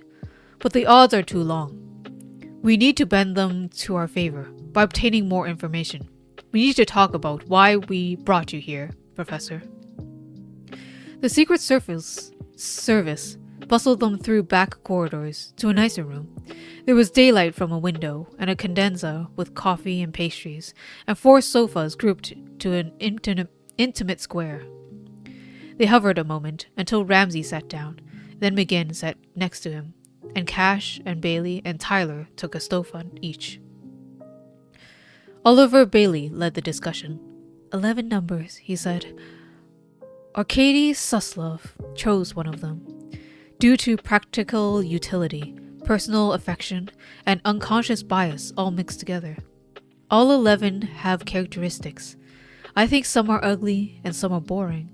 But who knows if Suslov would agree with me. Personally, I agree with Professor Tyler about the musicality. And 383 sounds like a bugle or a piper, or the tolling of an iron bell. Mi do mi, do mi do, mi do mi, like a funeral lament, subliminally appropriate for its task. But who knows if Suslov hears it the same way? The best solution would be for me to go talk with him, in Russia, on his own turf, like I was just passing through, purely social. 2 old men. Math gossip, but really aimed at teasing out his feelings. Very obliquely, of course. Very subtly aimed at understanding his choices. Which of the 11 numbers would he be drawn to emotionally? A free pick is a decision from the heart, not the head. Bailey stopped and looked at Tyler, who nodded. A sound plan. Math could be surprisingly emotional because most of the time it wasn't. A rare moment of personal indulgence was to be savored and celebrated. Suslov might let something slip in the conversation. At least, signpost towards a preference, Bailey said. But I can't go talk with him. I wouldn't get near him. They wouldn't allow it. They knew who I am in Russia. Ramsey sat forward. He looked at Tyler in the eye. He said, We would like you to take Professor Bailey's place. Me? Tyler said. Go to Russia? I couldn't engage Arkady Suslov in personal conversation. I mean, I love his work, but there's etiquette involved. He would have to speak to me first, and I don't speak Russian. He speaks English, Bailey said. He speaks math, Ramsey said. I wouldn't know how to approach him. We'll help, Ramsey said. We'll find a way of putting you next to each other. Same time, same place. Then, it's over to you. You get a feel for the man. Which number would such a man pick? Subjective. I get it. Outside your comfort zone. But you're a smart guy in real life too, not just math. I feel I can trust you on this. You'll figure it out. It'll be easy, Bailey said. He must have read your thesis. It was excellent work on his favorite subject. People have sent it to him. He'll be delighted to meet you. He'll talk all day. Then you come back here and tell us all about it, Ramsey said. You lay it out. Everything he told you. Everything he picked up on. And we'll discuss it. We don't have to make a decision. You don't have to make a decision yourself. This is a team effort. I'm not sure, Tyler said. Ramsey nodded, understanding. I get it, he said. This is a big step. Going operational is a big commitment. Actually, it's 2 commitments. One from us to you, and one from you to us. We guarantee you'll have the entire might of the United States government at your back every step of the way and every hour of the day. In return, you acknowledge the complexity of an operation like this. It can't be stopped. If you're in, you stay in. That's your commitment. Tyler said, Can I think about it? McGinn shook his head. No, he said. We have no time. The Global Math Congress is in Moscow this year and it opens in 6 days. That's our perfect opportunity. Nothing could be more natural or organic. Everyone goes from all around the world, including lots of first-timers. You won't stand out. Isn't Moscow dangerous for Americans right now? The math conference will be safe. It will be a little island of common sense in a sea of bullshit. We can get you in as a late delegate, but we have to start right now. We should fly you in from London, probably. Less scrutiny than directly from the States. Maybe a couple of days in New York too, like you're dropping in on colleagues along the way. A plausible paper trail if they check, which they won't, because of the math thing. They'll wave you right through. They like hosting academics. It makes them look good. Ramsey said, "Are you in?" Tyler breathed in, breathed out, and again. Then he said yes, he was. There were 6 days left, so 2 days in New York and 2 in London gave just 2 to prepare. They passed in a blur. McGinn's staffers handed everything. One created a phantom journal from Tyler's home to New York City. Coach class air, even taxis each end. It was a trip Tyler would never take, because he was already on the East Coast. But it had to show up on the airline system, and Tyler's credit card records, just in case. A second staffer booked the real travel and lodging under the university's name, and consistent with its budget. A third staffer went out and bought a suitcase and toiletries and clothes, Tyler's size and style. McGinn dropped by from time to time for private briefings and rehearsals. He had 3 areas of concern. First was worry from colleagues at home, because Moscow was dangerous. McGinn suggested a number of reassurances. He repeated his earlier line about a little island of common sense amid all the bullshit. Tyler suggested a line about nobody from nowhere, who no one would notice. McGinn improved it, very tactfully. Then he said the main message should always be the math. A hotel full of rational people, what could go wrong? The second concern was the Moscow airport. The guys who flipped through your passport and opened your suitcase, they were intimidating, stone-faced and silent, guaranteed to put a shiver down any American spine. But not to worry. Tyler's travel documents would be 100% correct. The airport would feel like a scary movie, but the overall experience would be friction-free. The third concern was to talk with Arkady Soslov. Getting relaxed one-on-one time would be hard enough. Steering the subsequent conversation would be unbelievably delicate, like pitching a perfect game. McGinn said it was vital to stay away from security or passwords. If the talk started heading in the direction, pull back someplace else. It could be Suslov getting suspicious. He could be dangling bait. Maybe find a different subject, a different kind of math, but one that allowed the same kind of preference or emotion. Tyler said he would do his best. Then, McGinn issued a warning. Other than Suslov, Tyler was to talk to no one, ever, anywhere. Not his seatmate on the plane, not the guy at the next table at breakfast, nobody. Definitely no hookers or bar staff. Too easy to go a step too far with what you said. Everyone was liable. It was human nature to want to drop a hint that, really, you're a hell of a guy, so avoid the temptation, talk to no one. Plus, remember the laws and regulations. Tyler said he would do his best. McGinn wished him luck. Wouldn't talking to no one be extremely suspicious?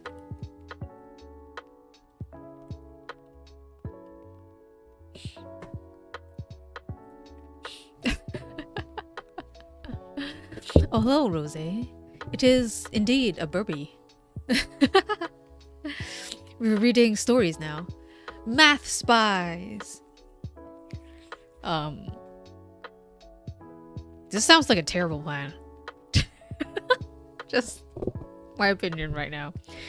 Let's get back into it. Which is how Tyler came to be in his London hotel room on the morning of his departure, warned twice by the State Department and once by Professor Ferguson back home. You must be crazy. Tyler had ended the call and stood up off the bed, wheeled his new suitcase out through the door.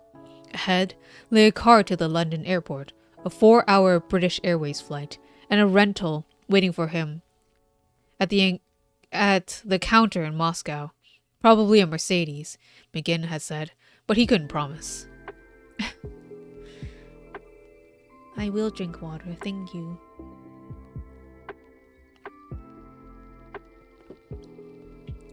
My water has gone cold. The first of Moscow's airport felt exactly like a scary movie. International arrivals meant that jet bridge led out directly onto the long grey corridor that zigged and zagged, dim and featureless, boring ever deeper into the building. Then it opened to a brightly lit hall, with 8 booths, each manned by one of the prominent stone-faced and silent figures. But the guy Tyler got was fine. He asked the purpose of Tyler's visit, and Tyler said the math conference, and the guy got relaxed and friendly and waved him through. Tyler found the rental counter, one international brand among many, and they gave him a car key and walked him to the shuttle bus, which led him out in the middle of a vast parking lot where something about the endless sky told him the lot was, in fact, tiny in the landscape. The car was a Mercedes, like McGinn had hoped. A sedan, painted black, waxed to a shine. It smelled of cigars inside. Tyler set the GPS to English and tapped in the address. The algorithm found a solution. A thick blue line through the messy outskirts on the main radial route, which became what looked like a wide boulevard running through the city proper towards its distant center. Tyler backed out of the slot and headed for the exit sign about halfway to the horizon. Beyond it came a series of wide new roads through old pitted land. There were gaudy billboards everywhere, for products Tyler couldn't decipher, at prices he didn't understand. There were traffic lights at every major intersection, the usual red, yellow, green. Every pole had a sign saying CTON, caution, Tyler guessed. There were distant sirens everywhere, ahead, behind, to the left, to the right. The hinterlands stopped, and the city started, all within a couple of blocks. The roads ran straight and formal, with a wide planter down the center and respectable buildings either side.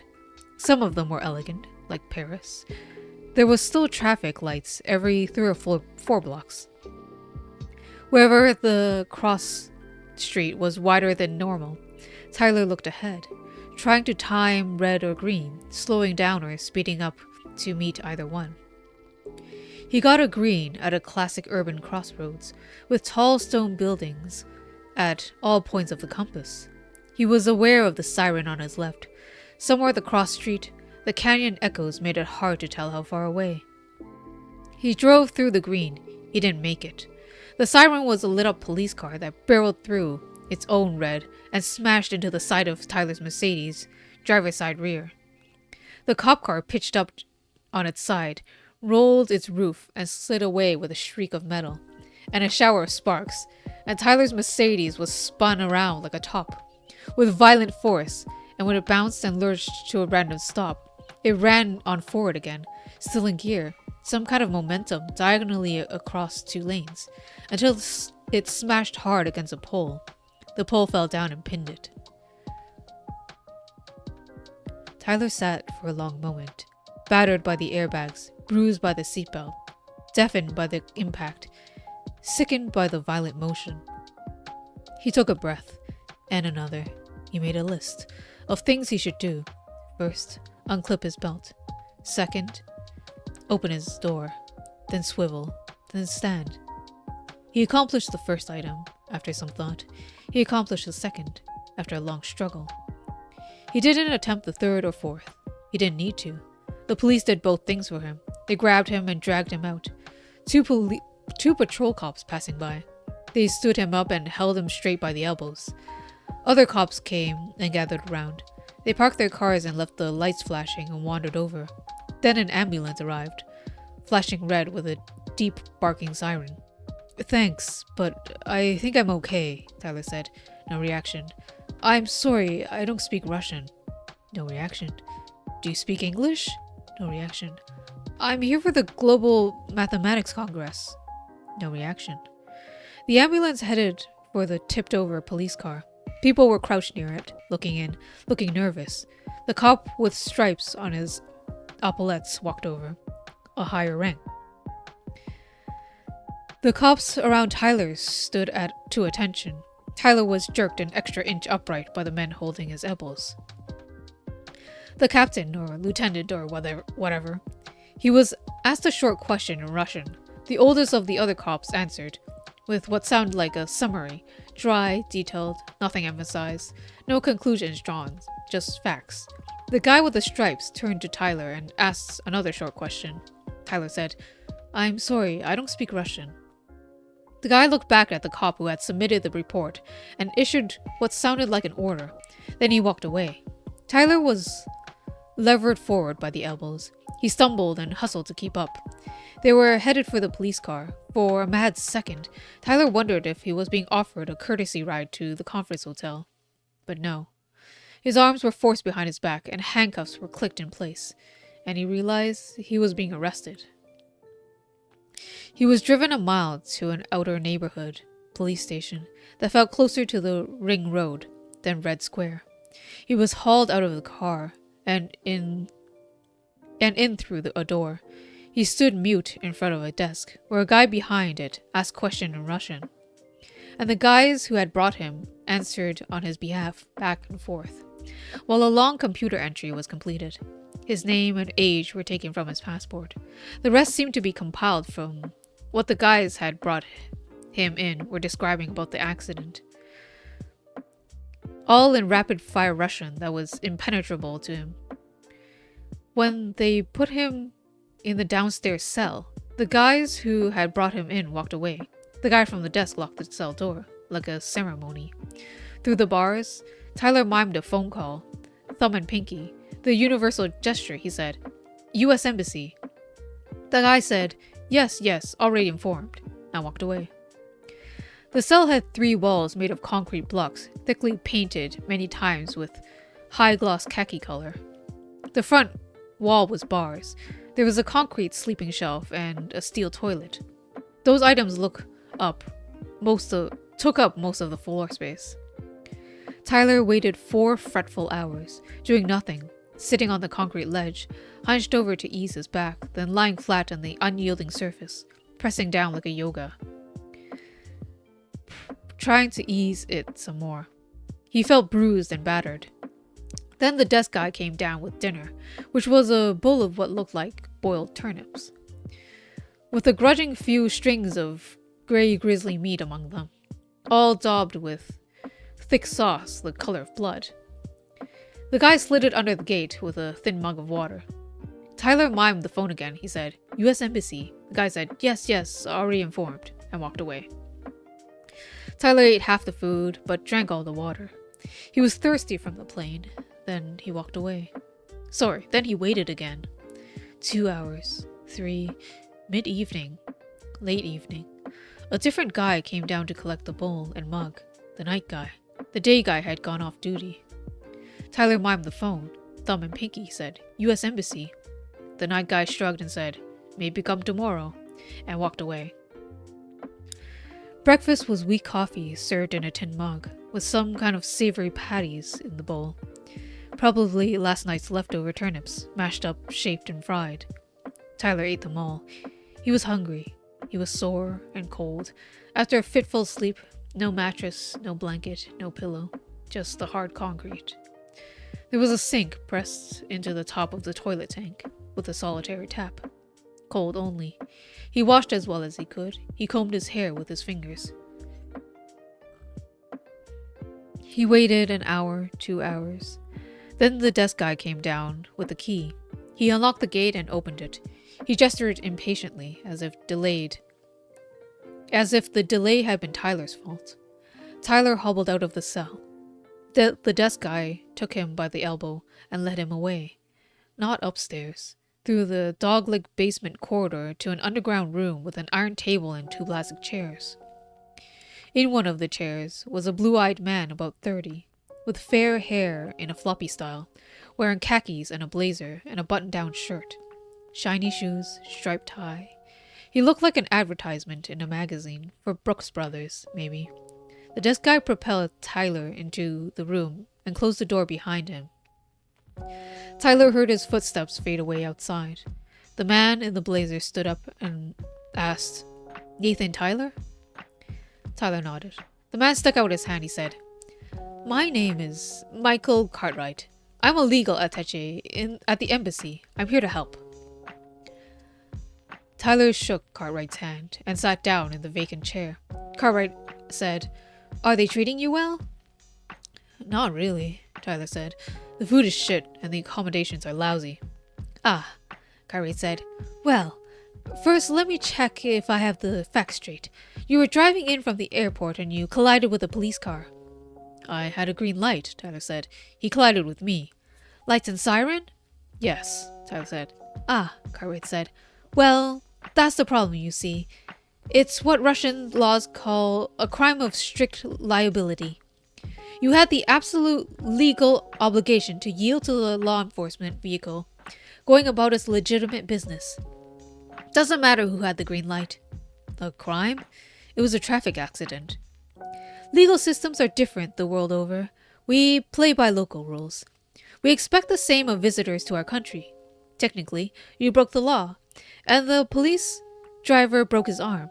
That aggravates the offense. Legally, it's an assault now, against a police officer.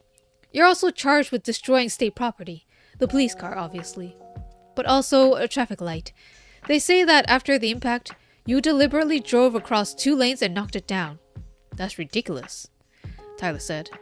"The guy had just smashed into me. I was out of it. At that point, I wasn't doing anything deliberately." "You're also charged with premeditation. Traffic cameras show you were varying your speed on the approach, as if you were trying to time the impact just right." "That's crazy," Tyler said. "I was trying to time the green lights. I didn't know that there was going to be an impact. It was a built-up area. I couldn't see all the cross street. There were sirens everywhere. What was I supposed to do? This was bullshit. I get T-boned by a guy who ran a red light and suddenly I'm a criminal?" "We don't play the cards we're dealt," Cartwright said. "I agree. Normally, we expect common sense and discretion from the prosecutor. But tensions are high right now. This is like Christmas morning for them. A real-life American has committed an actual crime in Moscow. The evidence is indisputable. They don't even have to make anything up. You shouldn't have come. There was a State Department advisory." "I thought the math conference would be safe." "But you didn't quite get there, did you?" Tyler didn't answer. "This is a game within a game," Cartwright said. "They don't really care about the police car. This is about diplomatic leverage.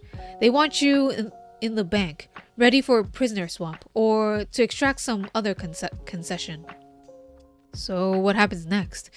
"We think your trial would be this afternoon.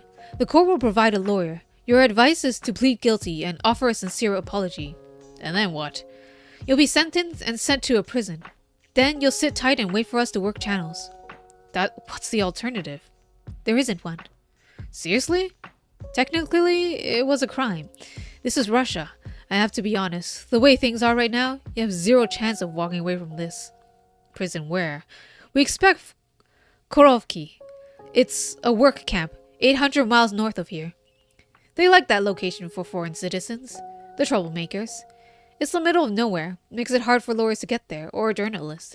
You'll be making shoes, most likely." "How long's the sentence?" "A guilty plea and an apology will help enormously. We're expecting 9 years. Best case, 6. Worst case, 12. 9 years? Tyler said. Move in the game, Cartwright said. Pawn to king 4. We can play 2. We won't forget you. We'll get you out. But when? About 10 months, probably. That's the current average. Tyler didn't answer. The trial was surreal. No one spoke English, not even his lawyer.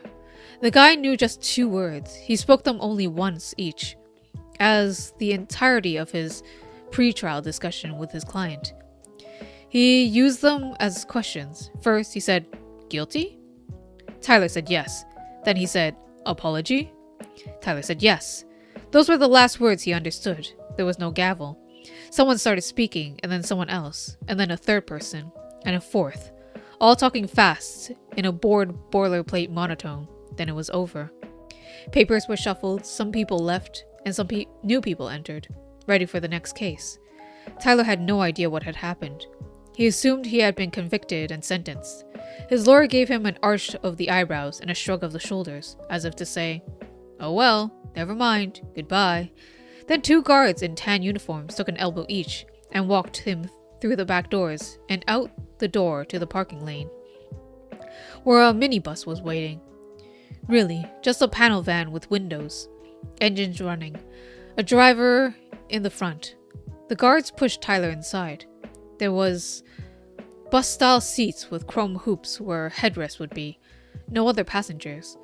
The guards handcuffed his right wrist to the hoop. They tossed the key to the driver. They climbed back out of the van. The driver cricked his neck, rolled his shoulders, shoved the lever into gear, and got on the road. 7 time zones to the west, the day was just beginning inside the White House. As always, the president started with daily intelligence briefing from the CIA. That morning, it was delivered by the director herself. She had business on the Hill, so she dropped by ahead of time to share coffee and a 3-page document stapled together. The first 2 pages were full of tensions here, problems there, crises brewing all over the place. The 3rd page was a list of smaller concerns. In the middle was a minor line item. U.S. citizen Professor Nathan Tyler arrested in Moscow for traffic violations. Foreign service to monitor. Ramsey saw it but didn't react in any visible way. The CIA director was not a member of the Club of 5. After 6 hours on the road, the prison van had covered 300 miles. Tyler was exhausted and uncomfortable. His seat was hard and upright, and the way his arm was cuffed to the rail meant he couldn't sleep, couldn't doze, couldn't rest. The drone of the engine wore him down. Rough roads and hard springs shook him up. He figured 800 miles at the current rate of speed would take 2 days. Where would he sleep? In the van? But no. Late in the evening, the van stopped at a remote rural police station outside a small dark town full of wooden buildings. The driver got a cot upstairs, and Tyler got a cell downstairs. Evidently, an organized system. The cell was a mirror image of his first accommodations in Russia, but otherwise identical. Sleep shelf, toilet, bars, no mattress, no blanket, no pillow. Maybe a nationwide specification. The next day was rinse and repeat. The van, the handcuffs, the endless jolting miles. They left at dawn and drove through mists and wan light. Through flat fields, birch forests, an immense dome of sky above. 6 hours in, they stopped at another remote police station for lunch and the bathroom. The driver ate upstairs, Tyler downstairs, and then they got back on the road, seemingly forever. They arrived at Korovki as the day faded and the cold northern dusk clamped down. Tyler saw a wide cluster of buildings ahead, dull wood, worn and weathered, like the occasional towns they had passed, except this one was ringed by a tall stockade fence, not tight to the building but some distance away, where a town's municipal boundaries might be. The place was at least 60 miles beyond the last man-made structure they had passed. There was nothing before the horizon in any direction, truly the middle of nowhere. The gates opened and the van drove in, along a rutted truck, 100 yards to the nearest building. The driver shuffled down the aisle and unlocked Tyler's cuff. He pulled him to the door and pushed him through. Waiting for him was a guard in uniform who took his arm and hauled him inside. Tyler saw the van turn around and drive away. Then, he was photographed and fingerprinted. He was given a blanket and a metal cup, nothing else. No words were spoken. Some kind of trusted prisoner arrived to show Tyler his quarters. His quarters were inside the 3rd workshop they came to. It was as big as a country barn made of wood, with big windows and glass panels in the roof, for light to work by. Inside, it smelled of new leather and unwashed bodies. Dozens of men were crouched over heavy-duty sewing machines, stitching soles to uppers. The trusted prisoner led Tyler through the partition door to a dormitory area. Rows and rows of identical beds. All but one had a blanket folded on it. The trusted prisoner left him there. Tyler sat down on the bed without a blanket. It had a mattress, just a thin pad of wadded cotton. But it felt good. So good he stayed there. He had no idea what else he was supposed to do, so he just waited. An hour later, the clatter of sewing machines died away and was replaced by slow footsteps and creaking floorboards. The door opened and the machinists filed into the dormitory. One by one, they kicked off their boots and laid down on their beds. Next to Tyler was a blond man about 40, maybe more. He looked tired and worn, and thin and cold. He looked at Tyler and said, "You look American." "I can't help it," Tyler said. The guy asked, "What brings you here?" His English was good, but with an accent. Dutch, Tyler thought. "Are you from the Netherlands?" he asked. "Yes, Rotterdam. My name is Jean de Vries. Nathan Tyler. I got hit by a police car. My fault, apparently. I took a photograph of a duck on a lake. 2 miles away in the background was a military helicopter. I'm a secret agent, apparently." "Is your embassy working on it?" "Yes, but it turns out not many Russian spies are captured in the Netherlands, so we're a bit short in the quid pro quo department." "How long have you been here?" 4 years. "Christ," Tyler said. "What did you do before you became a shoemaker?" "I'm a math professor." "Really? That's good. You'll fit right in. There are always a few math people here. Russians love math people. They respect them. They have a funny way of showing it. It proves their importance. They can be public figures. People listen to them. So if they say bad things, they must be isolated. So they can't be heard anymore." "What kind of bad things?" "They know that 2 plus 2 is 4. They don't like it when the Kremlin says it's 5 or 1 or 87. "Well, what about you?" Tyler said. "What did you do before you became a shoemaker?" I was a boat builder. I made yachts for rich people. Now I live 1,000 miles from the sea." They heard a clanging sound in the distance, like an iron bar hitting an iron triangle. Clang, clang, clang. "Dinner time," de Vries said. Everyone rolled off their beds and grabbed their mugs and headed out. Tyler grabbed his and followed them. Dinner was a thin stew, ladled into their mugs. Standard practice among the prisoners seemed to be to drink the liquid and eat the lumps with their fingers. Tyler followed suit. There was a faint taste of meat and plenty of turnips. Maybe some beets. But overall, it was disgusting. "We won't forget you," Michael Cartwright said. The embassy lawyer. No doubt, Jean de Vries' lawyer had said the same thing 4 years ago. The dining hall was the same size as the workshop buildings. There were maybe 200 people in it, eating at long trestles, then milling around, talking in low, tired tones, like a social hour. Tyler saw de Vries moving from group to group, exchanging news, checking on the general welfare. He seemed like a decent guy. Others were quiet and withdrawn. Some were silent, some were miserable. Some were clearly foreign, out of place, different, restless, visibly anxious, as if they always wondered whether tomorrow would bring diplomatic breakthroughs. People started drifting away. Tyler tried to remember the route back to his workshop. He started to follow a guy he remembered, but Jean de Vries cut him off before the door. He said, "I brought you a math friend." With de Vries was a young man, intense, skinny, shaved head, nervous eyes. He said in formal English with a Russian accent, "Please do us the honor of joining us for an hour. We have a little mathematicians club. We would like to hear news from America." Tyler paused a beat and then went with him. Why not?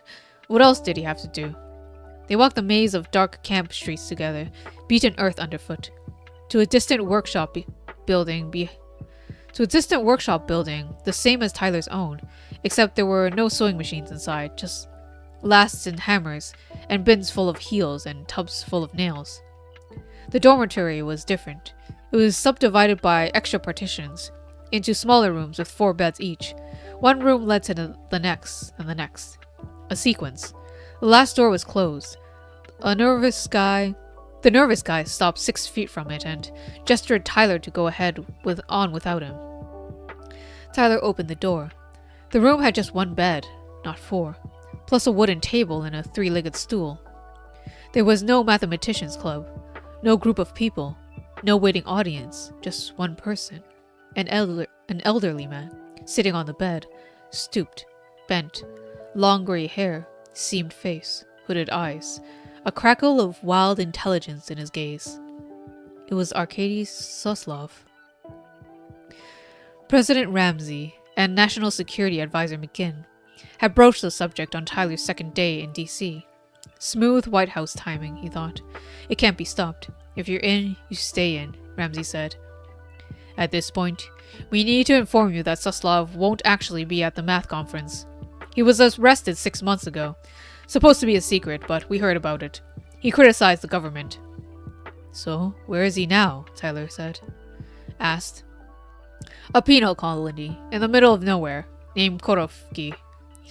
We need to find a way to get you there to meet with him. Like a prison visit? Not exactly, McGinn said. No visits are allowed at Korovki, except lawyers, and you're not a lawyer. Then how? It's where they send both high-status domestic troublemakers and high-value foreign detainees. As such, security is tight, and the only sure way for you to get in is to commit a crime in Russia as a foreigner. Are you serious?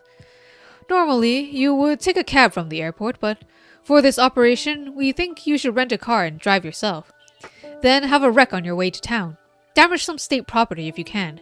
The jackpot would be to hit a police car. They hate that. Are you serious? Tyler asked louder. For the biggest prize in history? Hell yes, we're serious. Tyler asked. How would I get out again? Prisoner swap, Ramsey said. We have plenty of folks they want back. How long would that take? They do it this afternoon for some of them. Tyler didn't answer. The entire might of the government, Ramsey said. Every step, every hour. You'll have a tough few days, McGinn said. But you'll change the world. Oh. I was surprised this was turning into a prison story, but that was the point.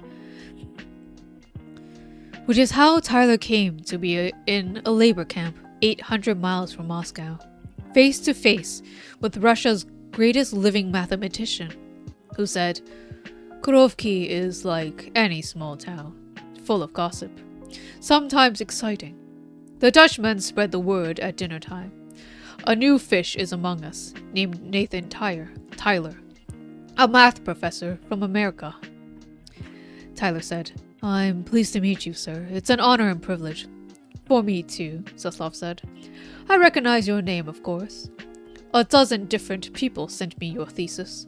Tremendous work. Such subtle understanding. Not many scholars have grasped Kandinsky as thoroughly as you. Perhaps not at all. Thank you. I'm sincerely happy to make your acquaintance, Professor, but I must admit, I expected Oliver Bailey to accept my invitation in person, not send a surrogate. Excuse me? Has he grown too grand for an arduous mission such as this? Has his desire for comfort overtaken his desire for glory? I'm not sure I understand you, sir. Please, Soslov said. Your act is not convincing. You can play dumb with a man who knows your work. You're here to find out what number I used. Tyler stared at him. Then he looked away. He looked at the first algorithm in his mind. The 8-figure password. The faulty sidechain. Kandinsky numbers danced in his head. He checked here, checked there, checked the third place. The ambiguity was deliberate, he said. It was more than an invitation. You were waving your arms and shooting at us. Shooing at us. Or shooing us in. Christ. Suslov inclined his head, conceding the point. It was beautifully symmetrical, Tyler said. The front door was also the back door. Suslov inclined his head again, accepting the compliment. You had known we would find the second algorithm, Tyler said.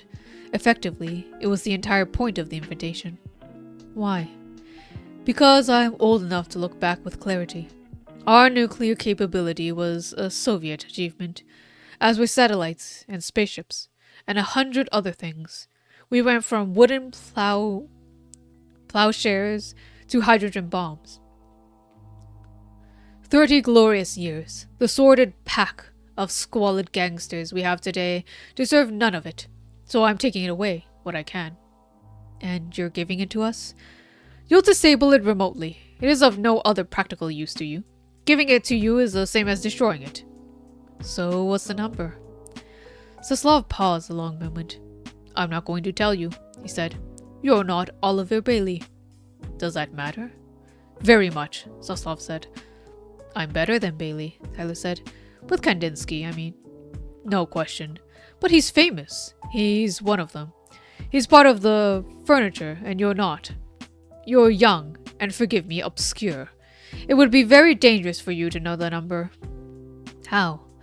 Your own pack of gangsters is a little less squalid than ours, but not much.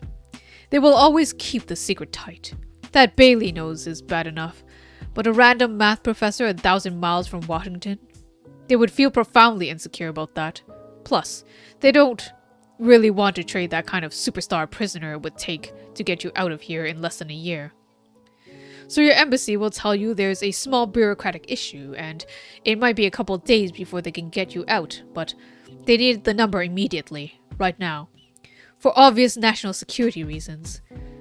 You'll give them the number because you're a good citizen, and then you'll never hear from them again. They'll betray you without a second thought. They'll forget about you. You'll cease to exist. You'll die here, invisible and unheard. It will be a perfect win-win for them. No, Tyler said. That won't happen. It happened to me. Now I hammer nails for a living. That's different. You criticize your government. I'm working with mine. With them or for them? They called it a team effort. Was it a team plan? It was the president's plan, but he can't leave me here. I could get a message out. I could go public. The ravings of a lunatic. Do you have proof you even met the president? Tyler paused a beat. These conversations never existed. They never happened. We're not even filing a flight plan. This trip doesn't exist. He didn't answer. I thought not, Suslov said. Come see me tomorrow. The next day was all about the clang of iron bar. The next day was all about the clang of the iron bar on the iron triangle, like every day would be, Tyler thought. Forever. First, Reviel. Then, the call to breakfast. Then, the start of work hours. The sewing machines were difficult. Tyler couldn't manage them. Jean de Vries found him a job sweeping the floor and hauling the trash. The dump was in a no man's land between the last building and the stockade fence. Men were stumbling towards it, toting heavy pails the size of oil drums, tipping them out, coming back faster. One of the men was Arkendi Suslov. Tyler got in the procession 10 yards behind him. Suslov looked happy to be out in the air. He was whistling a cheerful tune like birdsong, face up to a misty sun, dragging his pail, making a scar in the dirt. Whistling was rare in the labor camp, Tyler imagined. Suslov emptied his pail and turned back. He saw Tyler and nodded a greeting, but said nothing. Maybe talking was forbidden. Tyler nodded back and they passed shoulder to shoulder, a yard apart. Suslov was still whistling. Tyler emptied the pail and headed back for more. He made 3 trips before the iron bar sounded lunch, and 2 afterwards. On the return from the second, Jean de Vries stopped him at the door. He said the guards were looking for him because 2 people had showed up from the US Embassy. Tyler walked back to the guardhouse, where he had been processed the day before. The guard pointed to a hut 100 feet away. It stood all on its own, some kind of conference room, ostentatiously private. Inside was Michael Cartwright, the legal attaché, the Brooks brother guy. With him was an older man, harder, brisker, altogether different. He gave his name as Shaw, just that, no first name. He said he was also a legal attaché. Cartwright asked, "How are you?" "I haven't showered since London," Tyler said. "I haven't changed my clothes. In fact, I haven't even taken them off. I eat turnips 3 times a day. I haul garbage for a living. Apart from that, I'm great." "We have things to discuss," Shaw said. A deep, confident, used to be in charge. A deep voice, confident. Okay. "We got a need-to-know briefing based on heavy redacted information from a classified source." It read like a bedtime story. "Apparently, you have 4 friends in America. They send their best wishes. They're anxious to hear your progress. They look forward to getting together again soon." "Okay," Tyler said. "Separately, we got an operational order to set up a prisoner swap, involving you, I assume." "You're not a lawyer, are you?" "It's how we get in here. Shameful, I know. The order was incomplete. Apparently, the swap happens when you say the word. I assume that means when you complete your mission, which I assume means when you get the information your 4 friends want. But exactly how do you say the word? We're 800 miles away. You can't call us on the phone. You can't put a chalk mark on a tree. We can't drive out here every day just in case." "We'll figure it out," Tyler said. "Assume you get the word. What happens then?" "We get you out. Immediately?" "More or less. The ducks are all in the row. Finland is cooperating, so we can use the short route. Call it 2 hours flight time from here, which we would spend in the car, driving to the airfield, meet the plane. He gets off, you get on. So yes, more or less immediately." "I have the information my 4 friends want." "What?" "My mission is complete." "Fantastic," Shaw said. "That solves our problem entirely. So let's go." "You bet," Shaw said. "I have to drive 30 minutes south to get cell reception. You wait here with Cartwright, in this room. You do not go back to work. As long as one of us is with you, it is legitimate legal conference, and they can't touch you, as long as it takes. I'll make the call, and I'll pick you up on the way back." Tyler waited with Cartwright. In the room, they didn't talk. There was nothing to talk about. Cartwright was strictly need to know. And don't want to know, Tyler thought. He figured 30 minutes south and 30 minutes back, plus a phone call, would end up to an hour and 10, maybe an hour and a quarter. He had no way of keeping track of time. There was no clocks in the camp, just iron triangles. Shaw came back after an hour and 20 minutes. He looked concerned. He said, "We have a small problem." "What's the problem?" Tyler said. "The Russian prisoner due to be exchanged is waiting in Finland. He came down with COVID. The prison system in Finland prohibits the movement of infectious inmates. He has to isolate until his test negative. Could be 3 days." Tyler didn't answer. Shaw said, "Your friends in America apologize for the inconvenience. They ask you to sit tight. They want you to rest assured they're on it." Tyler didn't answer. "But they say the information you have is critical and urgent. A matter of national security. They need you to pass it on right now, through me." "No," Tyler said. "Excuse me?" "Go call them again. Remind them of the arrangement we made. I go back there to discuss the information in person." "They won't like that." "They suggested it." "You're in a weak position." "I don't agree," Tyler said. "They want the information I have. That feels like a strong position. This is national security. Tell them to find another prisoner to exchange, one that doesn't have a fever. That could take days. We have days, according to them. In fact, tell them to find 2 prisoners. Tell them the price just went up. Tell them to loan the second guy to the Dutch government to swap for a prisoner named John DeVee." "Who the hell is he?" "A man who wants to go home." "You can't do this." "I am doing it. Go make the call. Make as many calls as it takes, Mr. Cartwright, and I will wait right here. We'll wait all night if we need to. We'll wait all week. In this room, a legitimate legal conference. They can't touch us. Jean de Free made it home first. Helsinki, in Rotterdam, was a shorter distance than Helsinki in DC. Tyler was met at Andrews by the same two agents who had escorted him inside the NSA. This time, they drove to the White House. Ramsey, McGinn, Cash, and Bailey were waiting in the Oval Office. The Club of Five reunited. None of them had a bad word to say. The details of his return went unmentioned. Ramsey said, "Tell us." Suslov knew we would come, Tyler said. The ambiguity was deliberate. He called it an invitation. To what? He doesn't care for his government. He called them a sordid pack of squalid gangsters. He doesn't want them to benefit from noble Soviet achievements. He wants us to deactivate the arsenal and let it rust. So, he just told you the number? No, Tyler said. He didn't. He was expecting Professor Bailey, not me. He thought it was too dangerous for me to know the number. Why? He thought you would get it out of me in bad faith and abandon me there. No one spoke. A long silence. Just Russian paranoia, I'm sure, Tyler said.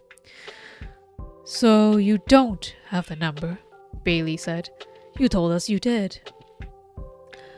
I saw him the next day. He was hauling trash to a pile out in the air. Korovki is a dismal place, full of indignities. To be outside was a simple pleasure. He was happy. He was whistling a tune. It sounded like it came from somewhere deep down. What tune? It was a piping sound, Tyler said, like bird's song, like a robin in an oak tree, all octaves. Low, high, high, high, high, high, high, high, low. That's the first palindrome, Bailey said. That's 188888881. We thought it would be the second palindrome. We should go run a simulation. No, Tyler said. I'm going home. I'm going to be a normal person, living my life, doing my work, reading the news. Maybe sometimes wondering if the pointy heads in our three-letter agencies have hacked the Russians yet, but never actually knowing for sure. No one answered. I think you want me to be that person, Tyler said. Less for you to worry about. May we call you if we need to? Ramsey said. No, sir, Tyler said. I would prefer that you didn't. He opened the door and stepped out of the Oval Office. One of the agents in the anteroom walked him to the street. 3 hours later, he was boarding a plane, by group number, through a jet bridge jammed with shuffling people.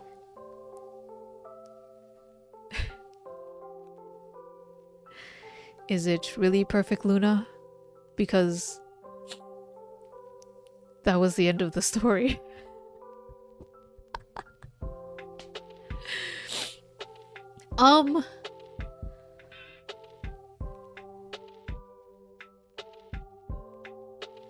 That ended up being quite fun. That was it. That was literally it.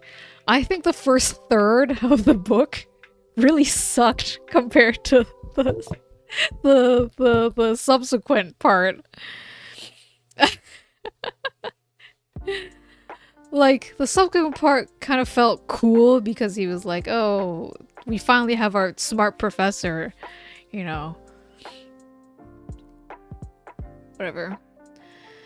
Oh boy. I don't know how I feel about this book. Wait.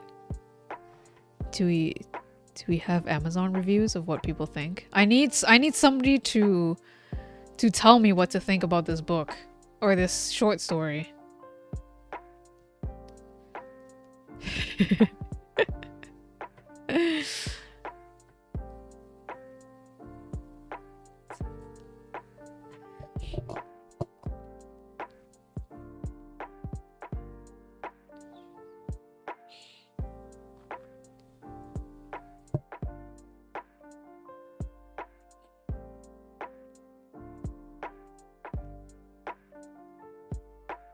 Yeah, I mean that was it. There's not much to say. It was a short story. It was only 50 pages. If you read this just reading it, not out loud, it would only be like maybe 1 hour read. So I actually read pretty fast, huh?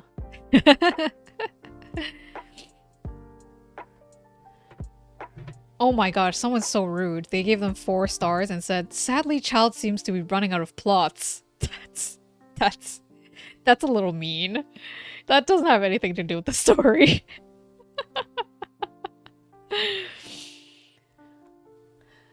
Man, I feel like staying up late today.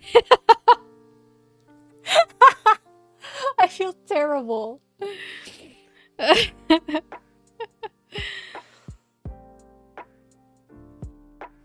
Should we read another story? Should we start another one? We still have Hallmark Movie and Ghostwriter. Oh gosh, do I have another short story? I have like a ton of them. Cause they're like free if you have Amazon Prime. Where's my library? There it is. I have a stupid amount that I never read. And I do want to read them. Wait, when did I buy these?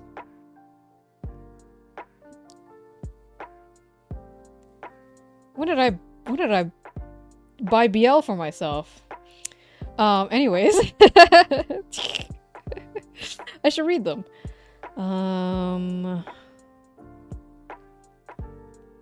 Let's see. Ah, there's also this one. What is this one about? So I can give you... Only for you, not for us? Yeah, not for you. The reason why I don't want to read BL to you is because there's Chinese names, and I suck at reading Chinese names. I read them in my head. Alright, so last time we still have, okay, Hallmark Movie about finding a rare book. We have a ghostwriter who may have stumbled into something for involving the person she's ghostwriting for.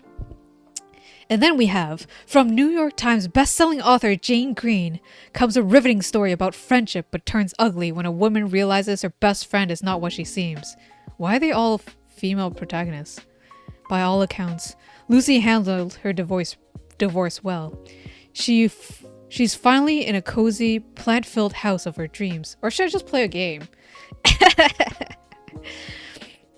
And although she doesn't fit in with other divorcees, all busy looking for their next ex, she's excited to get down to earth and savor the small joys of life.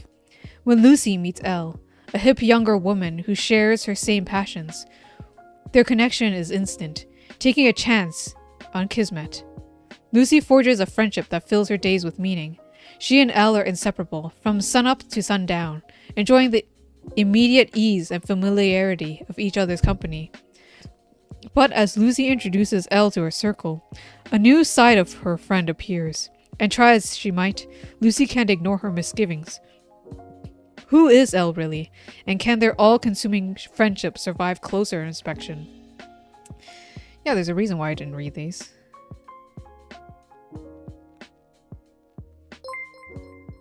Oh, hello, Take. Why am I upside down? Because there's some blank space to fill, okay? There's some... This is where I belong, Take. This is where I belong. I'm trying to decide if I want to read another short story or play a random game. Well, it won't be random because I'm picking it, I guess. I need a relaxing game. Horror! Why horror, CJ? Oh, you're so mean. So mean.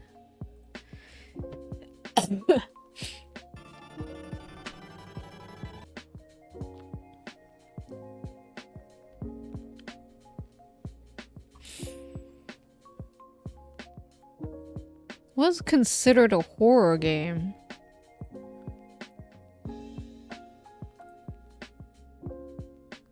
I don't have another horror game downloaded.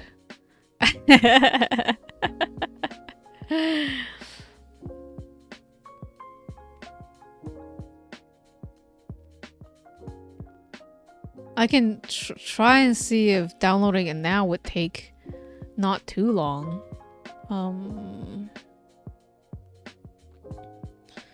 Man. Unfortunately, there's no horror visual novels I can play. Because that would be perfect.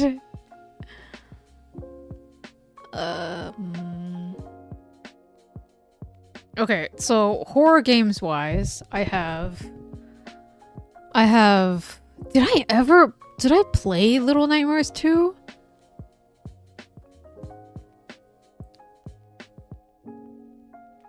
Old games. Did I play Little Nightmares 2? Did I also have Yomawari Night Alone, and I know that one's very horror too. Isn't there a third one now? Oh my gosh. I don't know. I kind of don't want to play Yomawari because both of these games have chasing in them, which I don't like.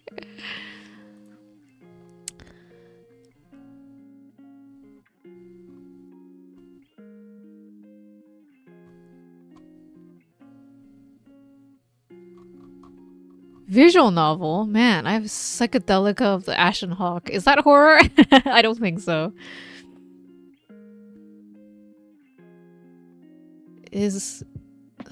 I don't want to play.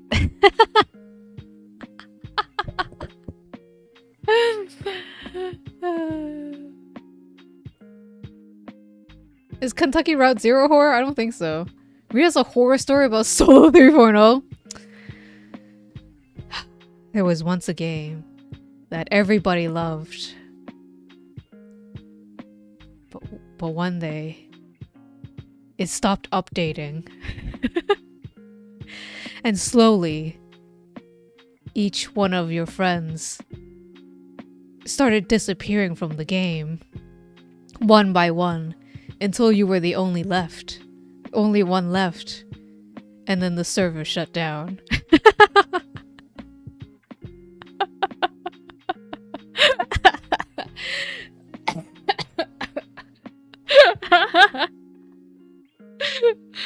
Ooh. So spooky. I'm terrified.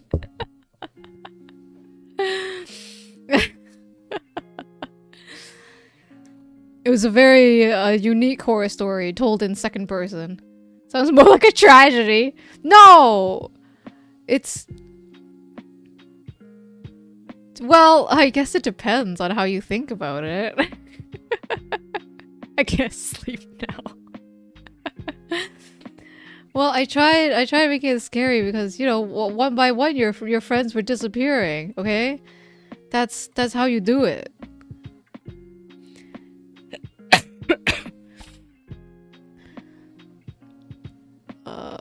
Let's see how long it takes for me to download this game.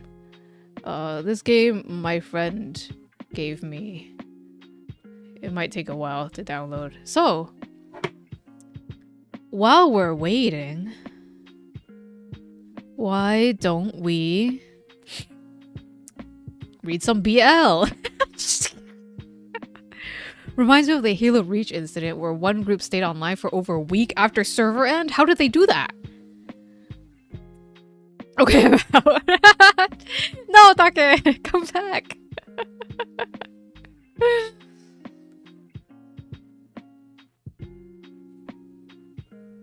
If the servers ended, how do they stay alive?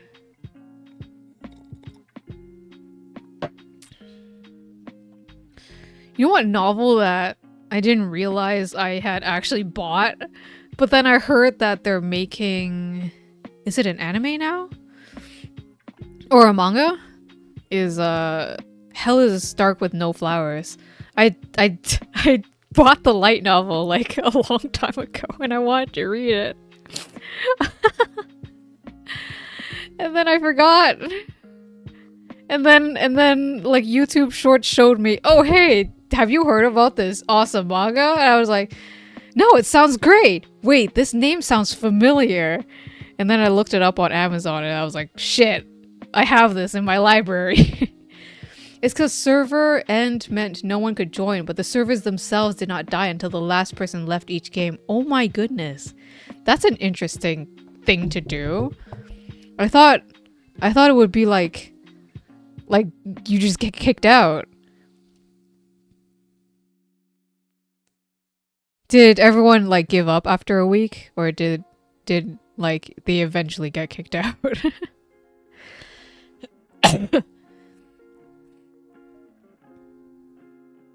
So most could see the last game through. Oh, that's kind of sad.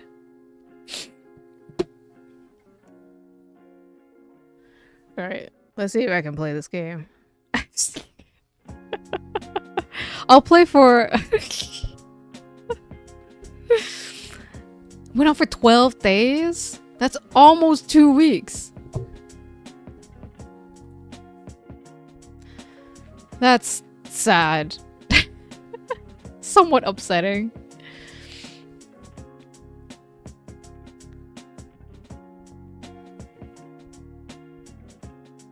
Dun, dun.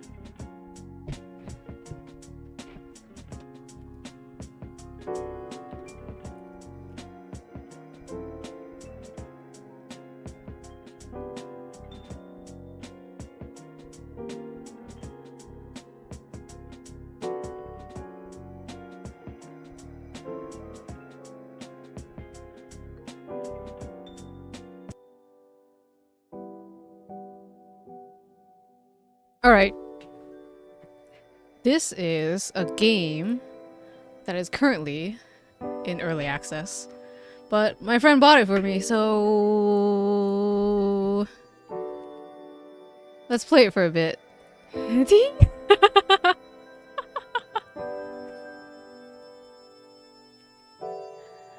Oh, it's time to stay up all night today, Xie. Okay, for maybe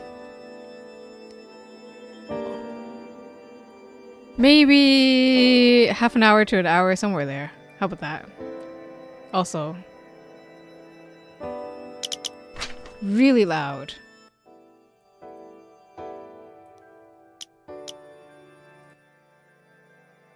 Oh, wait, that affects it all. It's okay.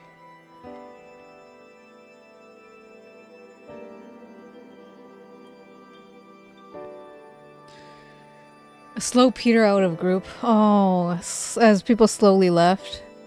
Oh no, and then internet failures. That sounds super tragic. Alright. I don't know much about this game. Besides that it is... I don't know. Mindhack. What a terrible intro! My friend bought me this. It looked interesting. It was probably on my wish list at some point. Can I tone this down a little? Just a little? Yes. Okay. Okay. Left click to start. To quit the game, press escape. Wheel is for backlog. Skip is control. Halo 2, the group was called Noble 14, and they stayed for 25 days. That's almost a month. That was way longer than you thought. And that's... oh gosh, that's so sad that, like, everyone... like, one by one... that really was the story that I told. Like, one by one, your friends disappear. Just slowly. Use in certain scenes, advanced text, quit game. Okay? Process confirmed. Disconnecting.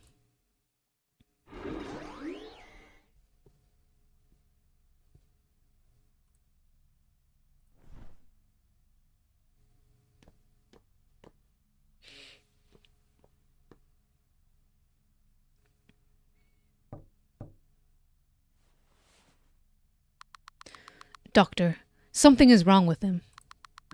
You should be out there. Watch out!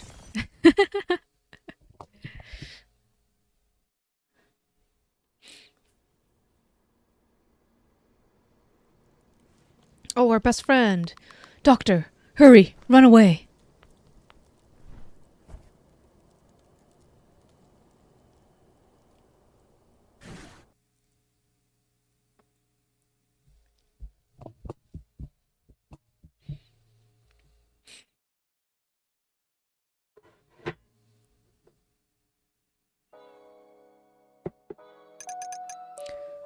Doctor? Doctor, can you hear me? Doctor. Oh, my darling doctor. Please answer me. I said good morning to the voice of Format, the AI that oversees this facility. Doctor, I'm so happy to hear your voice. I called for you 18 times. You're the best mind hacker there is, Doctor. The results from yesterday's session were truly outstanding. Do not worry about the accident. The bug you fixed was a dreadful Class 1 critical level. If left alone, it may have destroyed the world. You saved humanity and managed to keep the damage to a minimum. We're so proud of you. Let's continue the fight today to eradicate all bugs for the sake of world peace. That sounds ominous. Now then, Doctor, please come to the debug room. It is time to mind hack.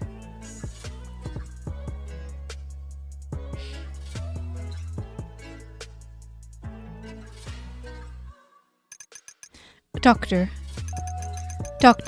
please say something. Doctor, can you hear me? Please come to the debug room.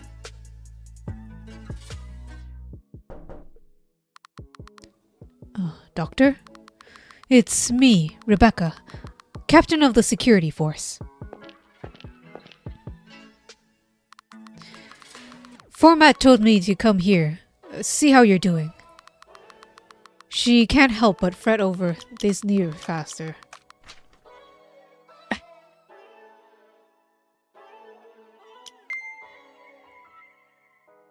She can't help but fret over you, Doctor. She's like a mother to you. That's a different flower from the one you had yesterday. Is it a Gabera? I always look forward to coming here and seeing what flowers you decorate your office with. They're beautiful. It always smells of flowers in here. Very calming. Doctor, are you alright? You seem awfully tired. I guess that's to be expected. Yesterday was a terrible accident. I told the captain thank you for saving me. I owe you my life. Well, it's my job to protect you. Besides, you're my dear friend. I'm indebted to you. Compared to what you did for me in the past, it's no big deal. Yesterday, a member was swallowed by the bug. It was so sudden, I couldn't react. He was a good guy, liked traveling, always came back with some chocolate for us. Oh, Doctor. I'm so glad you're safe. Without you, No, let's not. You wouldn't be in the mood for work, I assume. I don't plan on forcing you to go. After what happened, maybe it would be better if you rest for today. I can do it. I told the captain that work would keep my mind off things, since I'm a genius mind hacker. Ha, that's right. Your skills certainly are the real deal. I know that better than anyone else. Alright, if you say so, don't push yourself too hard, Doctor. Well then, shall we go?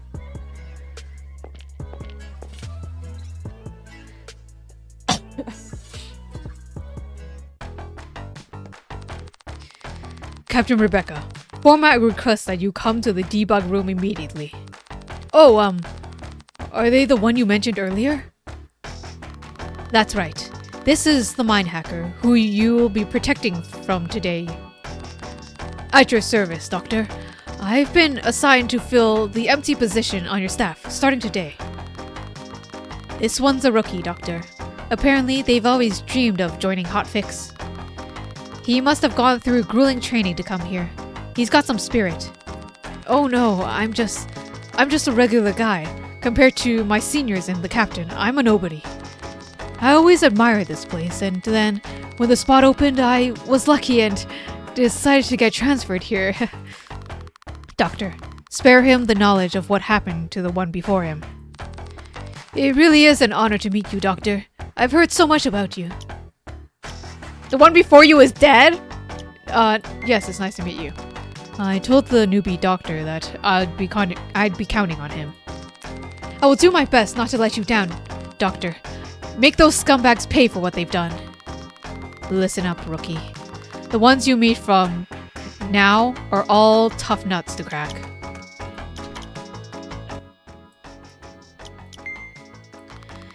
Kept here after being scanned by Format. They're the worst of the worst. Deemed to have twisted minds, to be owners of bugs. Murder, arson, theft. For any crime you can think of, there is someone guilty of it here. Yes, I dare not forget. Our role is Hotfix. As Hotfix, is to guard the Mindhacker here, the one that confronts them. Protect the Doctor at all costs. You've got the basics in your head, correct? Yes, Captain. With the mind of a scumbag, there hides a bug. A bug is an error in personality, something that shouldn't be there, an impulse to kill and to destroy.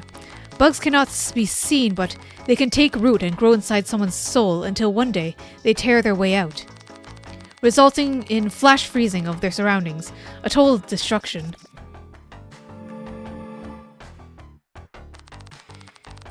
It is the sole purpose of the debug room Format and the Mindhacker to prevent that from happening. I heard it's thanks to this facility that there haven't been any large-scale bugs-related incidents in a decade. It's a bit hard to understand when you're just hearing about it, though, isn't it? Well, to be honest, I'm having trouble getting my head around all, bugs. What exactly are they? And how can someone reform scumbags with such evil minds? You'll understand soon enough. Seeing it will be faster. Now, let's go. Oh, it's a little mochi! How adorable! Follow me, rookie. The reformation target is in the waiting room next door. Yes, Captain. I've been waiting for you, Doctor. Welcome to the debug room. It's another perfect day for hacking. This will be your 4,978th mind hack. Hotfix, please bring in the reformation target. Now, sit down, my dear Doctor. Please, take a seat in the Mindhacker's device. There are 2 chairs in the debug room. I sit down in the one designated for the Mindhacker. What are these actions?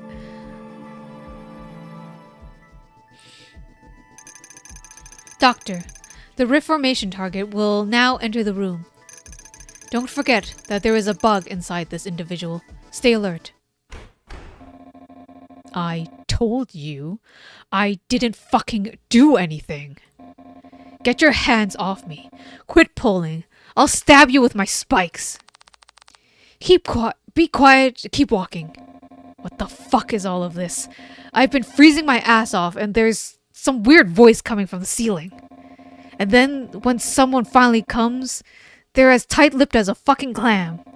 Do you know just who the fuck you're messing with, huh? Captain, shall I shut him up? Leave him be. Doctor, this is the guy you'll be working with today. Oh, what? So you're the doc they keep talking about? I've heard all about it. Mindhacker, Minnow, and Haddock, or whatever it's called. They say there's a doctor here who turns people's minds into flower fields. I see. Just fucking try it if you think you can. I'll lead you on a wild spike chase. Doctor, this guy's the leader of a notorious gang of thugs, the Bloody Paella. Did you hear about the terrible fire that broke out in the city the other day? There were numerous casualties. I personally know someone whose store got completely burnt down. They'd just gotten back on track after almost going bankrupt, just when everything was looking up. To think how many lives were taken by that fire, it's unforgivable. Like I said, we didn't have anything to do with that. It was an accident, I'm telling you. Stop lying to us. Accident my ass. Leave your personal feelings out of this, rookie. It's not our job to judge anyone's sins. We want to hear what you have to say. Would you please take a seat? What? Me? Sit here in this cute little chair? Just who the fuck are you? Sit down, please. So grumpy. Thank you. Doctor, here is the reformation target's file. Name? Unid. Male. 28. Or Unid? We'll go with Unid. Height? 180 centimeters. Weight? 80 kilograms. Leader of the gang? Bloody Paella. Leads delinquents to commit acts such as motorcycle violence, illegal gambling, and distribution of drugs. Charged with reckless driving, hit and run, and arson. Found to be a bug owner through scanning. I'll make you regret ever showing that pouty pufferfish face of yours in front of me. The mighty black sunshine. I asked the reformation target, isn't your name Unid? What? My real name? It's called Unid? My birth certificate? How the hell would I know? The name doesn't match his documents. Does that mean he's using an alias? Or is he just an idiot? The documents are correct, but in the end it's a name someone else chose. Perhaps his birth parents? It's not uncommon for someone to have no idea what their real name is. Is that so? Hey, shrimpy noob. Who do you call an idiot? I can hear you. Keep your mouth shut. Stop talking back to every little thing. Doctor, I've set up your device. Please begin debugging. Shut it, ceiling. Don't play with me, you gloved bastard. There's no one in the streets who would leave me alone, you hear? I'm the head, which means I'm the king, which means I'm the greatest. Everyone in my turf bows down to me. If I say to do something, it'll get done. If you try anything with my mind, I'll beat you till you're purple and boneless like an octopus. You won't be able to piss standing up ever, once I'm done with you. Hello, would you fucking talk? I hate it when it's all quiet. If you keep getting on my nerves, I'll give you a taste of my spike rocket. Is this gonna be like Ace Attorney? Beginning section, Doctor. Please, brace for impact. Connecting. Huh? That tickles. Eek? Is this... Oh dear. Huh? This place, where is this? What the fuck? Hey, what's going on? Where am I? Hey, Doc, what the hell? Say something, damn it. Doctor, after yesterday's incident, it may be best if we go over procedure again. You are now directly connected to the target's source code. Your job is to find, neutralize the bug hidden within the source code. Bugs warp the target's personality, aggression, sadism, murderous intent, errors unique to humans. I, Format, am programmed to scan and find bugs as an AI that specializes in bug removal. However, I can only detect the presence of a bug. A human is required to locate the source of the personality error. That's where you come in, Doctor. Your helping hand as a mind hacker is essential. Now, let me scan the target for you. Ah, my head, that hurts. Feels like a fat spike's lodged itself in there. I don't feel so good. It's more like an enemy squirming around inside my head. Doctor, the target's bug has now been made visible to you. To fix the bug, you should first find the cause of the target's warped personality. Once you're ready, enter the target's mind and stimulate its fragile areas. Apply the correct stimulation to the relevant areas, and the bug will be effectively neutralized. What is it? Fuck, stop staring at me like that. I'm not saying anything, you hear me? First, let me take a look at the target's memories. I'll begin the hack when I'm ready. I have to type? Is this a typing game?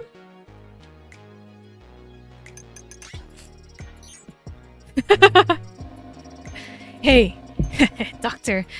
You like hamsters? I do. They remind me of sea slugs. I remember once, one of my underlings brought a whole cage filled with them. They kept the males and females in there all together, which is why there were so damn many of them. They were so fucking cute, all soft and fluffy. I'd pick them up and they'd wriggle like crazy. You see, Doc, I thought of an efficient way to crush hamsters. In both hands, 1 hamster. 2. Back of my knees, 3 hamsters. 4. Between my elbows, 5. 6. I sandwiched them in there, and as the little furball squirmed around, trying to escape, squeeze, splat. Relax, I didn't actually do it. I put them all back in the cage. But you could picture it happening, didn't you? Did it make you feel sick? It's strange. Tiny things, cute things. I want to crush them into bits. I just want to ruin them. Everyone's thought of something like that once, right? Whoa, gosh.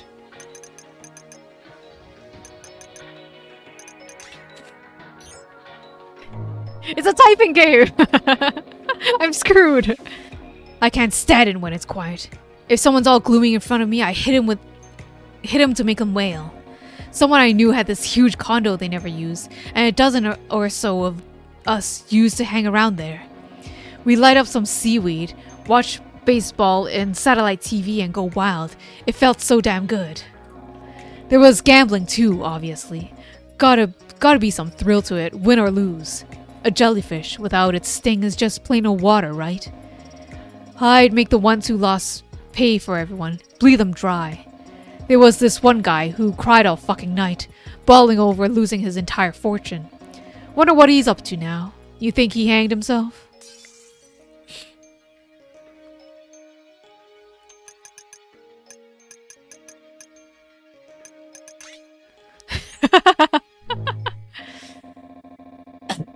I like cabbage. Coleslaw, though. That's worse than eating rotten algae. They made me eat it when I was a kid. In the institution I lived in, it literally tasted like raw garbage. I didn't have all my spikes back then. I grew up there, so I didn't even know if my parents are sea urchins like me. The matron was a fucking bitch. You spilled anything, she beat you till your shell cracked. I tried my best to eat everything, even if it tasted awful. But one day, the kid next to me hit me with their elbow. They just had to flip the whole damn tray over. And then I got punched by the old hag. She shoved me under the table and told me to pick it up by hand. It was pathetic. I scraped the watery mush coleslaw together with my bare hands. There were so many kids there, like a swarm of whitebait, but not a single one of them helped me. Everyone was scared of the old hag. Oh, of course, miss. We didn't see anything. We don't know anything. That's why I swore to myself. Someday, when my spikes grew, I'd skewer that fucking bitch. I'll get stronger and bigger than anyone else. And I'll never ever let anyone ignore me like that. No one will go against me again. I'm ready. Oh god.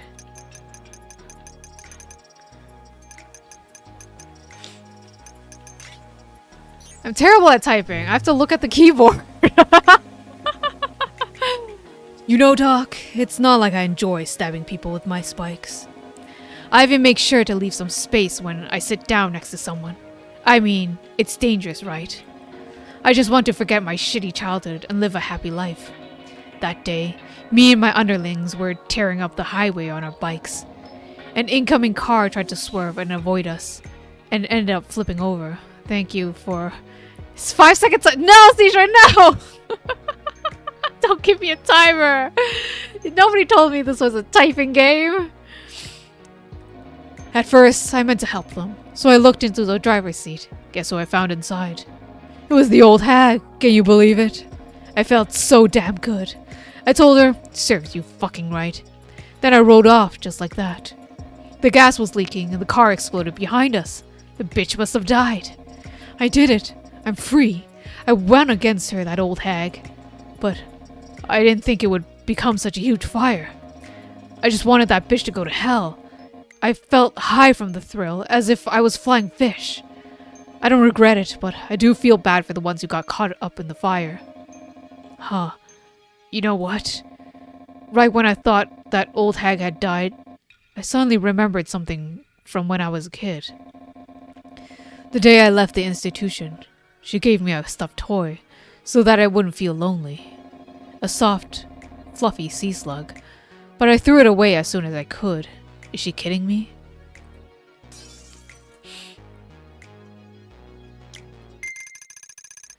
Let's begin, Doctor. It's time to mind hack. Ugh, if they make me type, I'm fucked.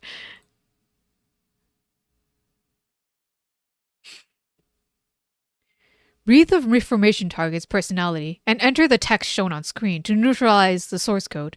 Press spacebar to begin. Please set the keyboard to English input. Okay. Oh god, it's a typing game.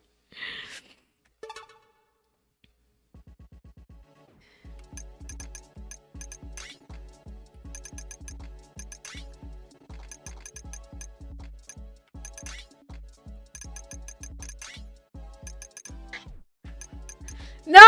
You can hear my fuck-ups!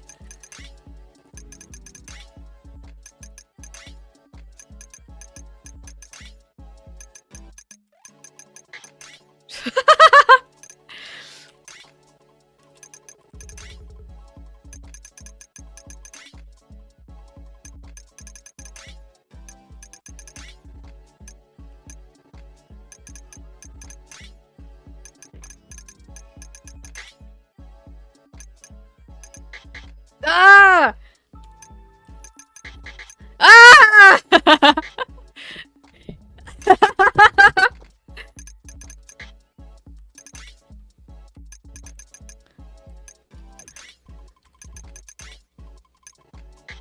Ah!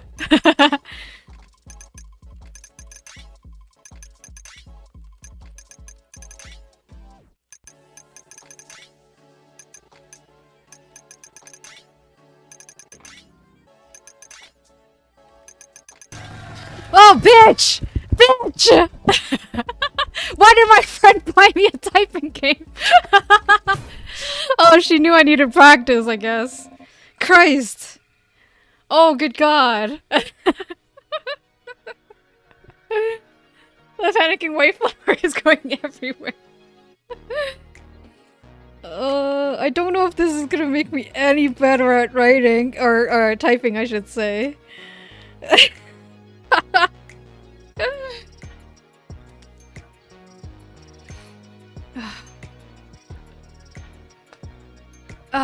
What is this? My head, it feels all muddled. Is this your doing, you white-gloved bastard? Stop it! These fuck annoying flowers. Get rid of them right now. Wonderful work, Doctor. It seems you successfully neutralized the bug inside the reformation target. Now, for the finishing touch. Fix the target's personality to make sure the bug never occurs again. Whoa, what is this? Aren't you done yet? Doctor, which is closer to the reformation target's personality structure?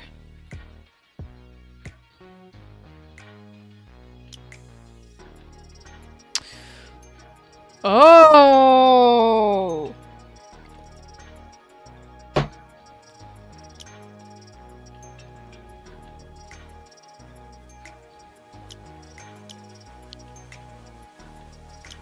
I mean, both of these are true, but one of them is like positive and one of them is negative.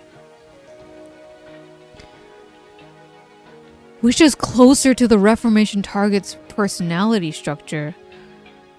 I feel like lonely is done to you, but lively is a personality, right?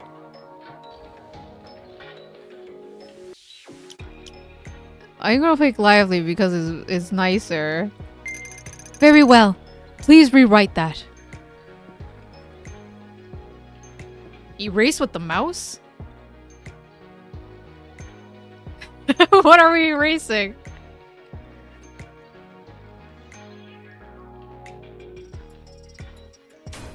Oh, I had to let go. Ow, ow, ow. What the hell are you doing? Stop that. I'll stab you. Wait, was I supposed to erase the bad thing? My bad. I fucked up. Cute, beautiful? I'll go with cute.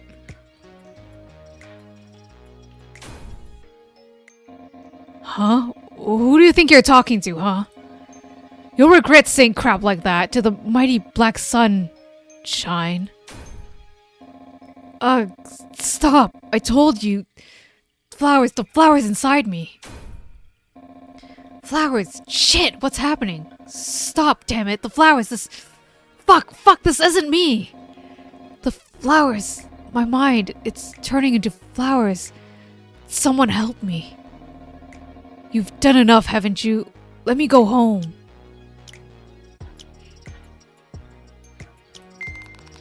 I told the Reformation target that it'll be okay, that this would be the final phase.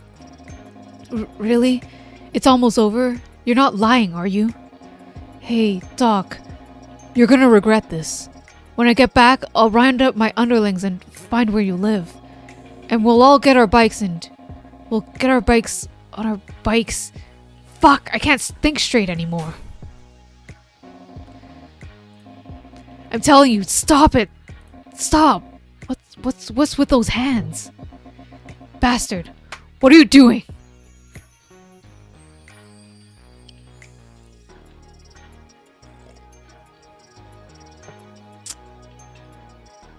I feel like we're the bad guys. Process confirmed. Disconnecting.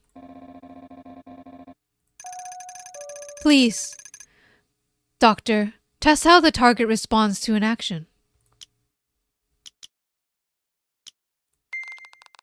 I told the Reformation target that I like flowers more than hamsters. Whoa! I feel like a brand new person. Has a curse been lifted from me? It sure feels like that. The world is so bright, like I am in a flower field. What did you do to me, Doc? I told the format that the Mindhack is complete. Magnificent. The Reformation target's bug has been completely fixed. Oh really? That's so cool. Mindhack. Good for the body, good for the soul. Thanks, Doc. Process complete. Completion confirmed. Please have the Reformation target exit the room. Rookie, let's go. Roger that, Captain. Doc, starting right now, I'm gonna make a fresh start at life. I'll never do anything bad ever again. Wow, the air tastes so fresh and it smells absolutely lovely. Did you brainwash him into a flower? 1000%. That's what Mindhack is. Hey, wait, don't leave on your own. This definitely feels like the game where we're working for something very sinister. Because that's not right. Doctor, absolutely splendid work. Your skills are unparalleled. You truly are the best mind hacker there is. The fate of all mankind rests in your hands. I am sure that you will continue to make great contributions towards world peace. You have completed today's session. Please return to your office and go over today's report.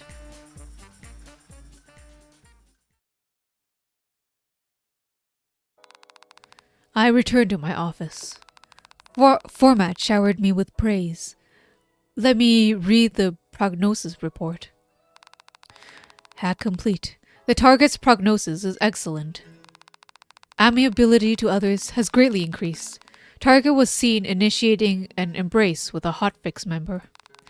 Although strong stress reactions to isolation were seen before treatment, he now seems fine in his solitary cell.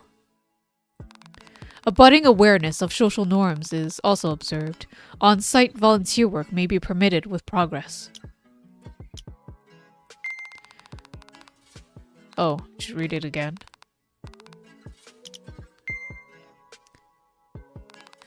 I gathered the documents together and put them away in a drawer.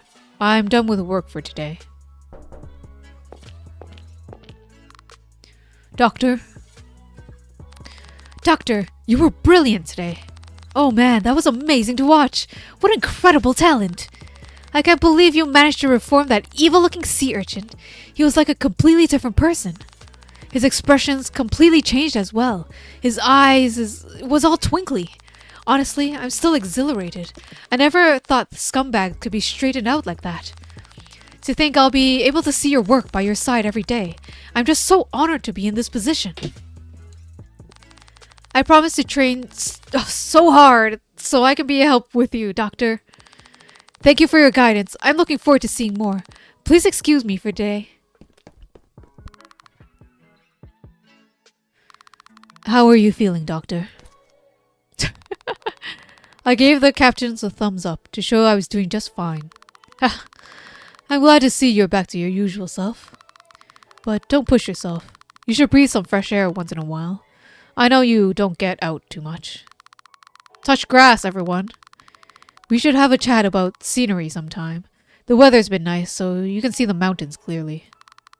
There's a field of flowers just near the mountain ridge. I always think of you when I see it, Doctor. After all, there's no one who loves flowers more than you. I want you to see it. I told the captain that it would be nice for us to go together someday. I wonder. You always can't be bothered when I try to take you outside. I can see why it wouldn't interest you. In here, you can ask format for anything from food to flowers. Well then, shall we go for a walk? Whenever you feel up to it. Flowers.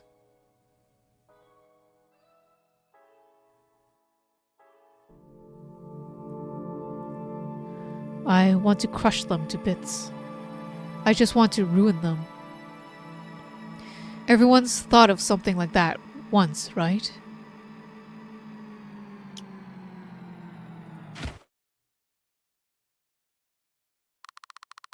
Doctor?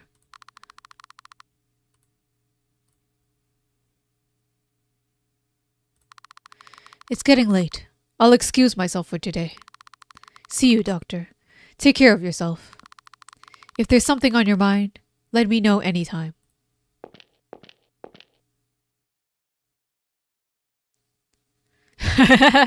Well, you have to be a little psycho to be doing this job.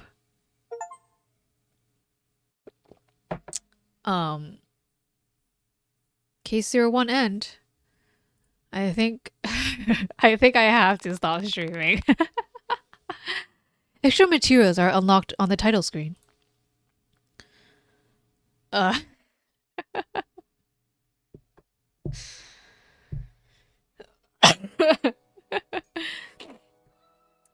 This is a good, nice long stream. Whoops, oh gosh. Rice or bread? What do you guys think? Do you guys prefer rice or bread?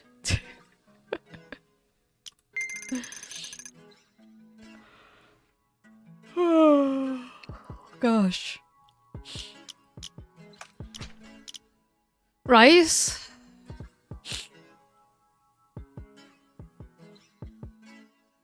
Would you eat rice with bread? Like a fried rice sandwich?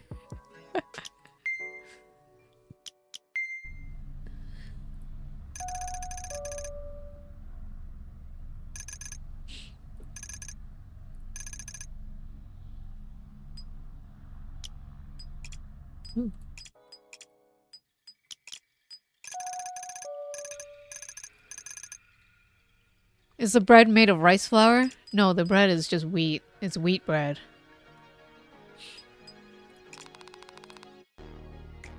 Oh, this is actually stuff. I I can't read anymore.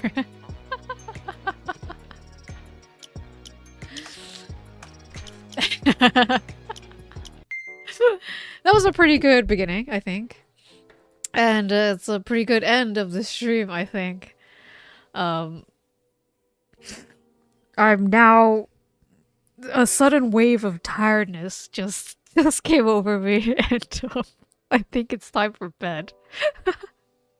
Long overdue. I think it's because it was the end of the game. You know, you get that feeling where Ace Typer, oh good god. You get the feeling where like